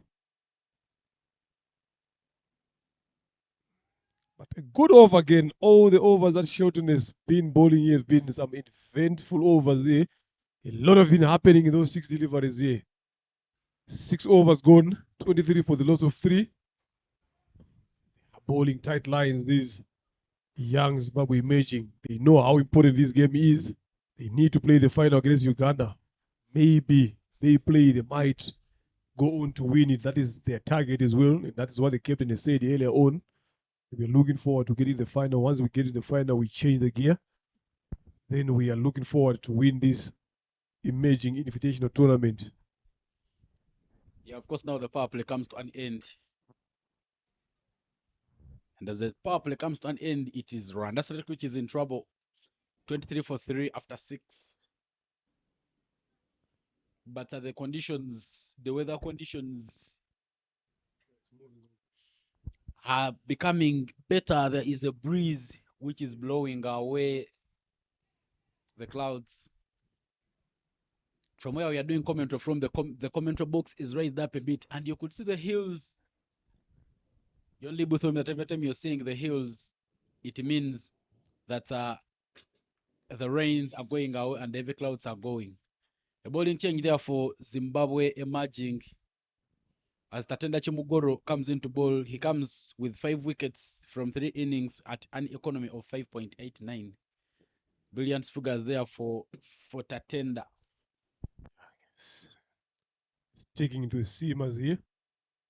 I've seen something on that surface. I've said it earlier on in the morning. Yes, it might be it look easy to bet on, but you gotta be playing the right shots. But for the seamers, it's happy days here. Again, into the surface, shoulder height. Isaini Mugabo being tested here. Still yet to get off the mark. He's been there for 5 deliveries. That is where Rwanda 11 is getting it wrong here. They need to find ways to score runs. You can't get stuck on the crease. If you're not getting singles, you should be getting boundaries or vice versa. Now they are stuck. Again, no footwork whatsoever. He's been playing that shot, Ivan, for a couple of times here, not moving his feet, ended up missing the ball there. The last thing that he's going to do is he's going to end up edging that ball straight into the keeper or Facelip's hands. I tell you something, one of the things that some of these batters here in Rwanda need to answer is that foot movement. During the sub-regional qualifiers that happened in Kenya, by chance when Zimbabwe, I beg your pardon, when Mozambique was taking on Rwanda, I was right at Gymkhana Stadium to watch that game. And when you see that game, Oscar Manishim was caught by the wicket keeper, Didier Kubimana caught by the wicket keeper, plus Yves Kusa caught by the wicket keeper, and all these were because they never had any foot movement. They're trying to hit the ball, but stuck in the position. So having the nicks off became very, very easy. Of course, eventually Mozambique getting a 7 wickets win against Rwanda after bowling them, after limiting them to only 86 runs for 8 in 20 overs. So that foot movement is what Isai Nyomugabo currently is also lacking, and that's why it will be very, very hard for him to score. Yeah, you need to be getting closer to the deliveries here. The only way you can do that is to get those legs closer to the ball, move them across the off stump. You don't want to be reaching for deliveries, especially with the pace that these bowlers are bowling it. Much better, but still finds the fielded gully.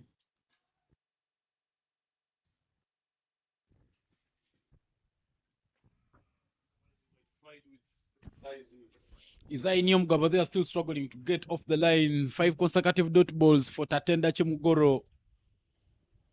Brilliant bowling there. Zimbabwe emerging, proving to be a very good bowling side. Last delivery of the over.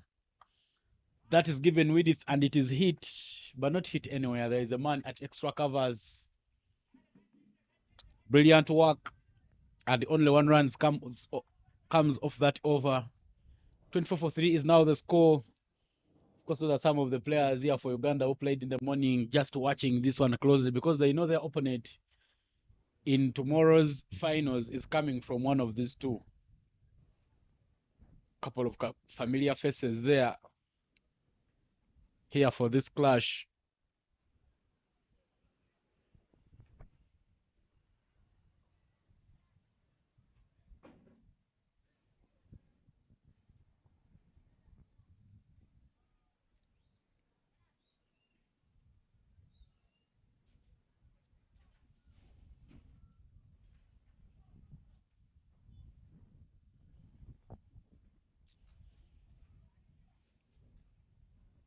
Bowling change there for the Zimbabwe emerging as Victor Takuzwa Chira comes into bowl. Just number 8. A very brilliant, interesting young man. Victor Takuzwa,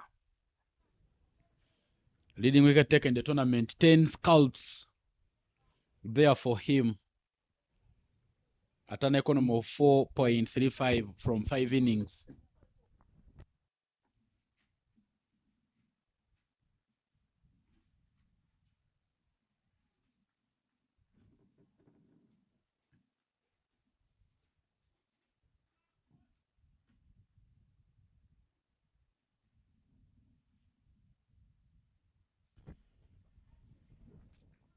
Victor Takuzwa Chira there balls some quick spin. Of course, we've seen many international cricketers replicating that. Look at players like Akil Hussain, Rashid Khan. This time round, he bowls a floater. Isai Nyongabo flicks it into the gap, and they are running very quickly, and they will comfortably pick up 2 runs. Brilliant running here between the 2 young men, Isai and Chusa.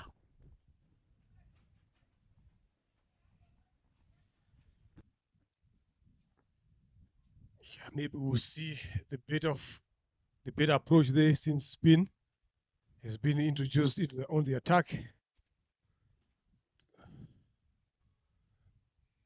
Strong wind here, just pushing the clouds away. It's clearing a bit more uppish.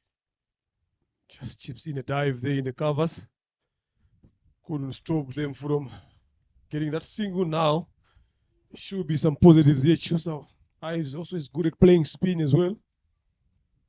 So he will be the happier of the two. That one just gripping off the surface there. Again, no footwork from Chusa. He's been struggling on 12 so far. Posed some 2. Again, another one. Just playing the first line of Victor Takuzwa Chirwa here, just turning the ball away from him.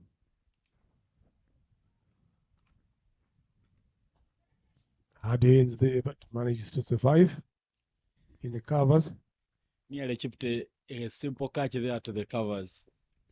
Yeah, the challenge is the foot movement here from these two. Again, if they can be able to move their feet to the pitch of deliveries, it can be easy for them to hit the ball where they want it. But the thing is, they are getting stuck in the crease here. So that is the end of over number 8, 28 for the loss of 3. After winning the toss, Didier, the captain, did not hesitate to call for the bet here. They found themselves. It's 28 for 3.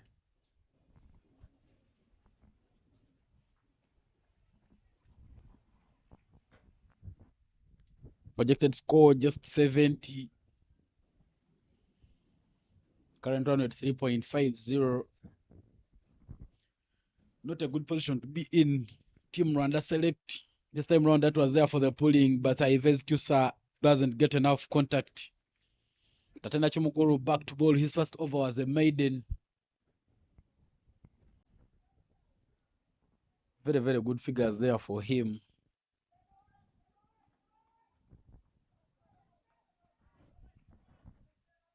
It's the RC Emerging Invitational Tournament happening here at Gahanga B Stadium. That is hit, but just doesn't carry to the fielder. The fielder a bit hesitant into running forward, take the catch.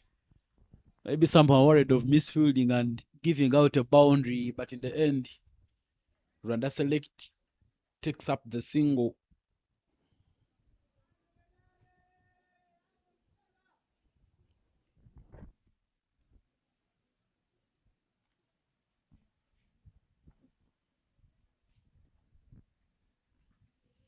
Another one hit, straight to extra covers. Zaini Mugabo and Ivescus are now trying to start milking those runs. They're now getting the singles. And some runs are starting to come on board. It's a cold afternoon. There is some cold breeze, of course, blowing around this Gahanga B Stadium.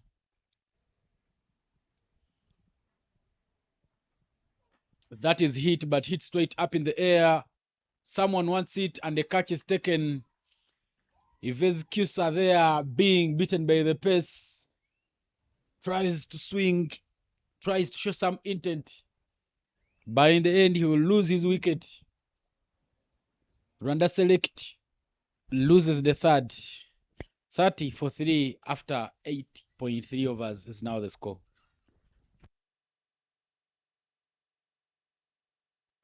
Because that's the delivery there. He tried to make a shimmy down the track, but the swing just giving plenty of elevation up with no distance. The catch is taken and Yves will have to debate. Yeah, the only time they try to move their feet is they're tensing down the track. Then they end up playing some false shots there. They need to choose the right ball to do that. When they get stuck on their crease now, the legs are not moving.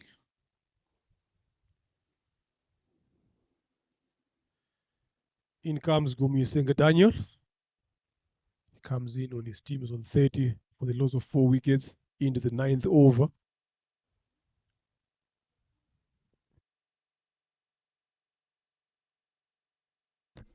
At 8 runs from 3 innings, Daniel will now have to look for some runs. Started working one off his pads down to square, and Daniel will get off the mark.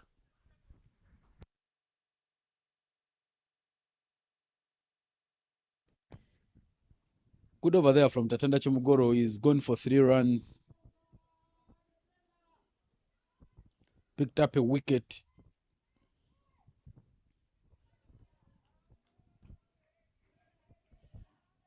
Just a delivery to complete the 9th over. Projected score still 7. As Rwanda Select is looking for a partnership which will stay, they need to get one which will put some runs as well. Isaini Mugabo tries to get that with a bounce, plays it down, third man. And that will be a single to end the over. 32 for 4 is the score after 9.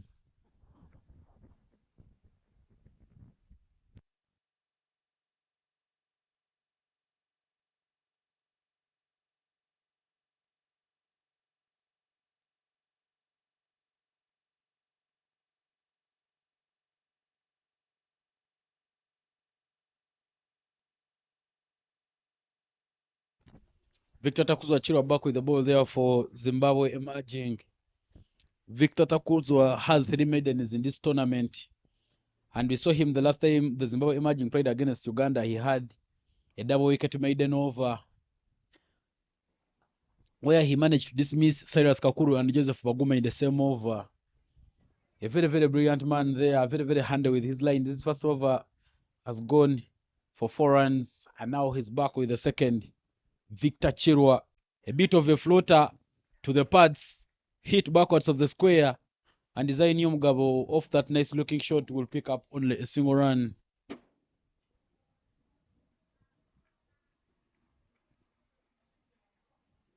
Daniel Gumwisenge 1 off 1, while Design Mugabo 7 off 17.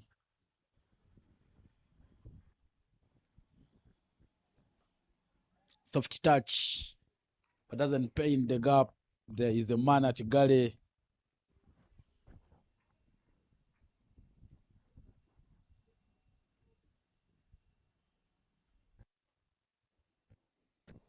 Brilliant bowling so far that has been displayed. I think most of these wickets here are just poor shot selection from the batters here, playing balls that are not there.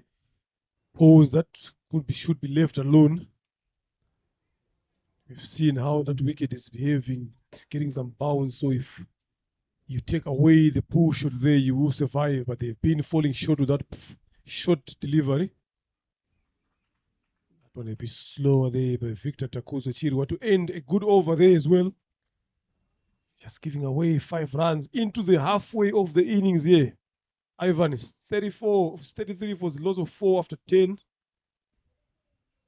How many more do you think Rwanda 11 is going to add into the last 60 deliveries? These first deliveries, they've only managed to get 33 here. Now the last 6 deliveries here, how many do you think, in your own opinion, they can add on there that can make them feel a bit more safer? Of course, Zimbabwe all over Rwanda like a rush. If Rwanda is to be safe in these 10 runs, they need to get 100 runs. Mathematically possible, but they've so far lost 4 wickets. Look at the projected score, only 66. They need to make sure that they go for the big hits. Try and make sure that they look for those runs. Zainio Mugabo closing in the bat on that occasion. But of course, the question stands, how many do I think? I think Rwanda will complete the first innings with only 70 runs because I've not seen any intent from these batters.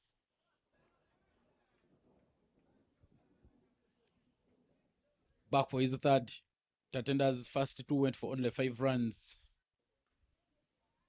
Kumwesenge Daniel struggling, looking for the gap. Of course, today we see some fans there from Zimbabwe. I see the Zimbabwe flag being put up on the tent, which is close to the medical tent. Some fans, but there is a drizzle across the pitch. But that is hit straight to the bowler.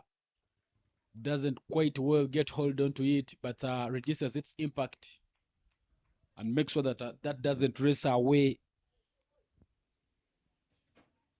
The fielding, very, very brilliant here, Zimbabwe emerging. I didn't see the flag there. It's only you. So you've got some eyes there. You're looking all around the field. So I didn't see from where it was because my focus is on there where all the action is happening. So I'm just lifting my head. I'm looking at where is the flag there. There it is on that corner there. I think some of the members of the Zimbabwean embassy in Rwanda. They've been supporting all the Zimbabwean teams that have been coming here. They've been here with the under 19 girls as well. They've been here with the Zimbabwe A ladies team as well. So I think that's the crew. That's the one that follows up the game. It's good enough to see them coming to support their boys away from home. Yeah, of course, they love putting on the African wears, the traditional wears of Zimbabwe. The time I saw the ambassador, his wear could clearly resemble those colors on the flag. It had the green, yellow, and red. Very, very good signs of Africanity. Of course, it's a good pleasure to have them around. But Tatana Chimugoro with the last delivery of the over, a dirty ball to end the over. Another fruitful over there comes to an end, only 1 run coming off it. His 3 overs, Tatenda have gone for only 6 runs and he's picked up a wicket. Look at the energies there. The keeper and the fielder, they sleep, having a race. Who's going to be the first one to get to the other end? You can only do that when you're on top of the situation here. Yes, of course, they are on top here. Rwanda needs to do something. There should be a message there from the 12th men. Isaini Mugabo, 8 of 18. Kumusenge Daniel, 1 of 10. And I'm telling you, if you go back, Ivan, to the club statistics here, to the A side internal games, these two, their strike rate is always above 150 to 200. So, but this is totally the opposite. So I don't understand why the shift of change there. Daniel can hit the ball far. I've never seen anyone hitting the ball far like Daniel. Isaini Mugabo, same thing again. So now here overs are going. We're into 9 overs left here. They need to start opening up their shoulders. They need to have that freedom, play their own natural game. Misses that one.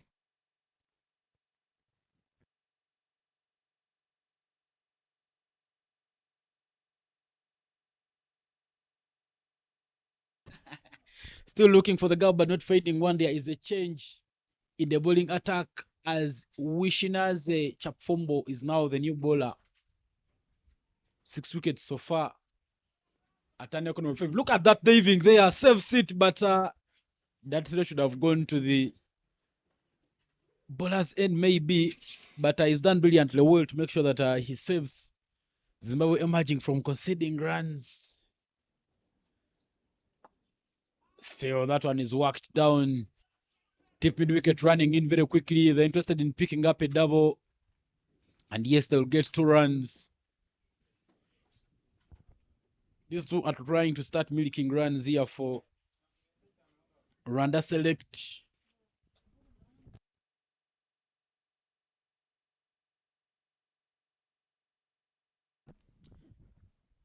We're getting down to the end of the 12th over of the first innings. Now that one is a half tracker hit, but straight to a man at deep square leg. Brilliant fielding there. Of course, these two not playing their natural shots. These two known for playing with a lot of freedom. But looks like when they came in, the coach told them that there was a worry of losing wickets. A bit of a floater hit straight to the man. The fielding good, and a single to end the over. Coach, are there times where you send players to bat and you don't give them chance to play their national games? No, that's not the right way to go. All the players are always given the freedom. They understand their roles very well. Even at this point of time, you don't need someone else to give you instruction here. You are on 39. 12 overs gone here. You don't need an instruction for here. Both of them are batters here. So that's where the game intelligence part comes in now to say, I am here. What am I supposed to do? I've been trained to do A, B, C, D. So let me do it. Unless if they've been chasing maybe a bigger total whereby you know that you can't get there, you might say, okay, guys, do not go for this particular shot, bet yourself in. But now we are going for the win here. It's a must-win game here. So they need to understand their roles. So it's up to them now to understand what the situation requires and come up with options and solutions here. So these two batters, like I said, if you go back to their statistics, the previous game prior to this tournament, when they're donning for their clubs, when they've been playing internal games, their strike rate is above 150, at some point 200 to 300, hitting the ball outside Gahanga here. Now they look like they are a different bunch of batters that are betting in there. So it's just the mindset, Ivan, that needs to be get in the right position here. Yeah, both batters playing with a dead bat. This time around, Isai tries to hit that. But look at that hit. Doesn't even get out of the 30 yards. Not very much known for that, Isai Nyomgabo. Unfortunately, they are putting their team in a very bad position and are holding the pressure onto their backs. 38-4-4. Couldn't even look good on the cards under the power play, but we are into the 13th over of the game. Look at that one. A dead bat. Saying Daniel, the way he's taking his bat, you could think it's an ODI game or a test match. Tries to go for a wild swing, but doesn't connect.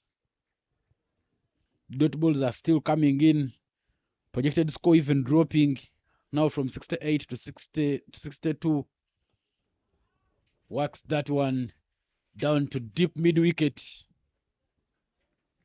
They managed to get a single. Come on, Rwanda, get some runs on board. Have 6 wickets. Try to go for the big hits. Try to swing. This time round, Isai Nyomugabo will just hit it straight to the fielder. Longo off takes a catch, and Isai Nyomugabo will have to depart. Very, very disappointed there.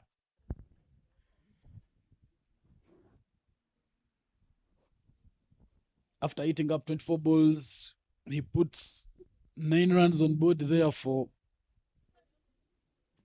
Rwanda Select. But his struggles come to an end eventually as he goes back. The replay there right on your screen. He made a shimmy down the track, but didn't have enough bat onto that one. Catch is taken, and they lose the 5th wicket. I saw that coming. Isai Nyomugabo struggling there. 22, only managing to score 9 runs here. So that is not a good sign there. Komoiseka Daniel also struggling on 4 of 12. In comes Emil Lukiriza.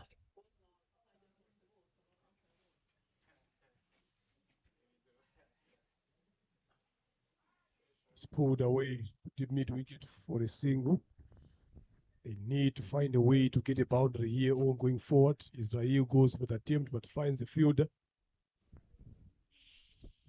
Emile Rukiza, not so many runs for him in this tournament. 4 innings, 6 runs at a strike rate of 40. He's been so good with the ball, but with the bat, he's not in contention anyway. He's not a batter here, I'm telling you. He's a bowler in the squad. So exposing him to betting, you're not doing justice to him. Look at that shot there to start off with. Those are the signs that we are now into the tail enders here. I don't know why Ivan is laughing here. I'm telling him the truth. First thing that comes, there is the fingers up, finger raised there, claiming that it came off the bet. But like what I'm saying to you, Ivan, he's not known for his betting capabilities. Yes, he can strike here one or two, but he's known more of his bowling than his betting. So exposing him at this level is not doing him justice as a player. Another wicket goes there. Wishners, fumble, yes, that's right. Straight dead plumb there. Good decision. Look at him trying to run away from the line of impact there. The umpire smart enough. Another duck comes in. Rwanda are in big trouble here. But still, there is that man who's just walking in. He can take the game away from you single-handedly. Kayezu Martin, this is the day they need him.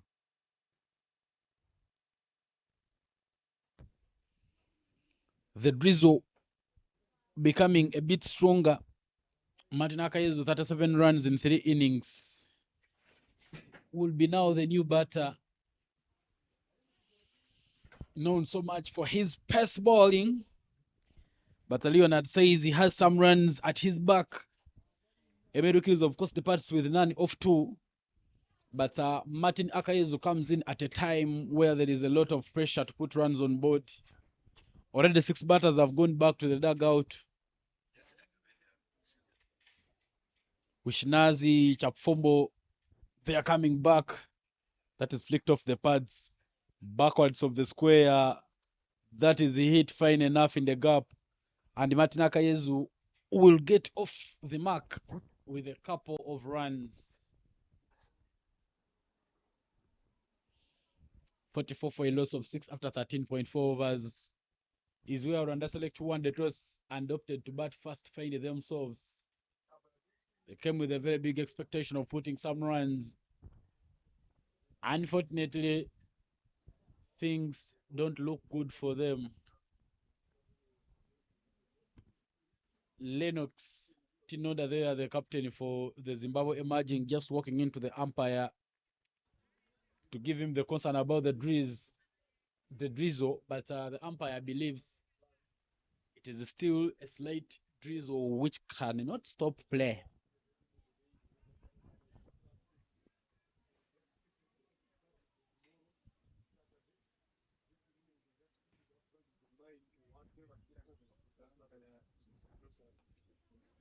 Final game in the group stages.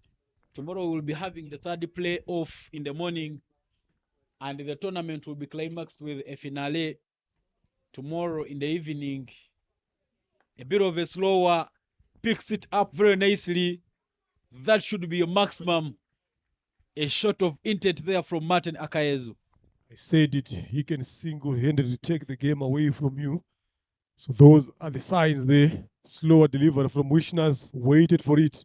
Just gave himself room to go under that one and clears the rope. It is. Now there is the chart there. Interesting. It has been happening a lot there. There is the challenge. But the umpires unfortunately are calling on the covers. The drizzle has now become a bit stronger, but of course this is a position. Of course, if it goes like this, if this game is washed out by the rain, Zimbabwe Magic will add 1 point to make it 7, whereas Rwanda Select will add 1 point to make it 5, and Zimbabwe Magic will be playing Uganda in the finals tomorrow, whereas the two Rwanda sides will face off in a third playoff derby tomorrow in the morning. But this is just a prediction. This will be possible if play doesn't continue. Yeah, these are speculations here. The sky is clearing. The game will still go on. Don't hold your horses a bit more there. Yeah, of course, it's becoming extremely cold. The players of Zimbabwe Emerging helping the ground staff there to trot on with the covers. The drizzle, if it becomes so persistent, it could damage the surface. Covers have come on. Remember, Rwanda Select won the toss and elected to bat first, but after 14 overs, they find themselves with only 50 for a loss of 6 wickets. Of course, Mark Naka is batting now with 8 of 3, whereas Daniel also they are struggling to get some runs.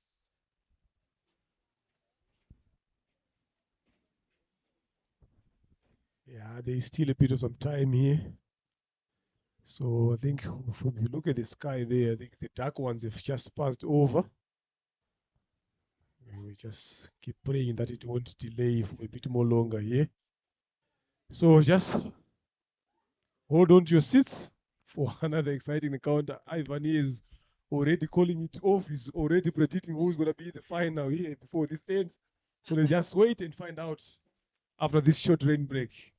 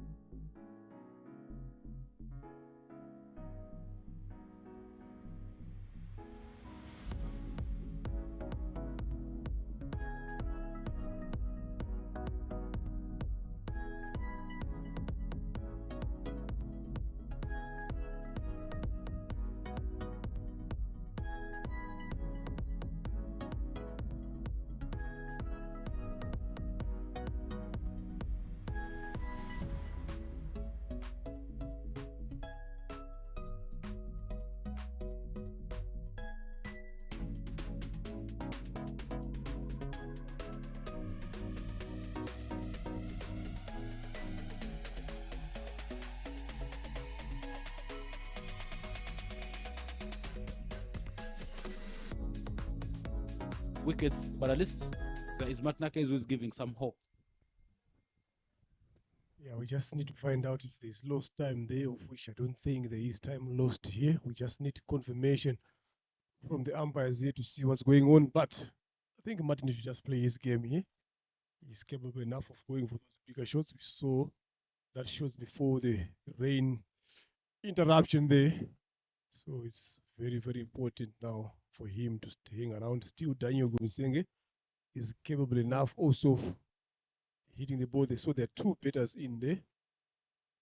So they just need to keep targeting around 115 mark there just to put something on the board that can be competitive.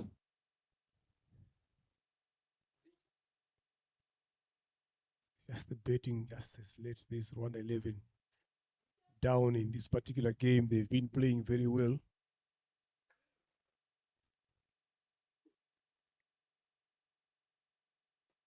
Good shot. It's coming off the break there. Brilliant fielding in the deep, cuts off that to a single. Of course, what we have seen troubling many of the batters here trying to change their game. Of course, maybe the worry was losing another wicket, but when you see the way Isai Nyomugabo was playing and the way he got out, not very, very convincing there. But this need to try and make sure that maybe they put some 100 runs. You never know, it may turn out to be a fighting total. Victor Chirwa knocks him over. Very, very brilliant there. Victor Chirwa gets that sharp turn. Martin Akayezu, known for his aggressiveness, but this time round, that will go through his gates. And seventh wicket there for the Zimbabwe emerging. Yeah, I said Martin should be playing his game, but this time opted to go for the forward defensive shot, and the gates have been broken there by Victor Chirwa. Trouble continues for Rwanda 11 here. Have a look at that one. They're exposing that off stump, just clipping the balls off. He was not in line with that particular delivery, that particular occasion, and he found himself paying for that. Yeah, of course, going with very, very lazy hands. Martin Akayezu. Unfortunately, the wickets keep tumbling again. Projected score 71. And Mohamed Nadir, very, very popular because of his bowling. He has only 9 runs in 4 innings. Will now have to try and make sure that he comes and helps Rwanda Select in fighting back into this game.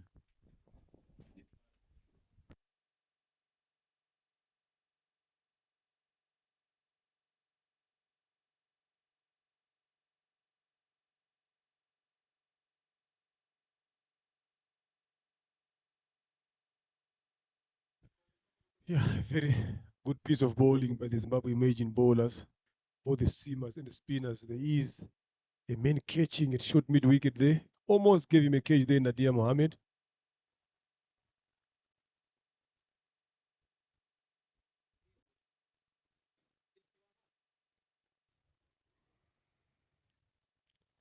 Kumisenga Daniel still in there. 17 deliveries he has faced, still on 7. Most of his time here has been on the non-strikers end watching the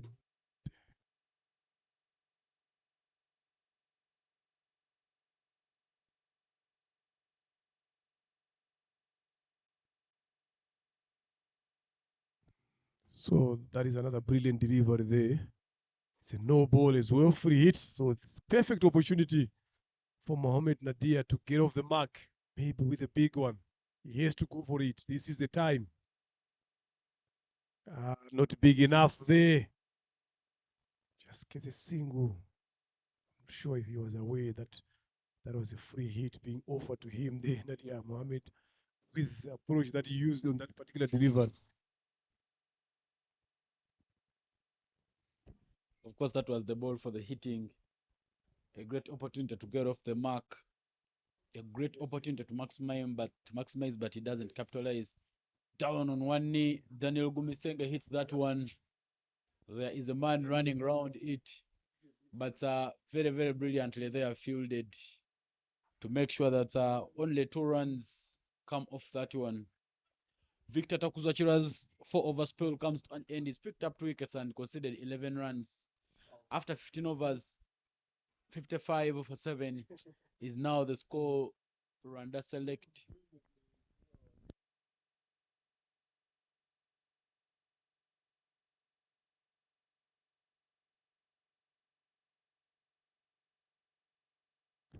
Of course, Rwanda select winning the toss and electing to bat first. But the decision not even close to being free to fall.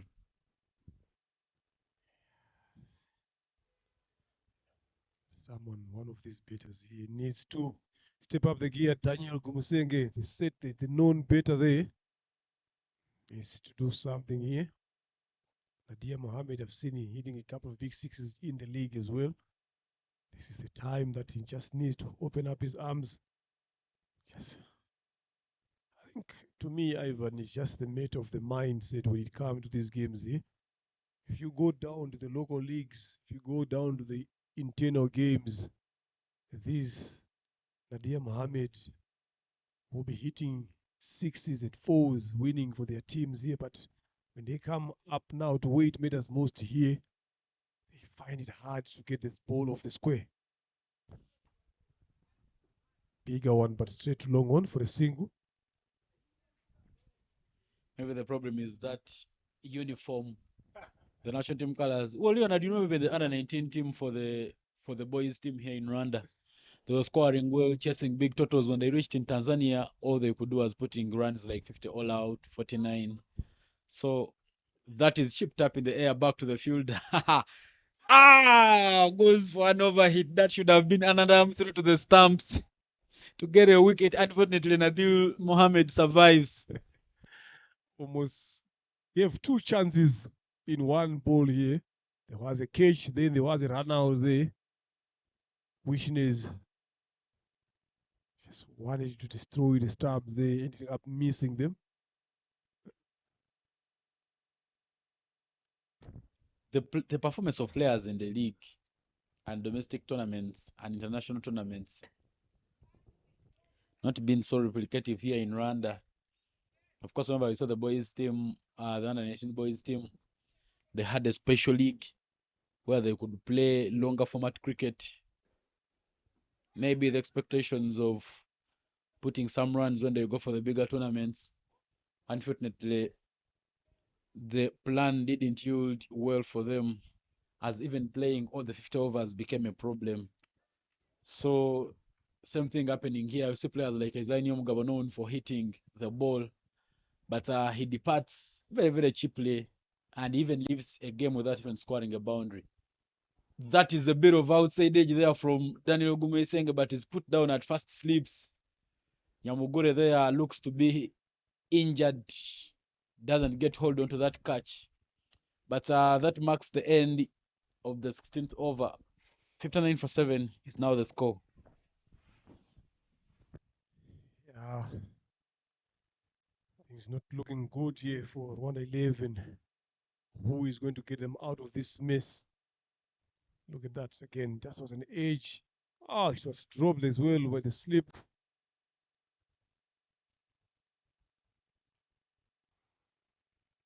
They failed to play the seamers here. They're also struggling to play the spinners as well on the wicket that looks to be favorable for betting here. Look at the other Rwanda A team, the way they've went about their betting against a strong Uganda bowling lineup. Like what is just a matter of the mindset here. What do you think? I think a lot of these players are worried about the end more than the process itself. So they end up playing themselves in a corner, not allowing themselves to have that freedom to play the game that they normally play. But sometimes it normally happens if you are relying more on the top four, then they don't give you runs as you expect. Goes for the bigger one again. There is a man in the deep at long on. Just one run there. I don't think Zimbabwe Imagine will mind this, Ivan. Of course, Zimbabwe Magic doesn't have to mind anything here on 60 for 7 after 16.1 with the projected score only 74. Means they have kept things very, very tight.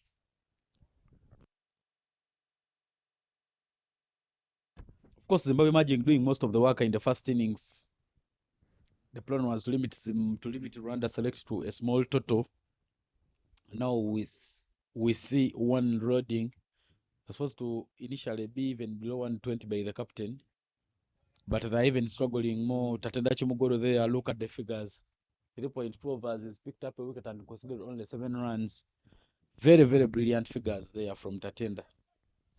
Lovely bowling there. When I spoke him off the air, the captain also said if they wanted to have a bet first and they were looking forward to post anything around 180 or so, that's what was their target if they bet first. Now we are bowling. So we're just looking. There is the big hit from Nadia Mohammed. Maximum there. We've been waiting for this for so long. How many more can he give his team and himself here? Good shot there. Went under it, waited for it. I've said it. I've seen him during the league hitting these couple of big hits here. So let's hope these are the signs. So the captain of Zimbabwe, Lennox, talked about 120 or less. He said he's going to make it a bit more tighter with their bowling. So they've managed to get them on 66 for now. Quick single taken. Good cricket there. Lovely. From Nadia Mohammed.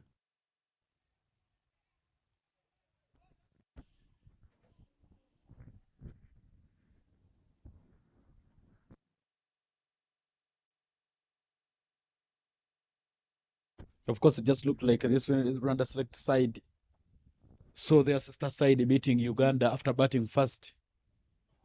That is another massive hit there from Daniel Gumisenge, catches the call. He does brilliantly well there to stop that one from crossing the boundary. But they are running very quickly to pick up the third. Good running in the wickets there. Also good fielding in the deep. Saving that ball from crossing the rope saves this team. One run there. Yeah. They need to keep on using this approach, these two. Finally, Gumisenge Daniel is started to be a bit more positive here. Tatenga Chimuguru being the one targeted.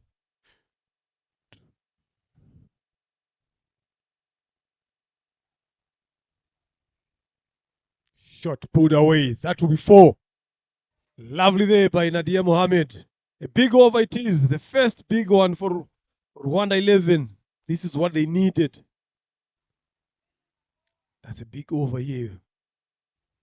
6, 10, 11, 15 in that over.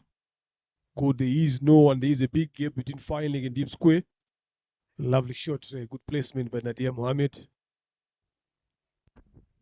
Yeah, sticking on to his natural game, Nadir Mohammed, 13 of 10, Daniel Gumisenge, 15 of 24. After 17 overs, 74 for 7 is now the total team. Rwanda needs to maybe limp and get to the 100 runs mark. Chapfumbo comes back. Well, that is hit to deep square leg, and they will only take up a single. These two are showing some bit of intent that Daniel did not show when he was there with his eye. This has been a wicket there by Nadia Mohammed, pushing him on to put his performance. He knows he can hit the ball, so sometimes you're gonna push them as well.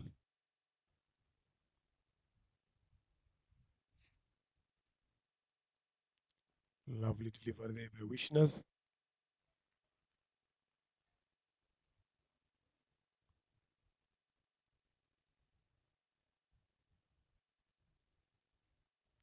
Goes for the reverse. There was an appeal for an edge there. umpire not interested in that. There is now, after that reverse sweep, a field has been moved down deep to the circle.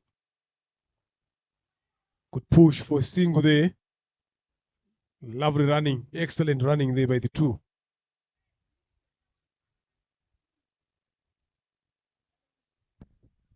This partnership trying to build some bit of hope. These two look to be getting runs freely, naturally, and comfortably. Look at the other game that is Zimbabwe Imaging played against Uganda. Good shot there, straight on. Two fielders behind it. Does well to cut off to two. Yes, the other game they played against Uganda as well, they managed to post in 90. They struggled to get to that 90, so Rwanda will be hoping to upset them into falling into that performance. Knowing how important this game is, this game, all the teams will be fighting for that. It's end of over number 18. 7-8 for the loss of 7. 111 now into the last 12 deliveries here. If they can just push on these two, maybe to just cross that 100 mark. Just get the asking rate to be around 5 or more. Because with how this Zimbabwe Imaging starts here, their betters, they are always explosive. There it is. The only meaningful partnership is at the top there. Oscar Manishimo and Didier 19. Then from there's no partnership to talk about. Only for this one, 27 or 23, which is the highest so far between these two betters, Mwisenge, Daniel and Mohamed Nadir. Shot on Abajan Mastori to ball from the mount end. This is his last over. Scored very well, took 2 wickets, gave away 14 runs.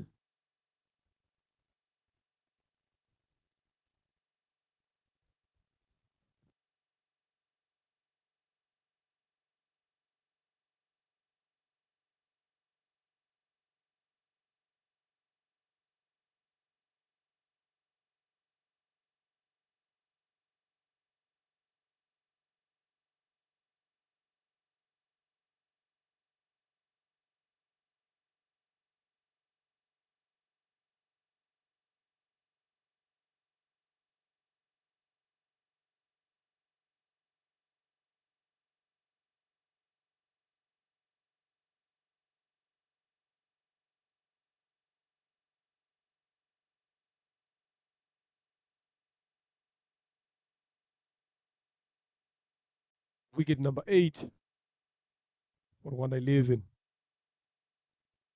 Into the surface there.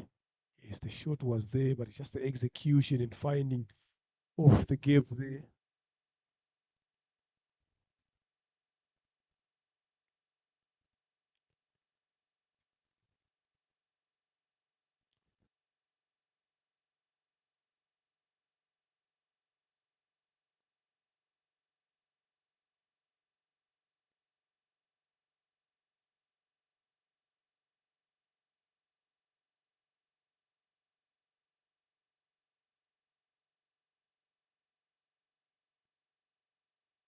Sheraton there putting up some good bowling figures. He's so far gone for 14 runs in 3.2 and picked up 3 wickets so far.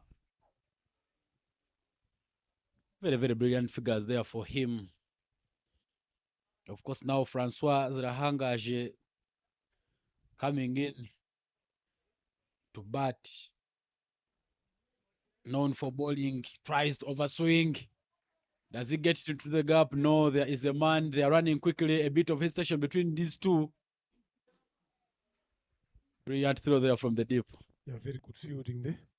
But Francois also can strike the ball. We saw him against Uganda, the other game they've played. So Zimbabwe Imaging needs to be aware of that as well. He's known for his bowling, but he can strike that ball hard and far if it's bowled in his zone. Kumisenga goes for the pull, but the ball goes the other way into the covers.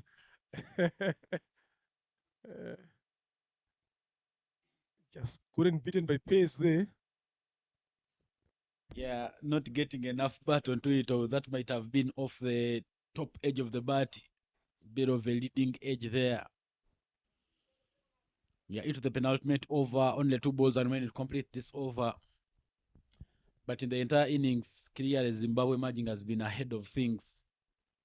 This time round, that is hit. Made it. He can hit it far. That is far enough to clear the rope. Yes, the fielder can only just watch that. That is 6 from Francois. He can strike a lot of those big blows here. They need to be wary of that. Anything on length, anything that is speed, Francois can send it away. Well, Francois and Nadir Mohamed have shown some bit of aggressiveness compared to the way the known batters in the team have batted today. Keeper goes for the chase. Can he get there on time? Yes, he did. Lovely running there. Good take by the keeper. Ryan Takunda Kamwemba. Lovely piece of fielding there. Look, it was not easy. From the 30-yard all the way closer to the boundary, running backwards, turning as well. Good catch there. This is the catch that has changed everything here. I'm telling you, if he had stayed long enough here, Francois would have caused a lot of damage here. It's a good catch, Ivan, in the end. Yeah, of course, the athleticism, the fielding there from these Zimbabwean players, very, very visible. Look at the distance there where he gets the ball from, very, very close to the boundary, close to the screen, on the side of the back. Brilliant efforts there. Inyanse Nterenganya will be the last man to walk out of the dugout. But the captain for Rwanda Senior Men's team celebrates his birthday today, Clinton Rubagumia. Part of this Rwanda select side, but he has been struggling with some bit of malaria here and there. He hasn't had a lot of good health. But of course, from us here, we wish him all the best on his new age. Happy birthday, Clinton Rubagumia. Yeah, he will be enjoying that outside the ground. He's just sitting there. I've just gone through there. He's suffering from a groin injury here. So that is not going to be easy for him. So he's working with the physio at this present moment. So just wish him a quick recovery. There is a tournament that is coming in a few days as well. Hopefully he will recover for that. But knowing the groin injury, I'm telling you, it's going to be hard for him to come back there. If he comes back, I don't think he will be bowling. He's just maybe going to be batting, but especially running in the wicket as well. It's not going to be that easy. So we wish him a quick recovery and we wish him a happy birthday as well today. Would have been nicer if his team would have managed to cross the line here, but still early days. Yeah, last 6 deliveries left. 86 for the loss of 9. Yeah, Newman Takuzwa will be the bowler to bowl the last over. His first 3 overs have gone for only 9 runs and he's picked up a wicket. Now he will be coming in, of course, changing bowling ends. His first 3 overs were from the other side of the hill. Now he's steaming in from the road end.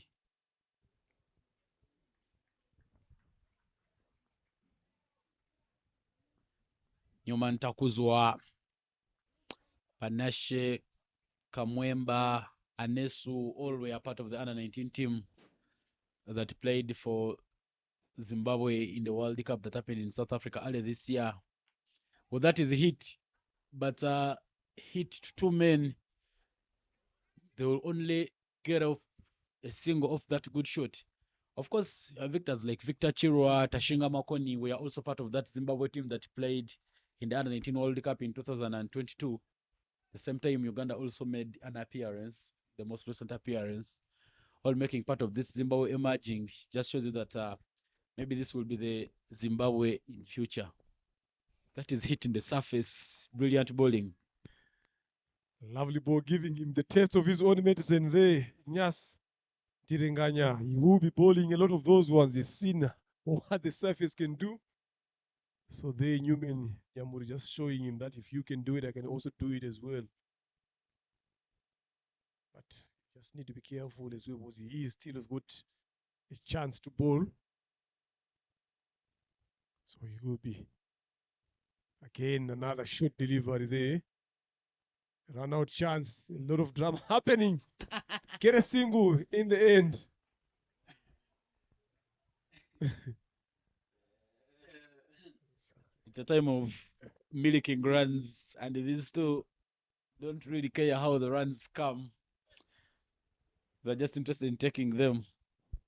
Yeah, definitely they've gotten themselves in this situation here, being desperate for runs. Tries to be innovative, misses that one. It's 2 balls remaining in this over. He has to try something here, Daniel, to get a boundary.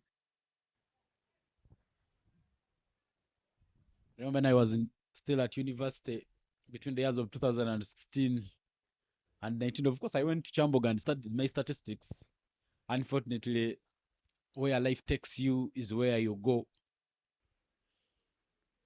That is hit, but it is hit up straight in the air.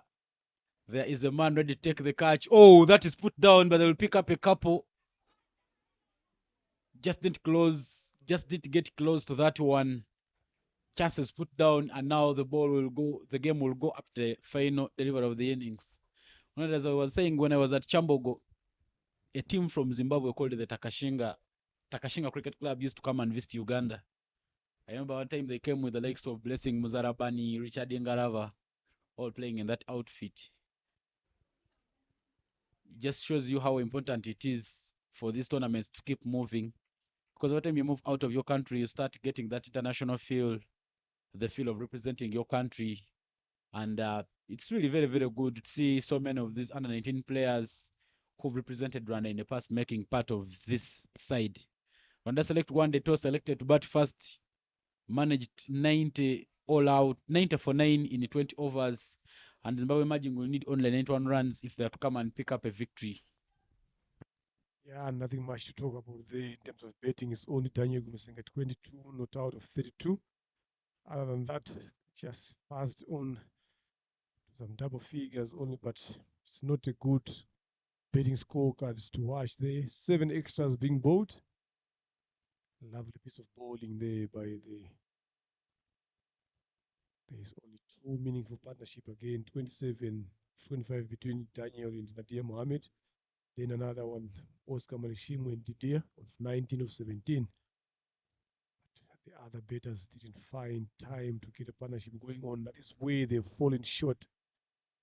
None of the incoming betters, after the loss of their 2 openers, was able to hold on the other end, get a partnership going on. So that led them to putting 90 runs on the board. Bowling figures here, excellent. Especially Shelton Mastori, 4 wickets from his 4 overs, giving away 22 runs. Victor Chirwa as well, being very, very economical. 4 overs, giving away 11, took 2 wickets. Then the other bowlers, 3 of them just took 1 wicket. And that is it. Join us shortly for the second innings of the run chase here.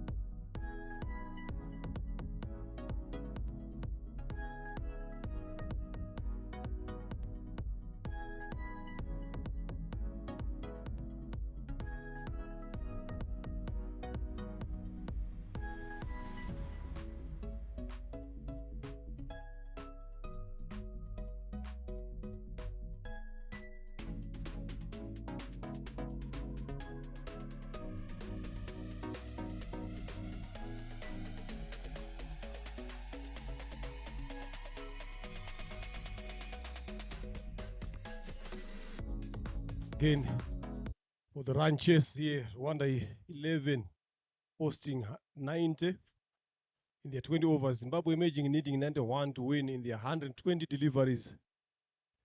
Here it is the RCA Imaging Invitational Tournament. Uganda A, Rwanda 11, Rwanda A, Zimbabwe Imaging. Those are the 4 teams that are taking part in this tournament. Uganda already in the final tomorrow in the afternoon. So they're just waiting for one of these 2 teams here. Whoever wins this joins them. Then the other 2 will be playing the 3rd and 4th in the morning again tomorrow right here at Kahanga Cricket Stadium. If you cannot afford to come and watch it live, you can also watch it Sportsbox again on YouTube. It's being streamed live there. If you don't have access to that as well, you can go to the live scoring streaming there. Cricket Heroes RCA application there. You will find all the games if you want to do ball by ball. Welcome back for the ranches, Ivan. Thank you so much, Leonard. This is the usual pair, Victor Takuzwa Chirwa alongside Christopher Takuzwa Nyamugore.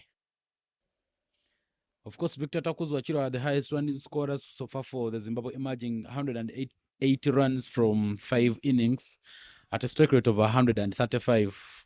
While Nyamugure has 71 from 2 innings at a strike rate of 114.52. That man there on strike. Takuzwa, Tatenda, very common names in Zimbabwe. Those are local names there for the local language. Inyanse Ntirenganya there, 3 wickets in 3 innings, will open the bowling for the Rwanda select side. There is a deep square leg. Start with a straight drive, a bit fuller there by Inyas. So there's only a deep square leg on the boundary and a fine leg. Those are the 2 guys on the leg side here, but these guys are also good enough in hitting it over the covers here. For some shots, especially any shorter delivery that comes with Inyash shaping it away. If he gives them room to free their arms in front, that ball will travel miles. But good attacking options here by the captain. Knowing that you don't have a lot of runs to defend, you need to take wickets early on, so you need to employ an attacking field set.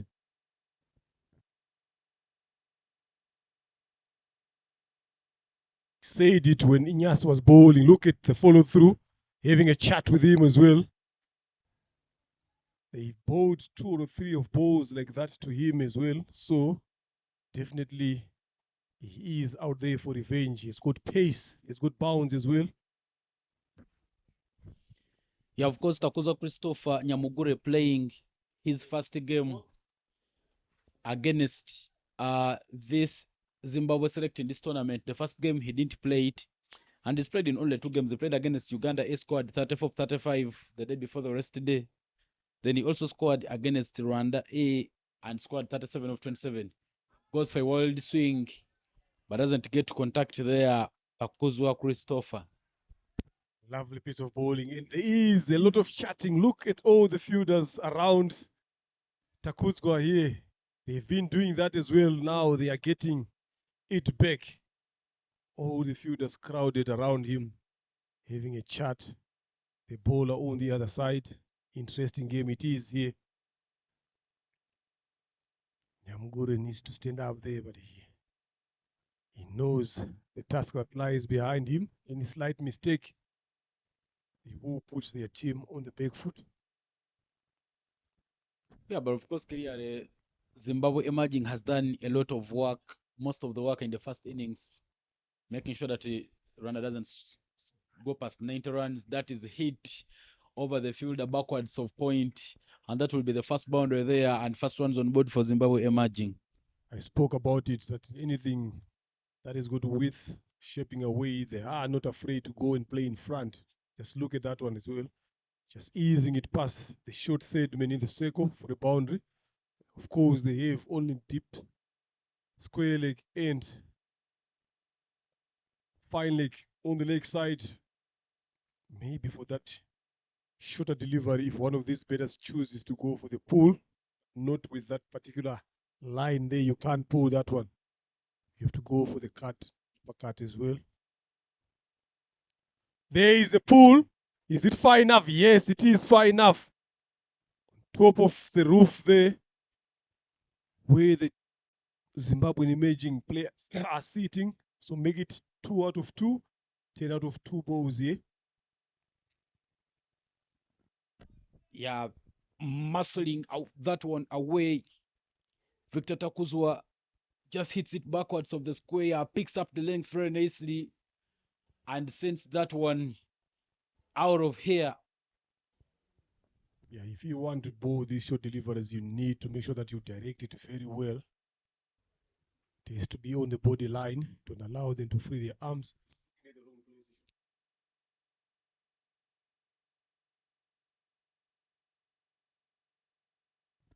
So good shot there. Of course, this is the dream start there for Zimbabwe emerging, because they have already have 10 runs in the first over. For us who love doing a lot of math, having had some mathematics at university, we could say that after 10 overs, this game will be down. Because 10 their first over means 10 every over after 8 overs. Okay, about 9 overs. But 81 from 115 runs is now the equation. Yeah, everything done with mathematics looks easy. But here now you have to face it on the pitch there. 166 fours and 85 sixes so far in this tournament. Roger Mkasa leading in terms of fours with 15. Oscar Manshima leading in terms of sixes with 9, followed by Victor on 8. Hamza Khan 11 fours. Simon Zazazi 10 fours. Hamza Khan again 6 sixes. Christian Ben Hiro 5. He's done his inning today. Again on fours and 9. Utaya Ronald on 9 fours as well. So been a couple of big blows here.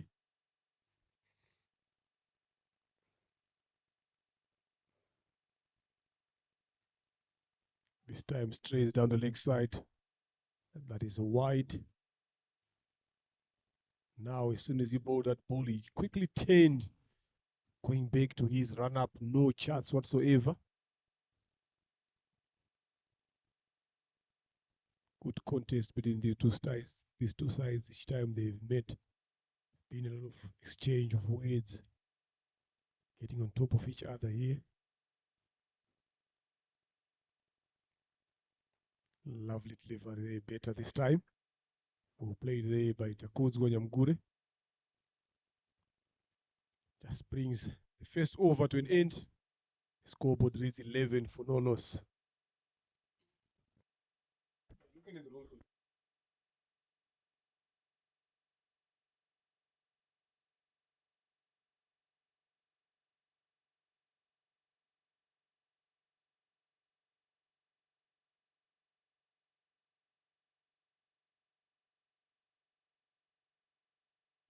Highest score in the tournament, they are scored by Zimbabwe emerging against the Rwanda S side, 170 runs.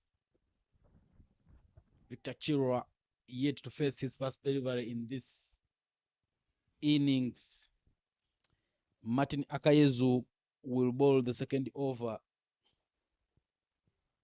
Naka is known for his handy bowling. He so bowled in 4 innings and picked up 4 wickets at an economy of 7.58. Now he'll be coming in to bowl. The sun is out bright as Martin comes to bowl to Victor. Well, that is cut. That is pulled away powerfully. Muscles, and Victor also gets off the mark with a boundary. Yeah, with the kind of length that Martin Akayezo likes to bowl, that shorter length, keeping low this time. Had enough time to hit it there, front of square for the boundary. So he needs to bowl a bit more fuller. He has got a quick yorker as well that he doesn't utilize a lot. Onto the surface, hard one there. Yeah, Matt needs to be bowling a bit full. Don't bowl it very, very 3/4 length, because these guys have shown that they are very, very good at pulling those balls away. We're in a comfortable position, 15 for no loss, just into the second over of the match. Two aggressive Takuz was up front there for the Zimbabwe emerging. They both look to be in a hurry of getting runs. That one is hit again, but Astoit Nadir Mohammed at mid wicket. Brilliant work there to make sure that he keeps that. The good thing about these Zimbabwe emerging batters is anything that they feel like is their zone, they give it all, they throw their hands into it. They don't go half-half. So they're always looking positive to hit it all the way out of the park. There, like that again, in the zone, dispatched to the boundary by Victor Chirwa.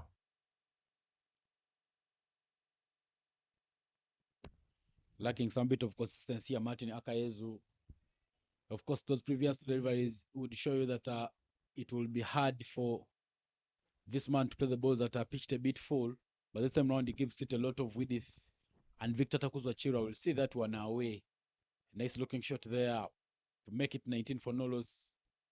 Still into the second over of the game. Soft touch. Yes, that's the delivery there that Martin needs to be bowling. That one is a bit pace off there. Well directed. You don't have a lot of runs to play around there in terms of defending. As we've seen today now, Didi and Mana with the gloves.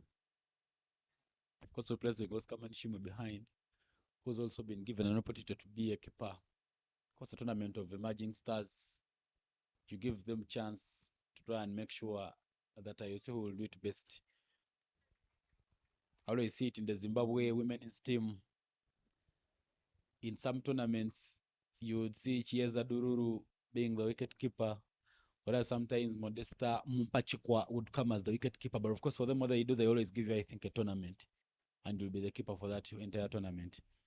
Yeah, just making sure that they go through their roles there. There is the Zimbabwe emerging dugout will shield. On the far left there, Elton Chigumbura leading the troops, being assisted by the bowling coach Donald Diripano.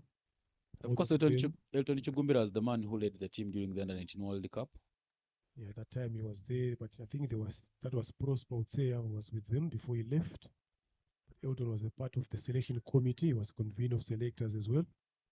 So now being in charge of these upcoming boys, being assisted by Donald Diripano as well. Both of them having played at international level, represented their country in all the three versions. Down the leg side again here by Ignace.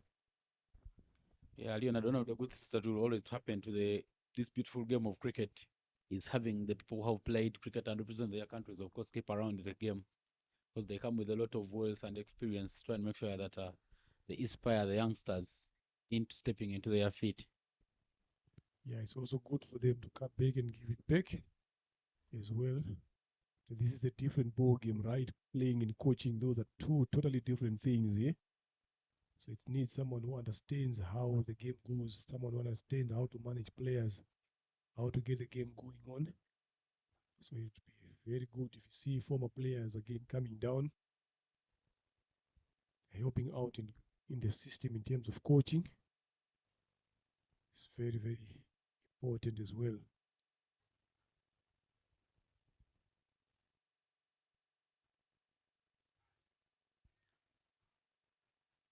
Much better there. Just tries to go for that same shot in front of the covers there. Takuzwa.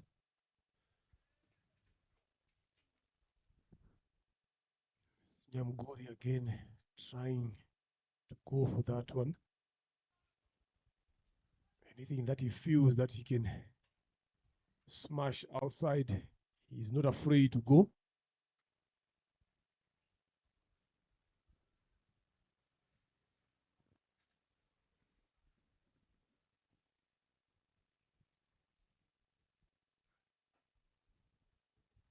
Pulled away this time. Not nicely timed, but they will get a single. These two batters, of course, not losing shape at any occasion. All the shots that we've seen so far, they have come on merit and from the real middle surface of the bat. Try and make sure that you use that power spot and hit the ball. The timing has been excellent. they look to be sealing up this victory, take a rest. And if they get the victory here, it will mean that they will take on Uganda tomorrow in the afternoon in the finals of this RCA Emerging Invitational Tournament. A lot of fielding adjustment there. Man is deep mid wicket, deep extra cover has been brought in.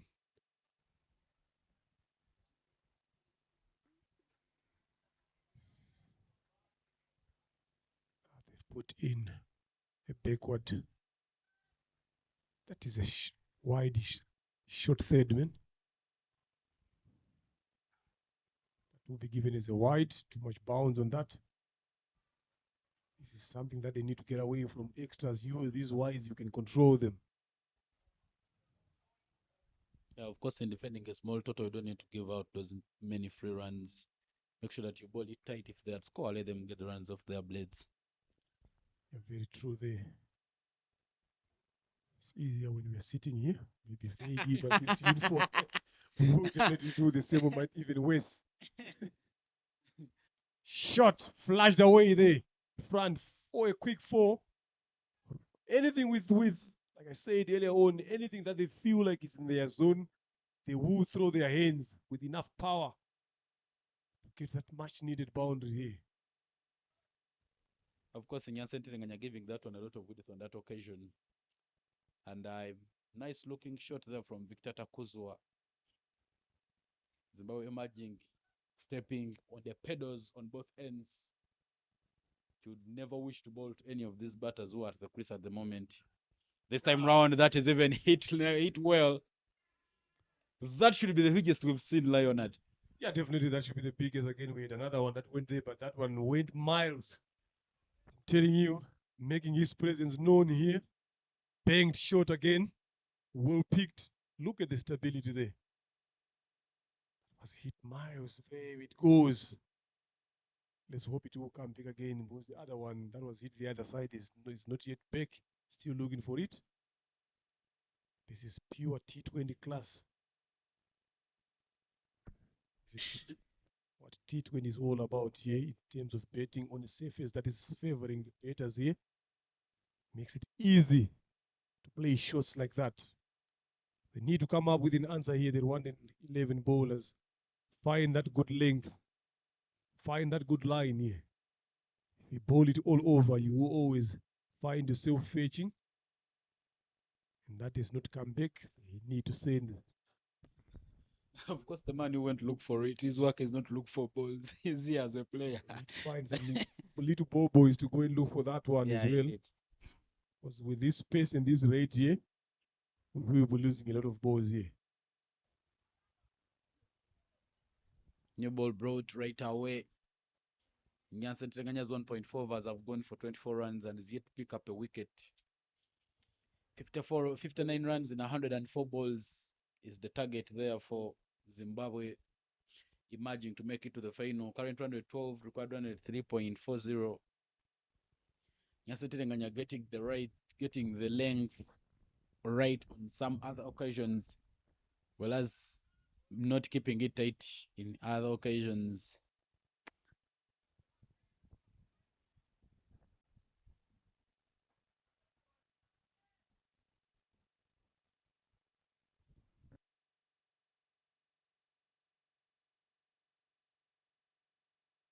Catch is the call.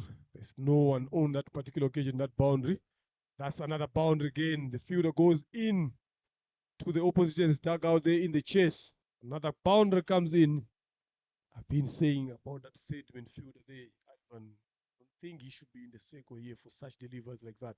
If he had been on the boundary, that could have been an easy catch into his hands there.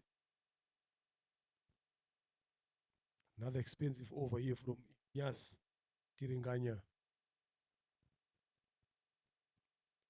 Of course, 17 runs off it so far, with a delivery to complete it becoming very, very costly. In this game, Zimbabwe has been in a comfortable position right from the start. This time round, that is hit, and it is hit up in the air. Two men running for it, and in the end, that man Ochidie Tuyisenge or Ikeda Tuyisenge manages to get hold onto that catch. The man with the dreads takes a catch and gives Zimbabwe and gives Rwanda Select the first wicket. Lovely catch there. Good one. You need that fight. It's been a big over, 17 off it so far, but with a wicket, that is what is important. Let's take some good commitment there. We've seen a couple of these cages being taken by the Zimbabwean Imagine. Now here, there it is, Okide turning around, just running in. Lovely take there. They make their first breakthrough. 36 for the loss of one. Can this be the moment that they've been looking for all along? One wicket brings many. In comes the captain himself, Linux Tinoda Chandu. He's not been having a good time with the bat as well for his team so far.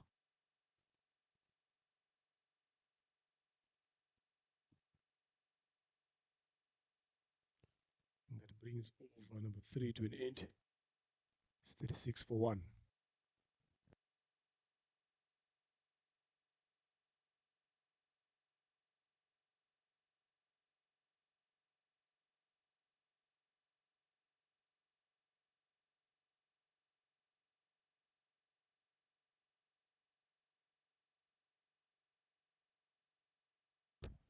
Martin Akayezu, whose first over went for 8 runs, will be now bowling the fourth over of the game.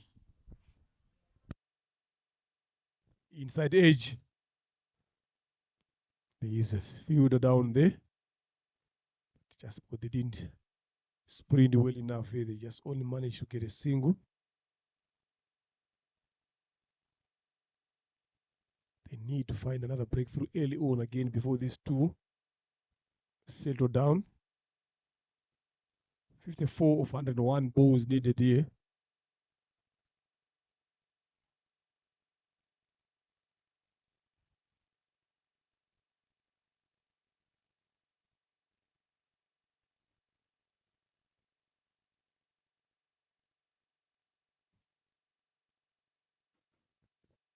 Of course, the new man who's just walked on for Team Zimbabwe there, the captain himself, Lennox, 67 runs from 5 innings at a strike rate of 97. Plays it straight to the man at covers. Catch is taken, and Lennox will have to depart right away. Mohamed Nadir getting hold onto that one at covers, and Rwanda Select has another wicket. As I said, one wicket brings many.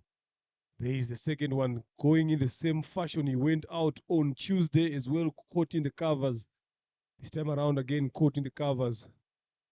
For not fight his own. They're well in control, going at 11 and over. The required is just under 4 runs. So Rwanda 11 needs to keep on getting these breakthroughs here. They need to keep on fighting, keep on bowling the right length, keep on fighting in the field as well, commit on every delivery that is coming to them. Again, wicket number 3. Akayezu Martin at his best. Players standing up where it's needed. Tatenda Chimgoro again, golden duck. Martin Akayezu on a hat trick. I said it, Ivan, 1 wicket brings many. This is very, very important for Rwanda 11 here. This is the moment. I feel like this is the moment again here. It's been opened wide for them. They need to keep fighting. 54 of 99 here. Taking wickets is the only thing that will bring them back in this game here. Yeah, of course, we've seen that every time you break this opening partnership for this Rwanda side, we saw it against Uganda during the chase of 162 runs. These batters that come in always crumble, but look at the delivery there. A bit of inside edge there, just straight to his stumps. Disappointing way to get out, but of course, Rwanda Select, they are pumping some pressure.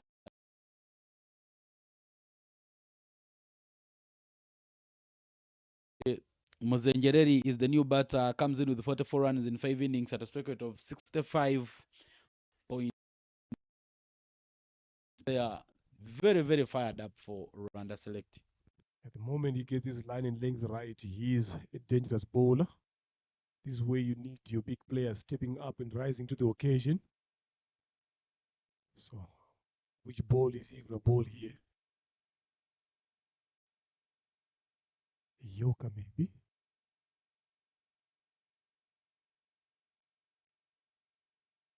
Get a slip in place there.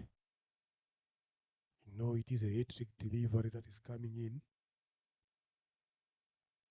I believe hat-trick delivery should be one of your best deliveries in life because you have a chance of writing your name in history. Yeah, but some of these players, they don't care about history as well in this moment as well. They don't want to be doing too much on that ball. Because there is no point of getting a hat-trick and your team is going to lose the game as well, but trying to look for that wicket. So you'd rather fight for the team here. If it comes your way, definitely it will come your way.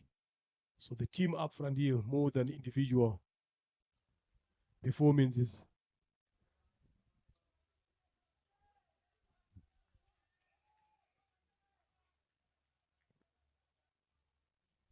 Hat-trick ball there from Martin Akayezu. Just stood it away. Very, very good bowling there from Martin. Yeah, a bit of some words being exchanged again. It has been quiet a couple of overs ago when Zimbabwe was in control. Now those 3 wickets, the confidence is back. And that's what you need. There is Didier and Nadia Mohammed speaking to Mzengereri there, having a chat with him. They need that.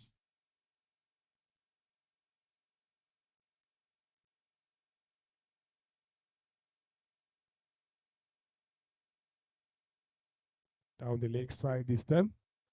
Another extra. This is what they don't need here. They've been bowling tight and well. Don't need to try too much. This is what happens if you go hunting for wickets instead of good deliveries here.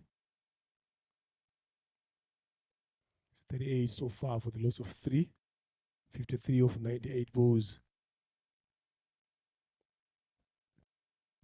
Yeah, but Naka is trying to pump in a tight over there for the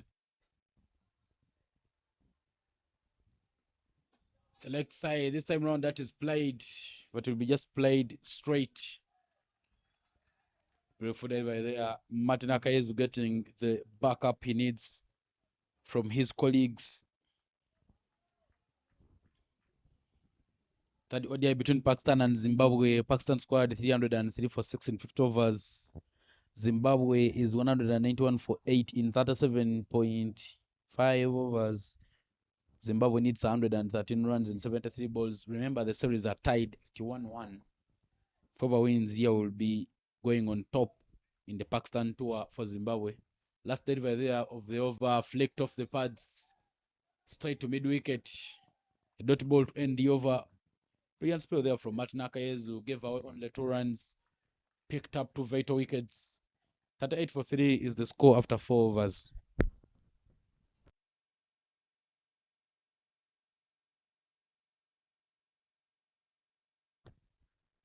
You know, of course, earlier on we saw Sri Lanka being bowled out for only 42. Then at one of the forums, my friend said that still India is better because when they were bowled out for 47. But of course, I saw a comment, some of those comments in ESPN. There is the ambassador of Zimbabwe in Rwanda, Charity Manyeruke, with some members of the Zimbabwe members just coming in to give support for the boys here. Yes. They've always come to support these teams.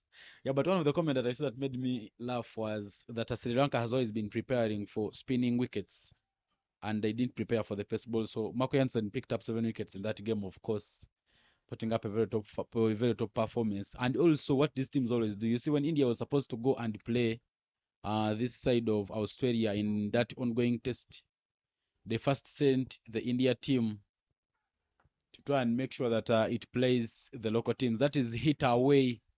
Does it go enough? Oh, put some bit of diving, but the umpire looked not to be convinced so that will be saved.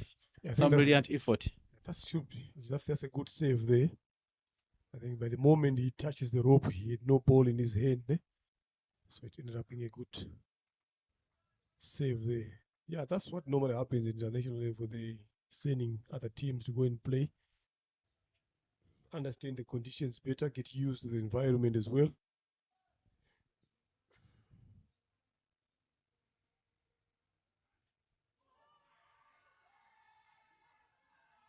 Here's a shout for the cage there. I think it just came off the hip.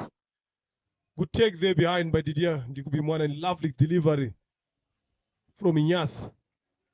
If you look at it again, tries to go for the pull. Yes, good decision by the umpire there. Just came off the thigh guard there.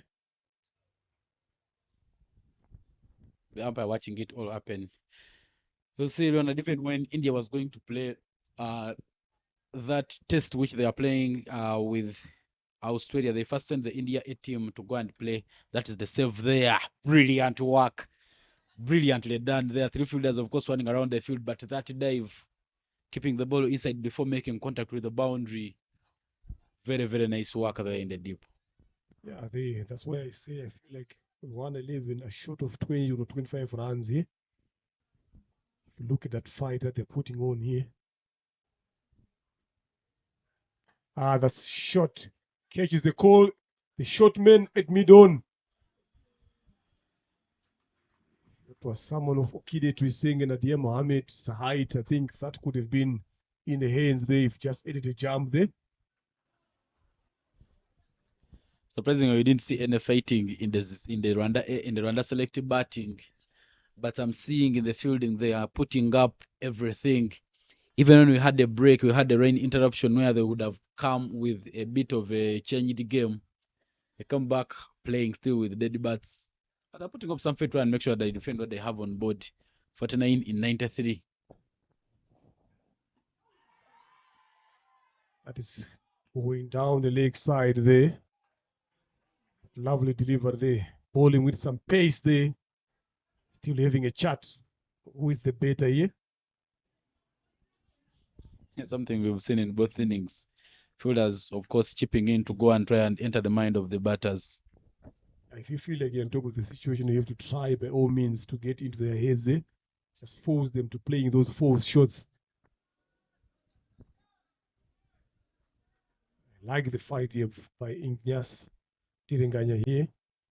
He's gone for playing the other over, but the comeback there has brought his team in this position. It's just that gap between runs and balls that's still worrisome.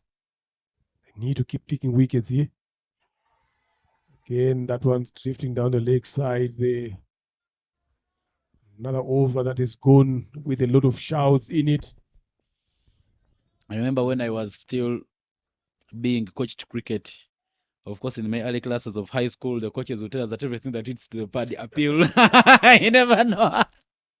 The umpire could be. Yeah, you might find the umpire nipping around there. Sometimes when you just hear the sound of the pad and the appeal, you might never know, raise the finger up. On this particular occasion, the umpires are open, well awake, making sure that they see all the proceedings here.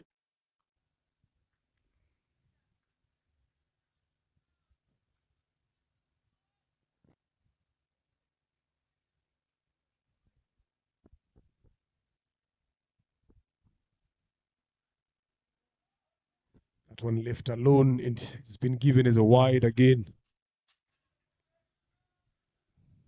These wides are a cause of concern, especially with the total that they've put on the board here. They need to come back to their discipline lines that they've started on. Still 50-50 here. Another wicket here will bring them back right in the game here. Yeah, getting plenty of movement from the surface there in Nyasa and Tirenganya. In my opinion, I believe this has been a much better wicket. Where the wicket which has played the rest of the other games. They were supposed to change before the rest day. Unfortunately, the rain made that wicket wait and they had to go back to the other wicket, which played most of the games. But Nyasa Tirenganya's overcomes to an end. 43 for 3 is the score after 5 overs. 48 in 90 balls. They're very good, but me, I like these kind of wickets here. They are not one-sided. Easy to bet on as well. ease to bowl on as well. We saw even spinners when they bowl the right lines, they've been getting some spin there. The seamers also getting some pace and bounce as well. Batters playing shots at ease. So it's not like it's one-sided whereby it's challenging either the batter or it's challenging the bowlers here. So it's all who has got to do the right things on this surface wins the prize at the end of the day.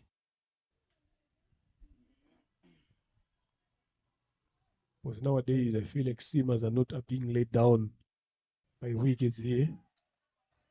It's a wild swing there by Simbarasham Zengereri, still yet to get off the mark.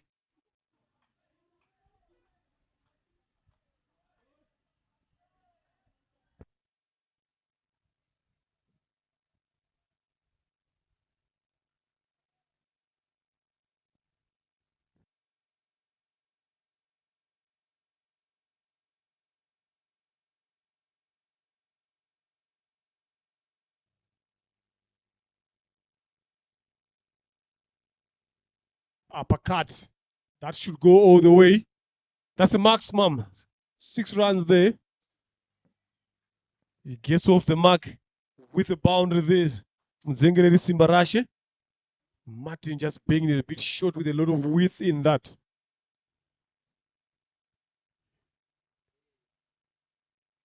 They've been quiet in terms of boundaries here. But now, that particular delivery, look at that again. On the up, with width, up and over.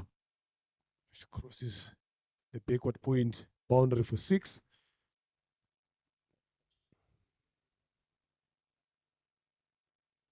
This one clipped away to the leg side. There is protection there.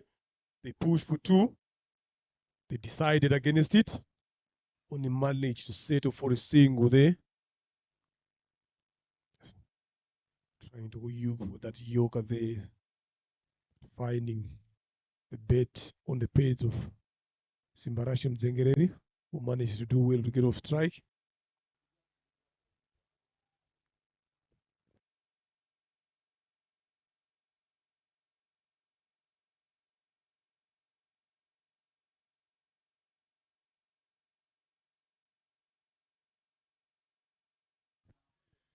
Hard onto the surface again. Not easy to get off the square. So it is straight to the middle fielder there, Emil Rukiriza, who's yet to bowl. Still early on in this over, yet to finish the power play overs here. So this is the last over of the power play. Maybe after the power play, they will bring on Nadia Mohammed Rukiriza Emil himself as the spinners.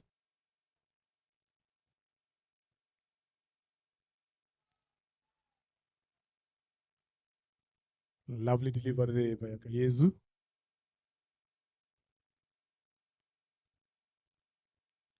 Still Nyamugure Takuzo Christopher here, not holding back.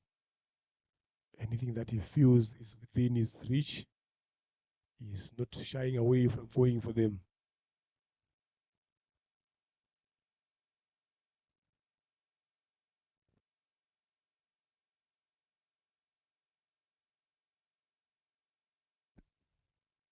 That should be given as wide again, yes.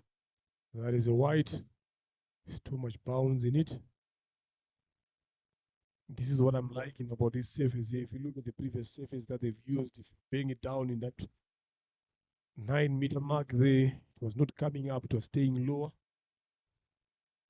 So that's what I was saying, that sometimes the seamers are put to a disadvantage by the surface here. You can't enjoy your bowling if the ball is not coming up to where you want it to be. Shot, pulled away, flat 6 there by Takuzo Nyamugure Christopher. Another second maximum of this over to finish that over with the boundary there. Being it short, but a lot of width there to hit it across. That's the flattest 6 that I've seen here today. End of 6 overs, 57 for the loss of 3. Takuzo Christopher Nyamugure on 28 of 18. Simbarasham Zengereri 7 of 6. 34 needed, 84 deliveries here. Now, change of bowling, taking things slower. Emil Rukiriza to bowl from the road end.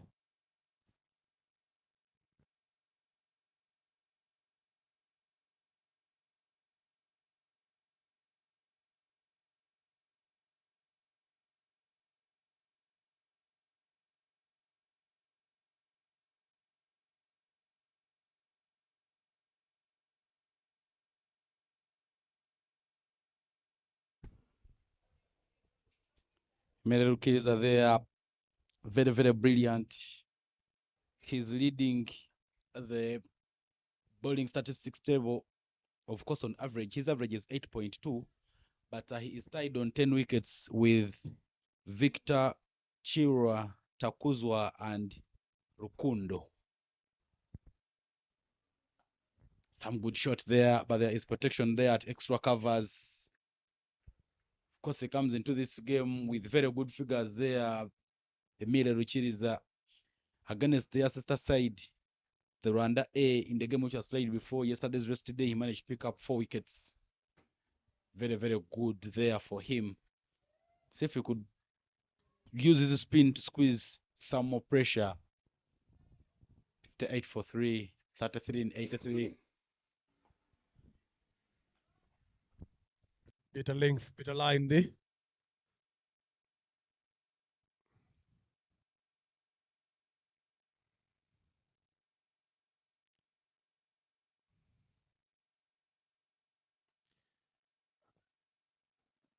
It's pointing out to another fielder there. It was coming into his arc there, Isai Niomgabo.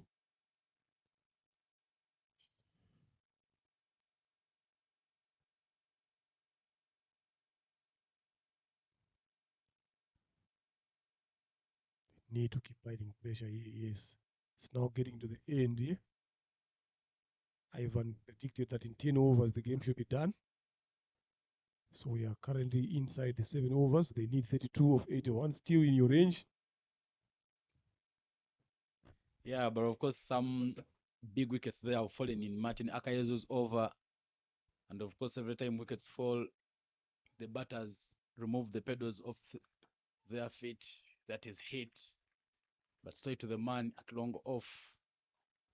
I love the backup coming from the dugout of these Zimbabwean batters, applauding even the singles. You really feel that you're not left alone in the middle. A good rotation of strike there. If you see the difference now between with footwork here, especially against spinners between the two sides, goes for the sweep. That one hit again flatter. That should be another 6 here. Yes, it is 6. There is the arms of the umpire, Sean Jamasin. He's been having a little of some exercises here for the biceps there today and the shoulders. Look at that. One knee on the ground. There we go. Well controlled there by Takuzo Christopher Nyamgure. Telling you he can hit the ball far. One occasion I've watched him playing in the East Festival for the schools that is played back in Zim in August. The St. George's, they call it smashing cricket T20. He was one of the outstanding batters there. There is another one again from St. John's School as well. Another smashing T20 cricket. So that is the kind of structure that these boys come through. So it's not a surprise if you see them hitting the ball here. They've been raised, hitting the ball. Especially under 16 as well. There are a couple of tournaments as well for 20 overs, all the way to under 11. So they are grown up knowing how to hit such particular deliveries. Lovely piece of batting there. In comes man of the moment for 111, Nadia Mohammed with the ball. Yeah, Muhammad Nadir, an economy of 4.95 means he has not been going for many, but he's picked up 5 wickets in 5 innings. This time round, he comes bowling left arm round the wickets. We've seen him on a couple of occasions bowling left arm over for the right-handed batters. Very, very handy man there. Goes through his action very quickly. He doesn't try to do a lot. This time round, it's the first time I'm seeing him bowling on sheds. Yeah, but he's a brilliant spinner there.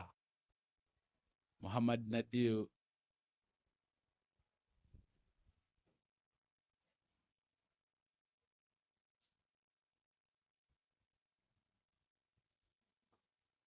Over pitch delivery, driven down to long on for the single.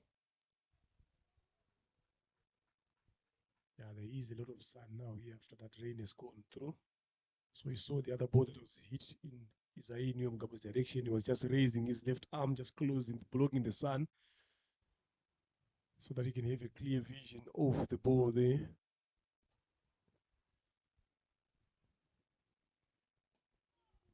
course, in the last hour, we have seen nearly all the weather conditions, humidity, wind, sunshine, rainfall, all happening here at Gahanga B Stadium. Yeah, 4 seasons in one day. Beauty is that the game is continuing. You don't really miss a game of cricket here, whether it rains or not. Good bowling, the pace off delivery by Nadia Mohammed. And of course, a much good over there from Muhammad Nadil. 4 dot balls already in the over. Of course, these batters that you just need to see Nadil through. This time round, that is very close to the stumps. Cramping him for room. Only 1 run comes off Muhammad Nadil's first over. Brilliant start. 67 for 3 after 8 overs is now the score. Started very well there. Look at the comparison there. The blue ones are for the Zimbabwe Imagine. This is the only over that they went for 1 in these 8 overs. The rest have been 9, 14, 5, 5.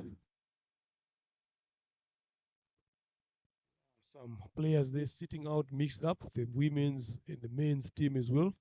The Rwanda A, John Baptiste, and the development manager Landry Rurangwa, with the head in charge of Wakanda here, serving food for the players, Omario, being spectators all the way through, supporting their teams. Obviously, I know Omario will be donning for Uganda there. Yeah, of course. Unless some of us shall be winning, we shall be supporting the best team to win. People keep taking sides. Yeah, definitely, that is competition. You need to take sides as well. But save for us who've been sitting here, we are the one that have been put on an uncomfortable situation. But the rest have got their own choices. Lovely delivery there by Emiro Kiriza. The spinners doing the job here in the end. Just holding these batters back a few times. Tucked away to deep square for a single.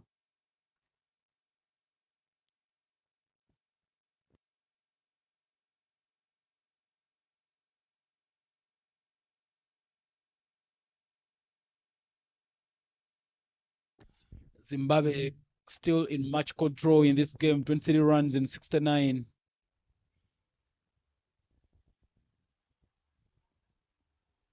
This time round, that was turning down. Of course, just shows you that Takuzwa Christopher Nyamugure had opened up his blade. But Emile Rikiriza bowling it quick to his pads and not giving him room. Yeah, his ball was so far in these 4 deliveries. That one was short, mistimed, got the bottom edge, short fine leg. Another important dot for Rwanda 11 here.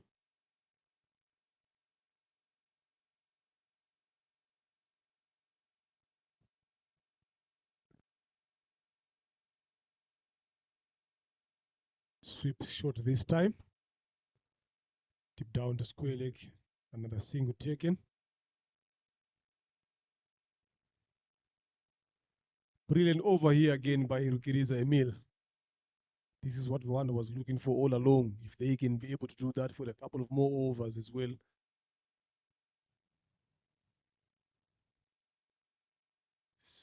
To 9 overs going here, 69 for 3, 22 of 66.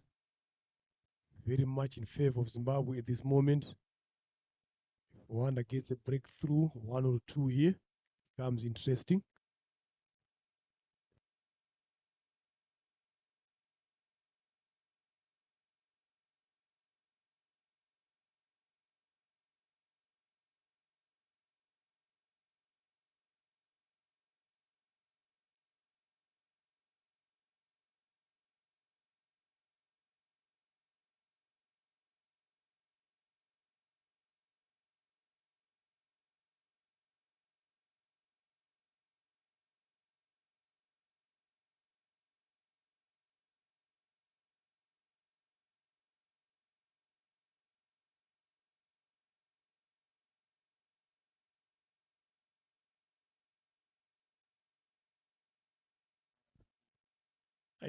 those dot deliverers in these 3 overs here that have been coming in. So he's feeling like he has to go, and that is what dots bring. They bring pressure, force you into playing shots that are not there.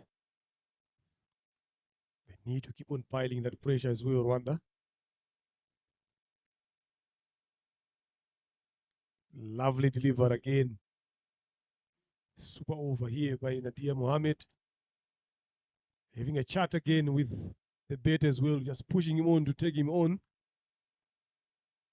If you can't do it with the ball, you have to do it with the weights as well. Now 22 runs here. I don't think that will do much of a damage to someone who is on 30 of 30. But you never know. Goes hard down on the ground. Looking for 2. Decided against it. Good over here so far, Ivan.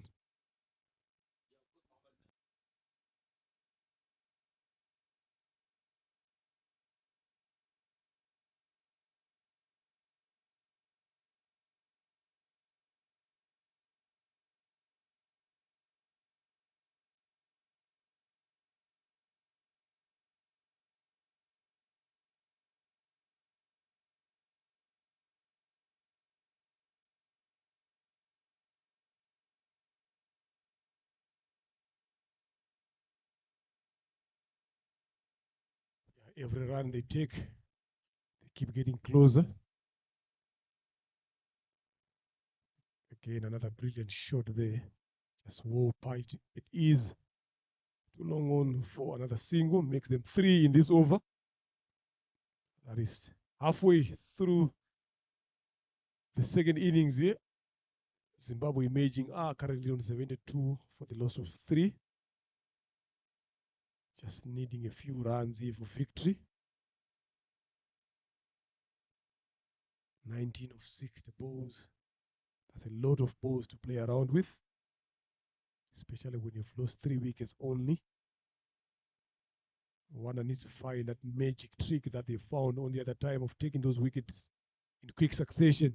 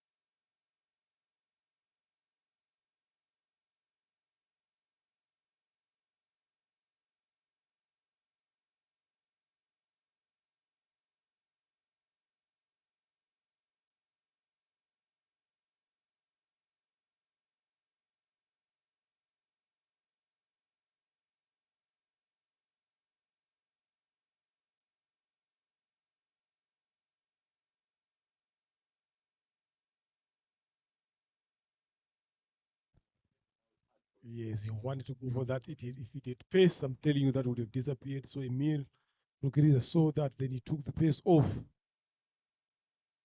Smart bowling there, reading what the batter wants to do.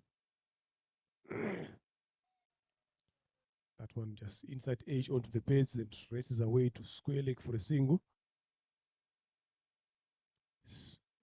Just like I feel like Rwanda is short of 20 runs here onto your total. That would have been a different game here. Because you just need a total that forces batters to play bigger shots.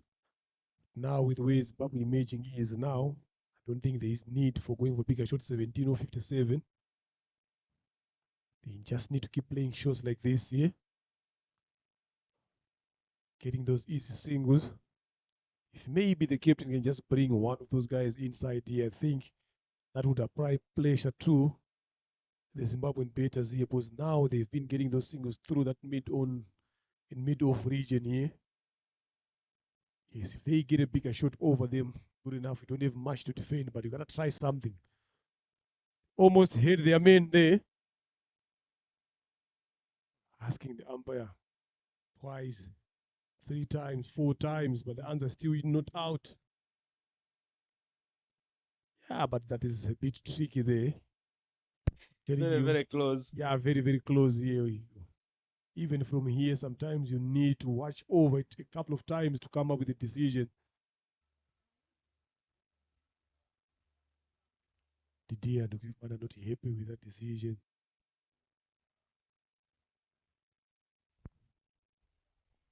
Sometimes they need to understand what it takes for the umpire to make decisions like that. And also they need to understand the laws of the game again. If you keep on showing dissent to the umpire, at the end of the day, you end up getting penalized there as well.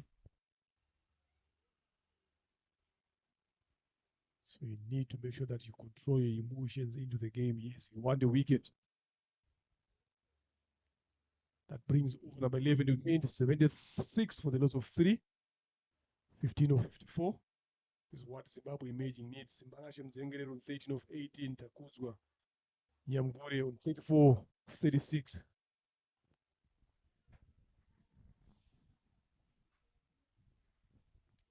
Wicketless but economical. Emere Rukiriza 3 overs, go for 15 runs.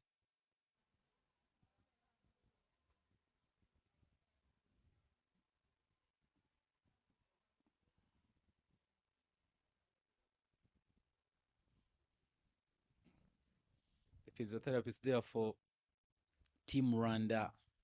I beg your pardon, the physiotherapist there for Team Zimbabwe. Munashe. One of the things I've seen about Munashe every time with him, he shows me that he loves Ugandan music. Because we've been in sports where people are playing Ugandan songs and he keeps shazamming them and also loving them. Of course, Zimbabweans and Ugandans are not people that you can rule out from the party. Very, very similar people in party. At least you would say the people here in Rwanda are very peaceful. Their party stops at 1, but in Uganda or Zimbabwe, you could party till morning. We are back for the game. Muhammadi Nadil, his 2 overs have gone for 4 runs. 15 runs only needed. With gaps inside there, you even don't need to overheat. You need to be milking. Keep placing the balls in the gaps. Get those runs and see through these boys' overs. Just that. I love the foot movement between Takuzwa and Sembarash. They've been moving their feet very well to the pitch of the ball, getting in line there. But the spinners here, Rukiriza Emile and Nadia Mohammed, have got something back to the Rwandan 11 side. Pushed down to mid-off again for a single.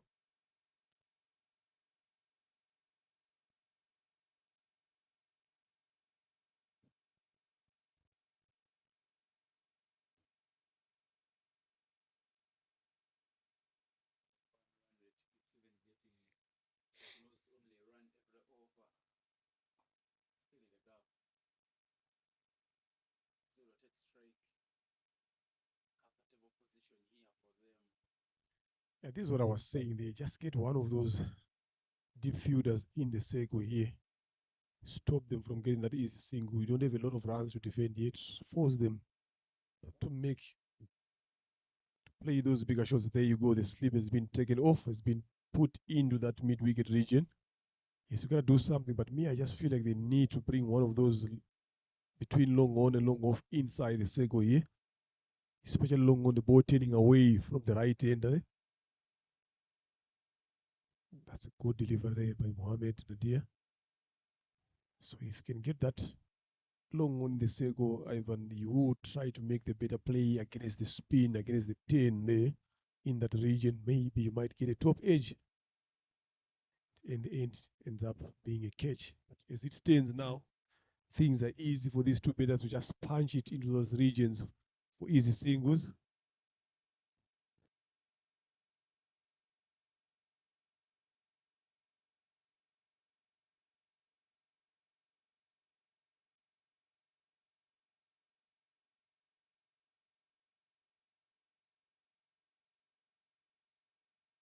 Look at how easy that single has been taken there, just the right side of the man in the covers. Just because the field is deep there, allows them to get that single easily. Goes for the big sweep. Just one bounce into the hands of the deep square leg.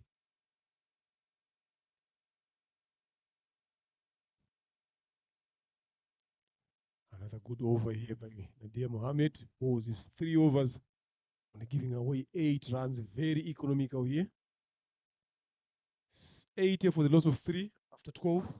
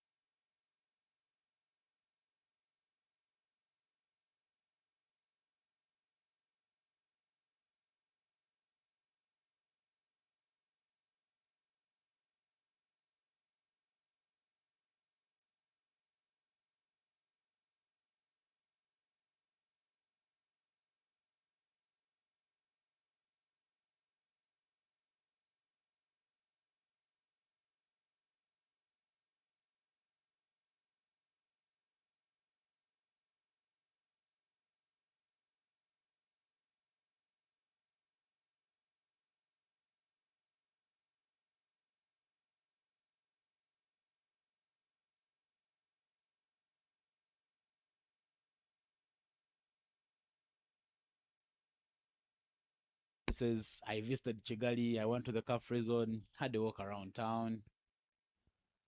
But are the runs still flowing there for Zimbabwe emerging? Yeah, just going through here. Uganda will be coming back in a couple of days. How many of these players that are in the A side maybe will remain behind or will come back? Any idea there? In the selectors' perspective, because I have a chance in Uganda, I talked to some of the selectors. Some of the players are making great strides, improving their game. But in the fans' perspective, they say that Uganda has only had lucky wins. They have not played any good cricket that A side. Yeah, but of course it's a learning tour. Whatever happens after that tour, after this tour, will really depend on the real stakeholders in cricket. Emile Rukiriza's good for over spell comes to an end. He concedes 18 runs and is just yet to pick up a wicket.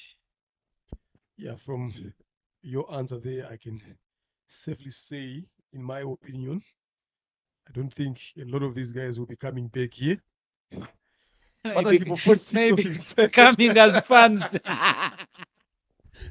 Yeah, coming back as fans, there's no problem. But making the squad, the final cut for the national side here, I don't think a lot of them will be coming back.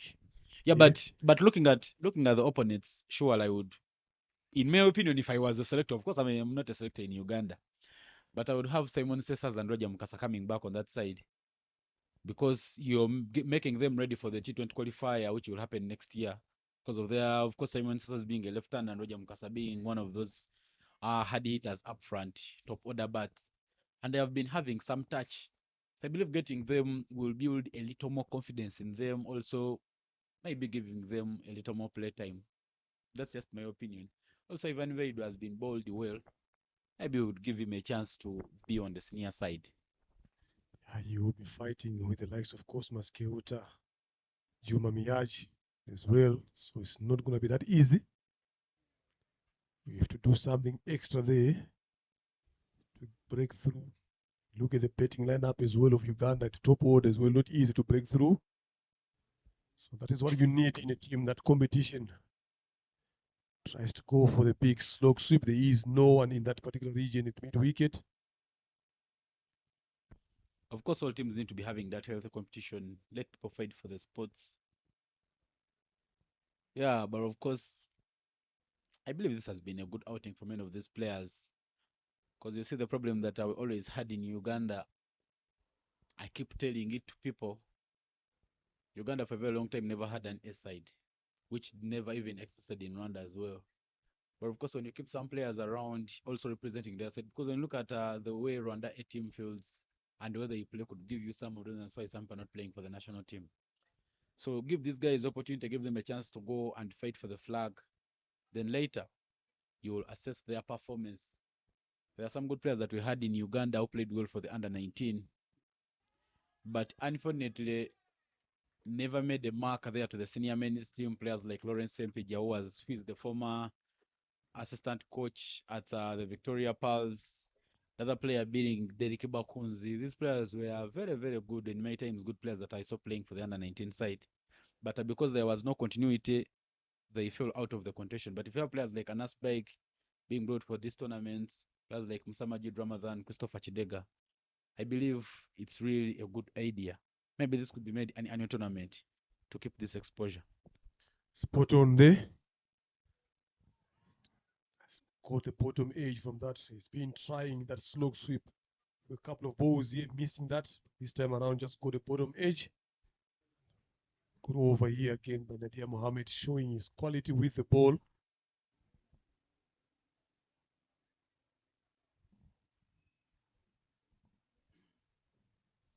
He's had some good bowling skill there. Look at those 4 consecutive dots, keeping things tight and silent. He's now yet to come and bowl his last ball of his 4-over spell.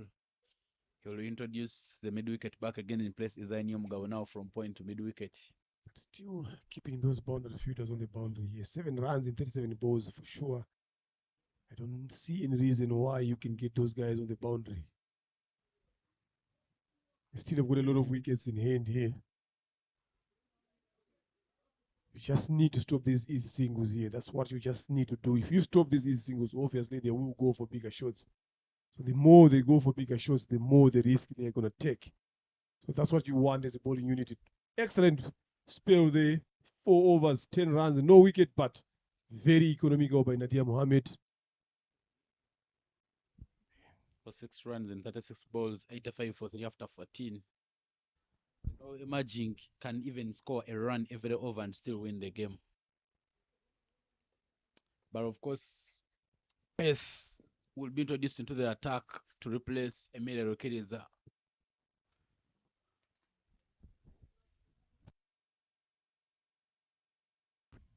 Francois Zarahangaje will come to bowl from the side of the road. Some brilliant pace in him. He's just come at a time when the opposition needs a few runs here. So let's see what he possesses in his bag. Third man, deep square leg, mid wicket, long off, egg deep extra cover. Goes upish, finds Zaini Mugabet mid-on.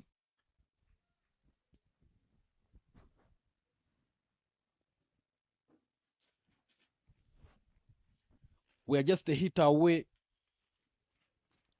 from getting done with this game. The last wicket part was Tatenda Chimugoro, none of 1, bowled by Martin Akayezu. Second ball by Francois, given width, but not hit by Nyamugore. A good pace there by Zirahangaje Francois. Do they have enough runs here to defend here? Someone who's on 38 of 46, Takuzwe Nyamugure. And Simbarashi Mzengerere on 18 of 28, very well in control here. A healthy partnership between the two. Goes up again and finds Isaini Mugabo this time around. I've been talking about having those extra fielders in the circle, make the batters play those heavy shots. You might get a miss hit, and finally, it has come there. Wicket number 4 falls. Looks like the wicket has come in a bit late. Yeah, but of course, every wicket will be taken the way it comes. Trying to hit that one, but not getting enough bat onto it. Nyamugure, who had a good knock, 38 of 47, will have to depart. Strike rate of 80.85. The replay rate in your frame. Pitched outside off, playing against the pace of the ball. And Nyamugure gifts out a wicket.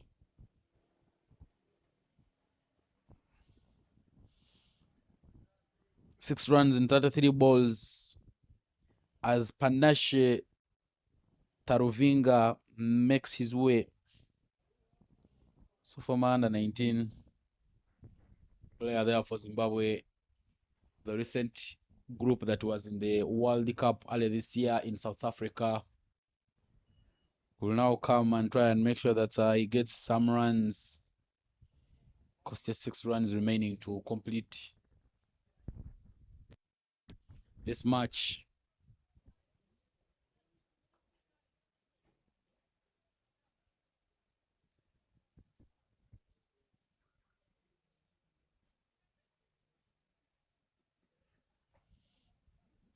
Soft touch there through covers, and Panashe is off the mark right away. He comes into this game with 5 runs from 3 innings.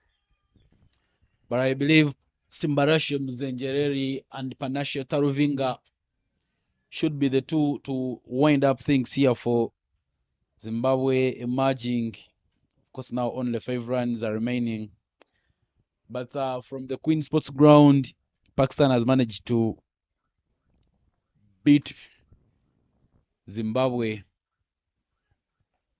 by 99 runs to win the ODI series 2-1. And now shift will change to the T20.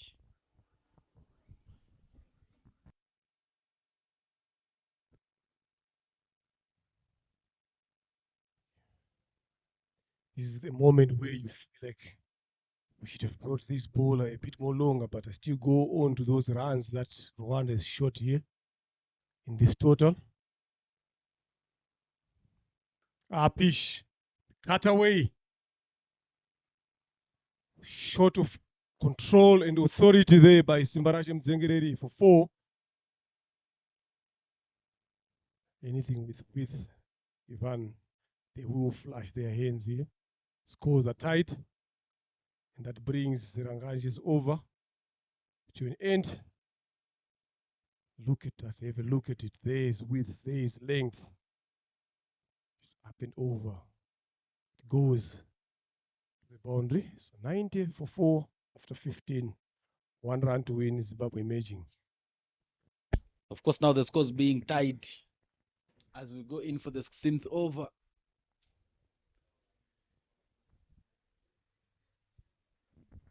Just a run away, Zimbabwe emerging from sealing the spot in the finals. They've really played well. They haven't really been made to rush while batting. But Ntirenganya Inyas, who bowled the first over of the match, will now come and bowl.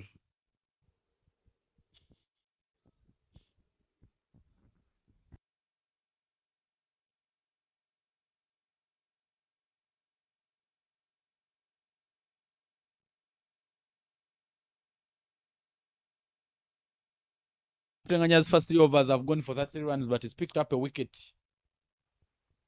Here he comes. Loud appeal, and Inyas gets the second wicket. The scores are tied, but Panashe Taruvinga will have to depart.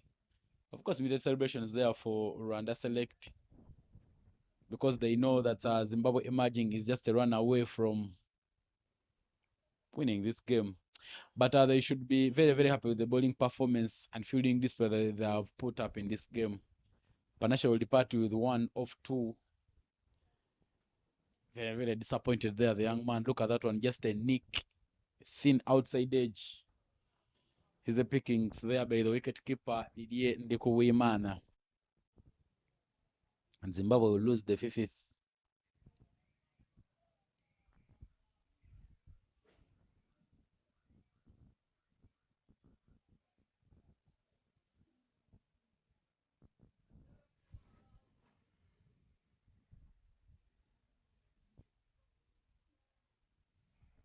I say they are just 25 runs short here. They've been around that 115, 120. They've been interesting with the way they've bowled. They've been brought in back in the game by the two spinners.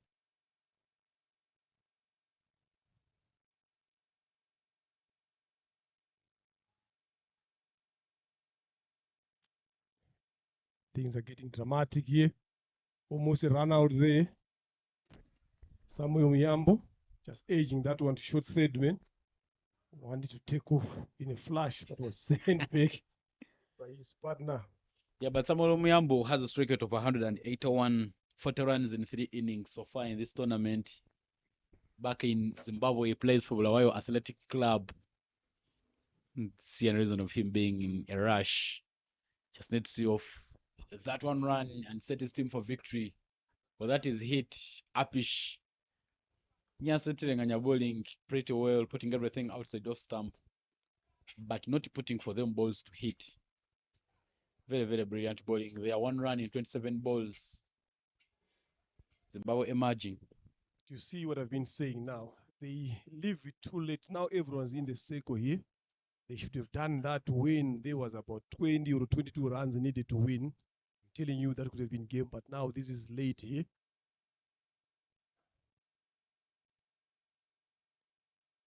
Lovely delivery there as well. Maybe the coach told them to do it when it is 1 run remaining to win the game. Sometimes you got to decide what you want to do. So how do you apply pressure on the opposition, make it hard for them to score freely? But if you open the games, especially at the time that Nadia Mohammed and Emir were bowling, that is when they got easy singles. That is the time they should have been having 2 extra guys in the circle. That one, that is the end. Full pitch delivery. Dispatched to the boundary for 4, and that is it, ladies and gentlemen. Zimbabwe emerging, winning this game. Full toss, punched away into the gap for 4. They've won this game by 5 wickets.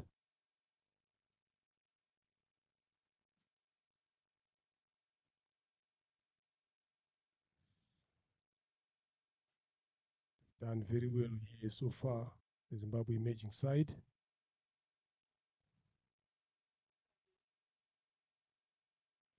There is the betting card there.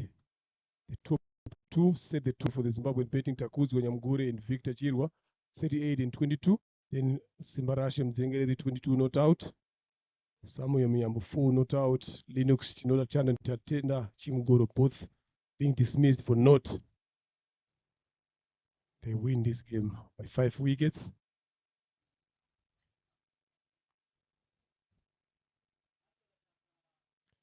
Zimbabwe emerging, winning by 5 wickets. The bowling there, that is the Zimbabwe emerging bowling lineup. Yes, this is the one that we're talking about. They just took 2 wickets, but being expensive. In his 3.5 overs, Akayezu Martin again took 2 wickets, 24. These 2, Rukiriza Emil and Nadia Mohammed, both bowling 4 overs. Mohammed being the economical one, 10 runs, no wicket, and Ziranganje Francois, 1 over, 5 runs, 1 wicket, 7 extras. A bit disciplined here today, but it was not enough for them to claim victory here. So it is going to be Uganda and Zimbabwe emerging in the final in the afternoon. Then the 2-1 teams will be playing against each other again for the 3rd time, for the 3rd and 4th position. So stay tuned for the post-match presentation in a short while.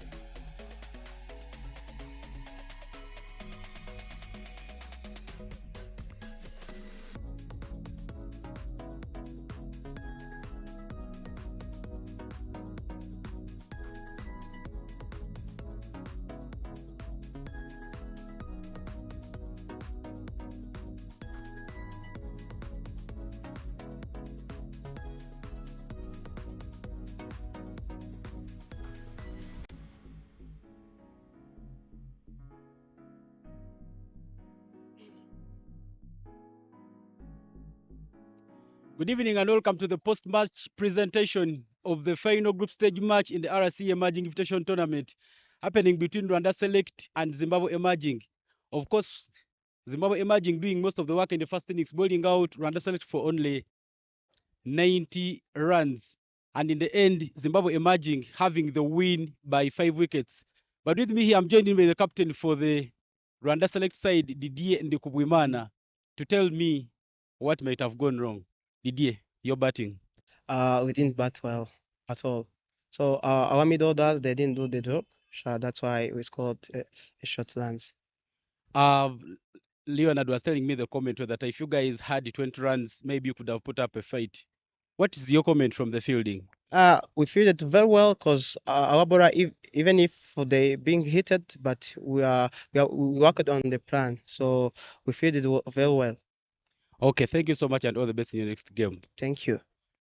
Well, that is the captain for the Rwanda Select side. I'm being joined in here by the captain for the Zimbabwe Emerging team, Lennox Tinonda. Lennox, congratulations. Thank you, thank you, thank you.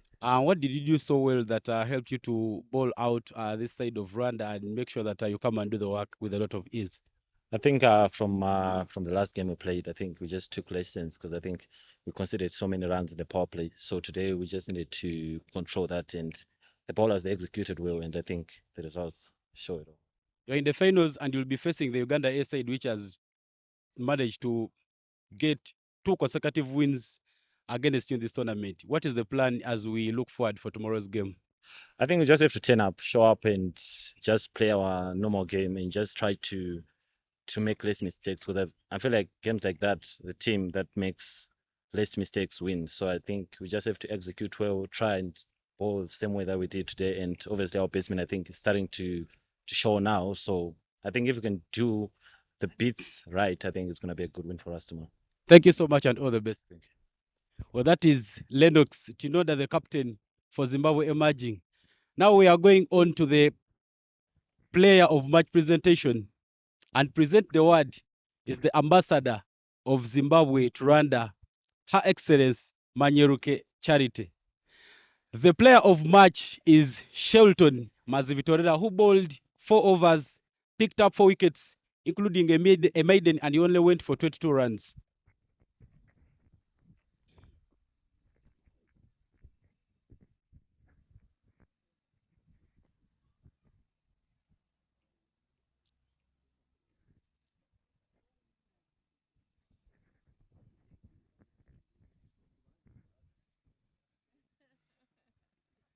Shelton, just keep around for a chat.